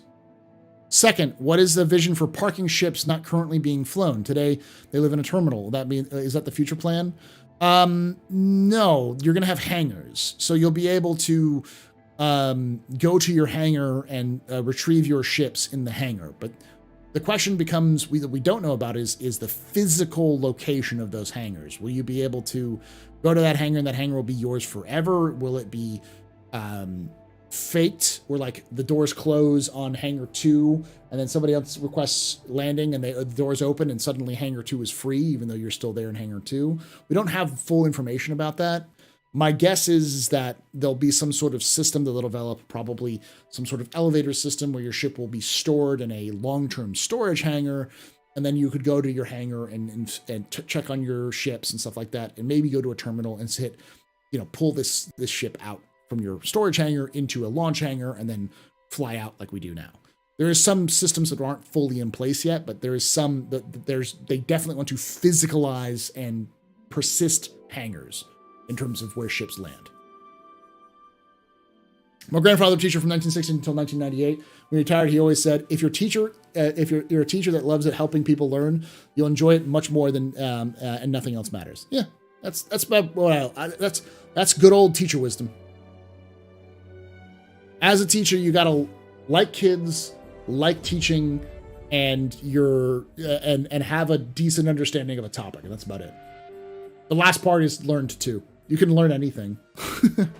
I've taught chemistry and biology before. I'm not the best chemistry or biology teacher, but I did my best because they needed a chemistry and biology teacher, and they didn't have a history position open, and I had a teaching license, so I went and taught before I was fully well established. So. I expect there'll be some fake aspects of it, like your ship will descend and then it'll be covered and then suddenly it'll magically appear in a storage hangar, which is somewhere else, but it kind of works. Question: CHU released 4 ships that were previously in concept this year. Think they'll double by moving that new building? Possibly. We also know there's a couple of ships which are in concept that are actually done, like the Whole Sea I mentioned earlier in this stream. The Whole Sea is done. It's ready to go. It's just the gameplay for it isn't ready. We do know that the SRV is in active development. We know that the Crucible is being reconcepted in some stage next year. I want to say there's a couple other ones out there as well. But a lot of the smaller ships are already in that progress to being released. So I wouldn't be surprised to see a lot of the smaller ships that are in the concept be knocked out. I don't think the bigger ships are going to be one, but that's about it. Kind of like if you've played Elite, you know how when you land on a pad and you go, like you move into, your ship moves into like buying stuff, you get moved down into like an elevator, then pushed forward, and you can kind of access the inventory screens and that kind of stuff, something like that. Okay, so if 4.0 coming in late 2023 based off the current trajectory, what kind of gameplay do you expect from Pyro at launch? Equal to Stanton, more or less. Equal to Stanton at the point of its launch, not equal to Stanton now. We're going to see more gameplay be added between now and 4.0. We're likely to see, obviously, racing. We're probably going to see the full breadth of salvage probably be done, because they've already been working on hull munching, which is the process of taking what's left over after you scrape the hull away and then process all that components, all those like the actual physical like structure, superstructure of the ship. We're likely to see refinery gameplay towards that point. We're also likely to see more in-depth cargo gameplay. Cargo loading and unloading is also on the roadmap being worked on. We're going to see resource gameplay, so we'll see multi-crew becoming more important. And CIG keeps talking about Bounty Hunter V2. I have no fucking idea what they're doing with it, but they're talking about that they're going to do it. So I think at the time that Pyro releases, we will see what we have in Stanton in Pyro, but it'll be a lot more advanced than we have right now in Stanton. I wouldn't be surprised if we saw a more advanced reputation system, because reputation system has already been planned to increase between now and then. They just wasn't a priority this year after they tried to put it in there. So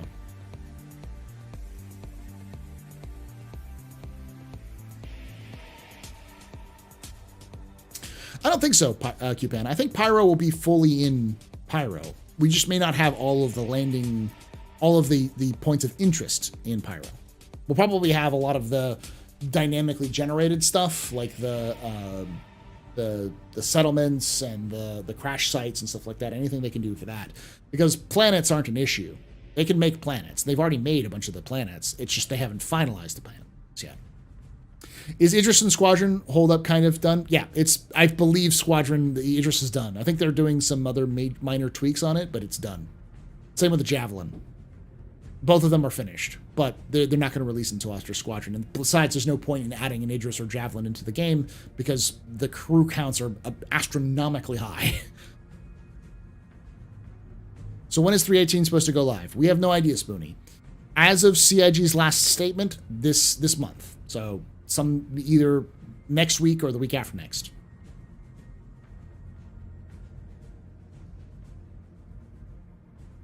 The criminal at the end of Keller's run could have just combat logged. Oof.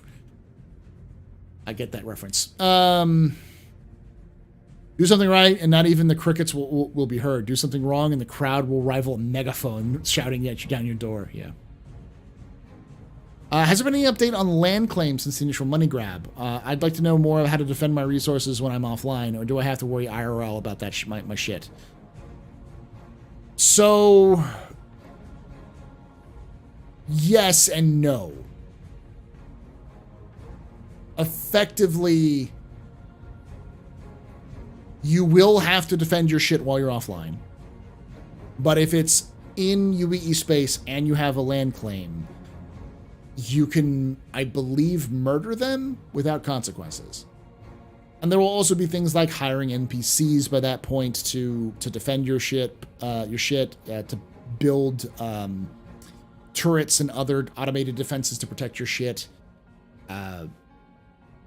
But in general, there's really no point in buying a land claim. There isn't, because you don't need land claims to build stuff. It's just only in UEE territory. And besides the fact, if you're building a land claim, you're going to probably want a larger group anyways. You're not going to be able to build your own. Well, you're going to get offline rated all the time, is what I'm saying. Plus Squadron, Idris, and Javelin are the military variants, not the civilian ones, which will have vastly different interiors. I don't think they'll be vastly different, but they'll definitely be different. Curious if PES is going to fix the unscannable rocks in space. Have they said anything about it? I believe they said they fixed it, but I don't remember if that's the case or not.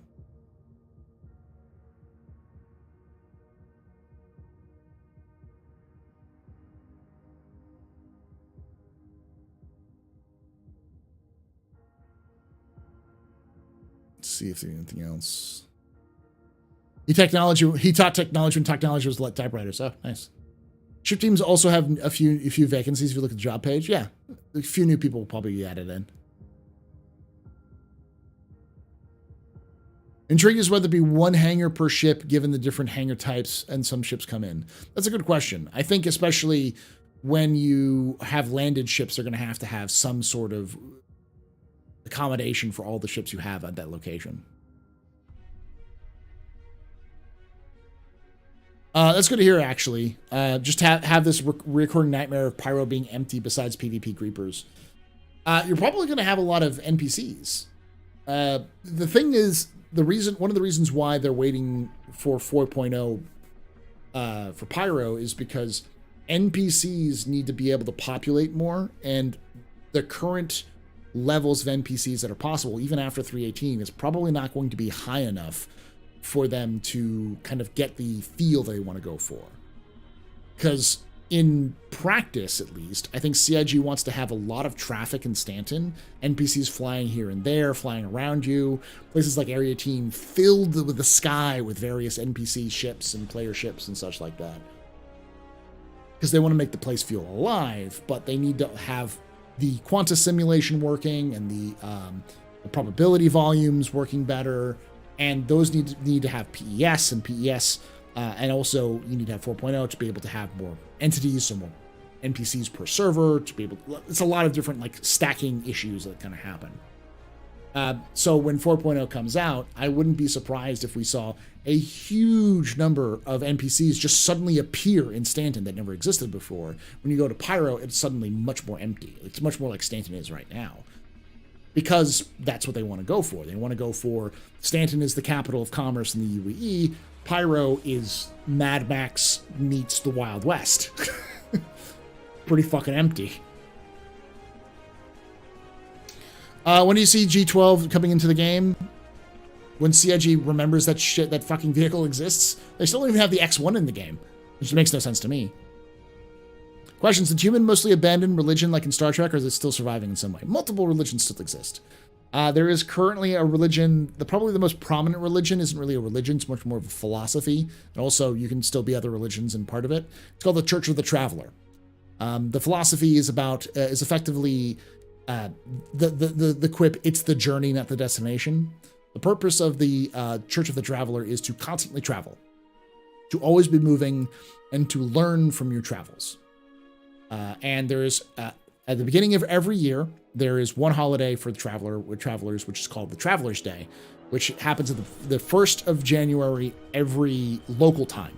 So every time a new year happens in your local system, you have Traveler's Day. And Traveler's Day involves you going on a destination. Doesn't matter how far or how long. Usually the way people do it is at midnight on the day, they begin the travel, and then at daybreak, they stop. So they travel all night, and then get to go to a very specific location, and then there they have a celebration, and they go. It's the first real official travel of the year. Any plans to do a video on the Church of the Traveler? I've done one, actually. I'll do another standalone one on that one. But I actually want to do a Traveler's Day celebration this year if I can. I'm going to talk to Atmo about it and see if we can get it done. Off-beat questions here. How much are those little presents going for? I don't know. I think they're about 100 UEC would be my guess. An entire new system with ever more NPCs standing on chairs. Well, that's the point as well. 4.0, they're going to wait until 4.0 to introduce new NPC behavior, which we saw in places like at CitizenCon. So we'll likely see a completely different NPC behavior by the time. Like, we may not see NPCs standing on chairs anymore by 4.0.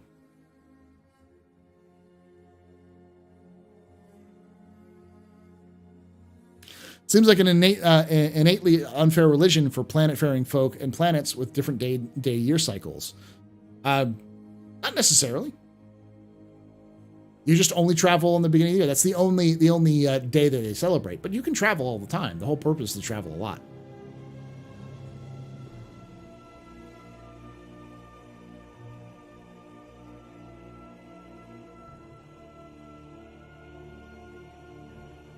All right, we've been live for 4 hours.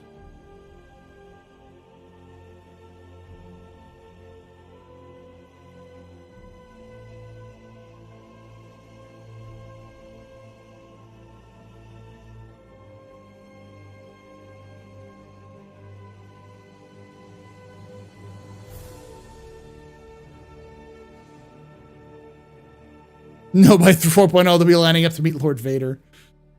They sell for 500 credits. Holy fuck, they're a good deal then. You can find like 30 of them in most landing zones pretty easily. You can make a shit ton of credits like that. I think Crusader was only reference I heard as anything spiritual. Yeah, Crusader is actually founded by Christians. We don't know what denomination of Christians, but it was originally founded by Christians. It was called Seraphim Systems. But there are other religions. There are religions like all the religions we have today, plus there are also the Banu religion, which several humans participate as well. There's the god of luck and the god of trade. And then there's the Xian religion, which is Litova, I think, which is about patience. I don't think many humans practice Litova because it requires you to be hundreds of years old. And then there's the Tavaran religion, which, again, I don't think a lot of humans practice, which is called Rijora, which is about martial discipline and community or activism. So, like, Rijora is about discipline, community, and, like, honor. It's not necessarily military in origin, though it does express itself mostly in religion. Oh, and the Vanduul have a religion. They worship knives. Literally. Whoever has the biggest knife. The biggest and baddest and the most respected leader who has the coolest knife. They worship that knife. They love knives. What I'm trying to say is they're Australians.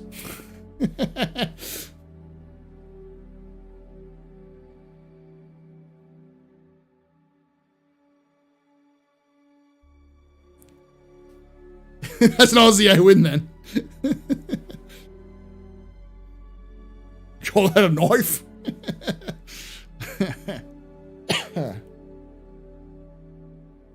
In my head canon, everyone stands on chairs because they have a raging hemorrhoids from eating nothing but burritos. My head canon is that they stand on chairs as a act of protest. So they stand on chairs. It's a way of protesting the oppression of capitalism. Thanks for the compliment, Paul. So they're orcs? They are orcs. There's a lot of like orcish 40k orc behavior. The biggest and the best, the hardest of them are the leaders. And when they aren't fighting an external threat, they're fighting each other for dominance. So like when you get a large warband, I think, what do they call them? The clans. When you get to the large clans of the Vanduul clans, they're run by incredibly powerful, incredibly smart, tactical, and like personally strong Vanduul.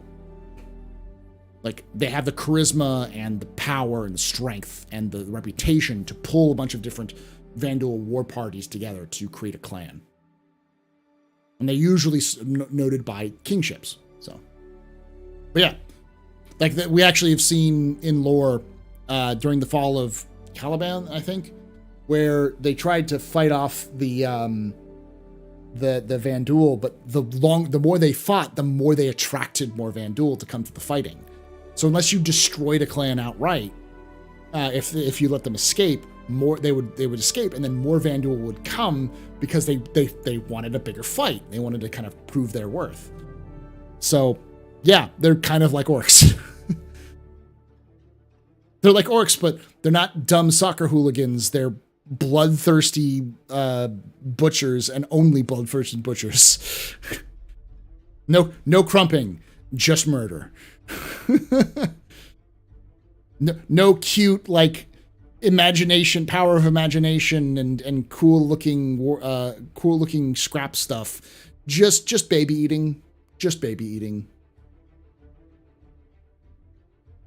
Yeah, and the ones that are the most naked are the most dangerous. Our planet's going to be revolving around the sun or stay static like today. It would be interesting to strategize travel across larger systems. They've talked about it. They want to do orbiting planets and orbiting bodies. The issues that they had with it is that they'd have to change how the travel system currently works, because they'd have to calculate jumps as more splines. Because if a planet is moving and you're jumping to the planet, right now it's a straight line. But if that planet is moving, by the time you get there, the planet will have already been gone because it's moving while you're moving. So they have to kind of calculate different trajectories, and they'd have to change how that works. But they say it's possible. My guess is we'll hear more about it once they get 4.0 out.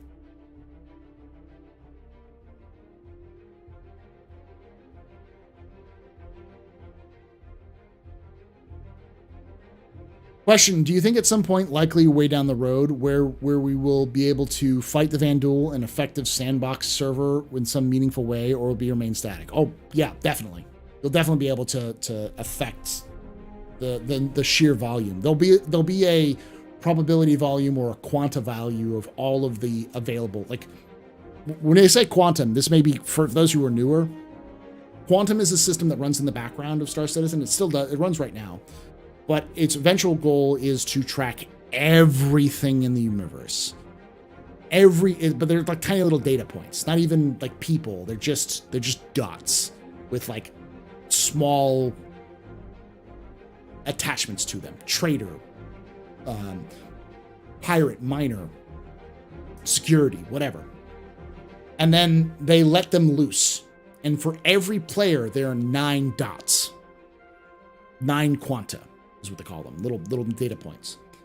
And those data points will then go fill all of the supply and demands of specific areas. So as new discoveries happen, so for instance, an explorer dot finds that there is a large vein of ore in an area, that they will then go to another location, and then that area will be opened up for miners to move in, which will then cause pirates to come in to try to take on the miners, which will then cause security to come in to try to take on the pirates to reduce the threats. Eventually, the miners will either be wiped out, or they'll mine up all the goods, and then they'll leave, and then the pirates will disappear, and the security will disappear, and then that volume of people will move. But those materials will then go to a planet where they'll get processed. So all of that stuff is tracked in the back end. They have some of it in there, but they want to do it for the entire economy. So when that happens, there will be a finite amount of something in the verse. So be it materials, be it people, whatever. So when you move into a Vanduul area, like system, there will be a finite amount of Vanduul in that system. It may be 17 billion, but there is a limit that you could reach. There is a predetermined kill limit for those kill bots that you have to do. So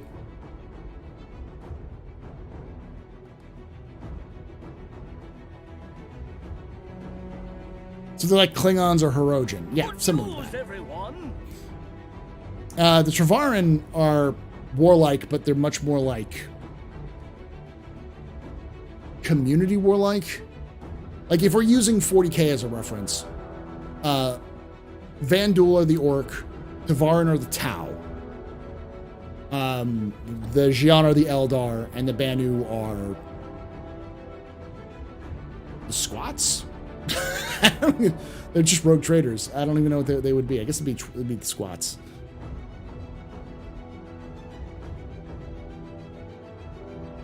You worship knives, Bonnie? All right, y'all. It's getting late. It's past 4 hours of streaming. It's in New Days.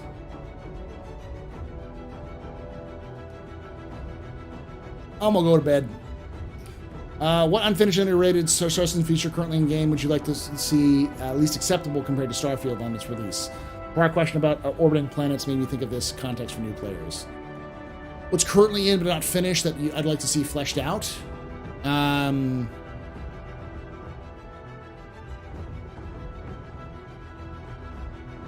Scanning.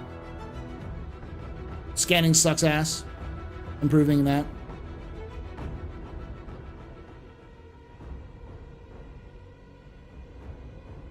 Yeah, I mean, I'm not saying it's easy. I'm just saying it's possible.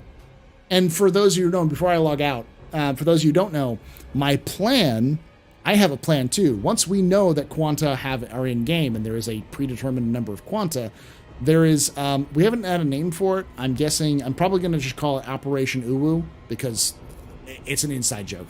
It's hard to explain. Go watch Lore Citizen. It's explained in Lore Citizen. But my goal is to get a group of players together and control Loreville. I don't mean control Loreville like control it. I mean invade it. Bust through the gates. Kill all the security. Run to, go to the different districts. Go to the central business district. Kill every single security agent that comes through until there are no more security agents that can spawn in Loreville, and we effectively control Loreville. A straight up revolution against the Hurstons.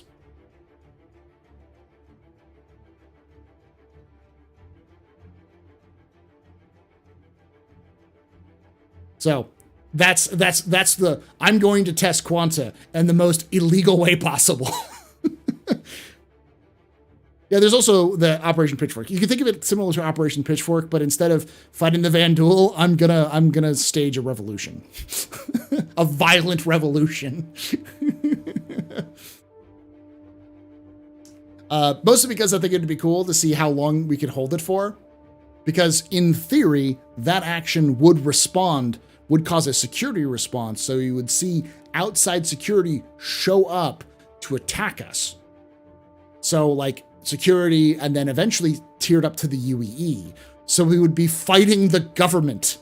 The government would show up, probably even land troops, bombard us. We'd have to go dogfighting, go fight off Bengal carriers.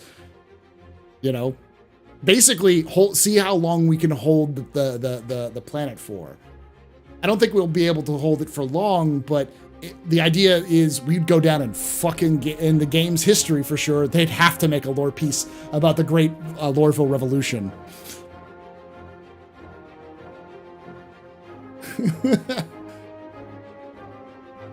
I'm cool. I'm military cool. Yes.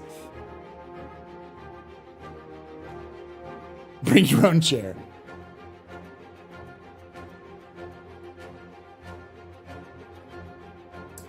Mostly because the idea of rushing the outer gates with tanks and transports and blowing up the outer defenses and rushing inside and trying to control those regions, just awesome.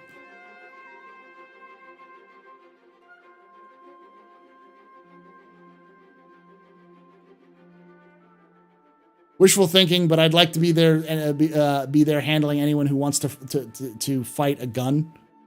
Yeah, there we go. We'd need logistic support. We would need people who just keep track of the weapons and ammunition we have, people who are medics, people who are securing the back ends, people who are repairing the vehicles and all that sort of thing.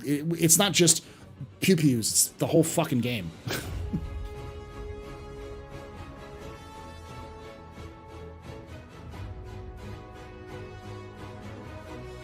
When I was born in Grimmax, is that even my fight? It's only up to you if it's your fight or not.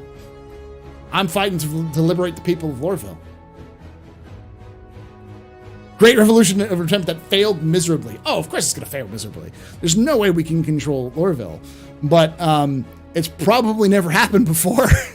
An armed revolution against the Hurstons has probably never happened before. Especially if it forced the UEE to get involved, it would be a major embarrassment to them.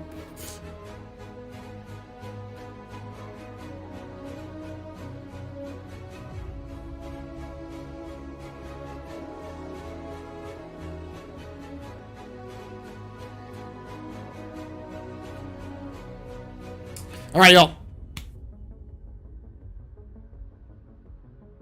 I mean, have you seen the worker zones in Loreville that treat them like prisoners? Yeah. Anyways, thank you all for watching. We're going to be back tomorrow for some ISC. We're going to watch ISC before we go into Dark Tide. We'll start around 8 p.m. Eastern, 7 p.m. my time. And then after we do that, we're going to go into Dark Tide. We'll play for a couple hours. Then after that, on Saturday, we'll be starting with Dark Tide. We'll see how it works out. I'll probably, I might be a little late. I'm going to try to shoot for like 1-ish.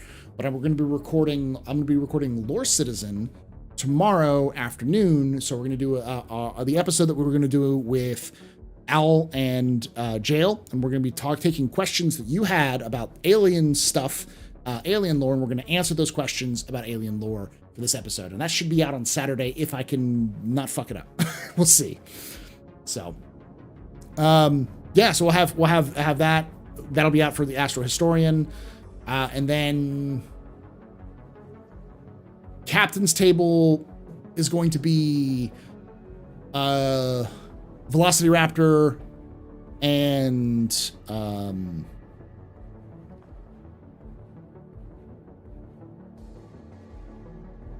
up real quick.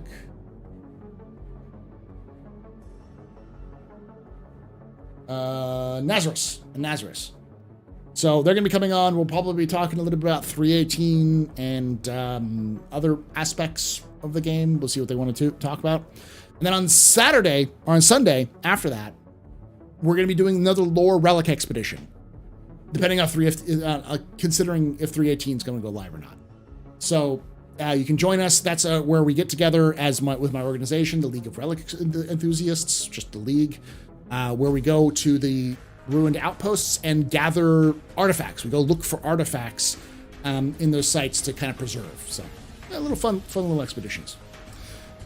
Thank you for watching. Make sure you hit that subscribe button if you're watching this on YouTube. Make sure you hit that like button. If you're watching this on Twitch, hit that follow button. If you enjoyed this content, we do this kind of stuff every Thursday. We do gameplay as well. We do lots of other stuff. So hope to see you around. And like I said every time, hope to see you someday in the black.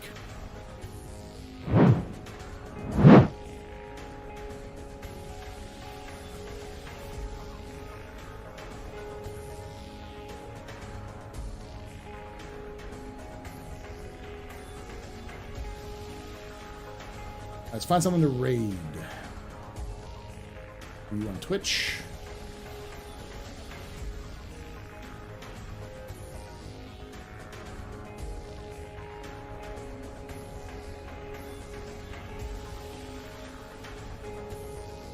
None of my friends were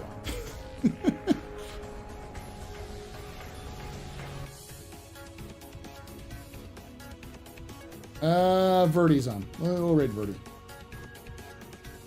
Verity.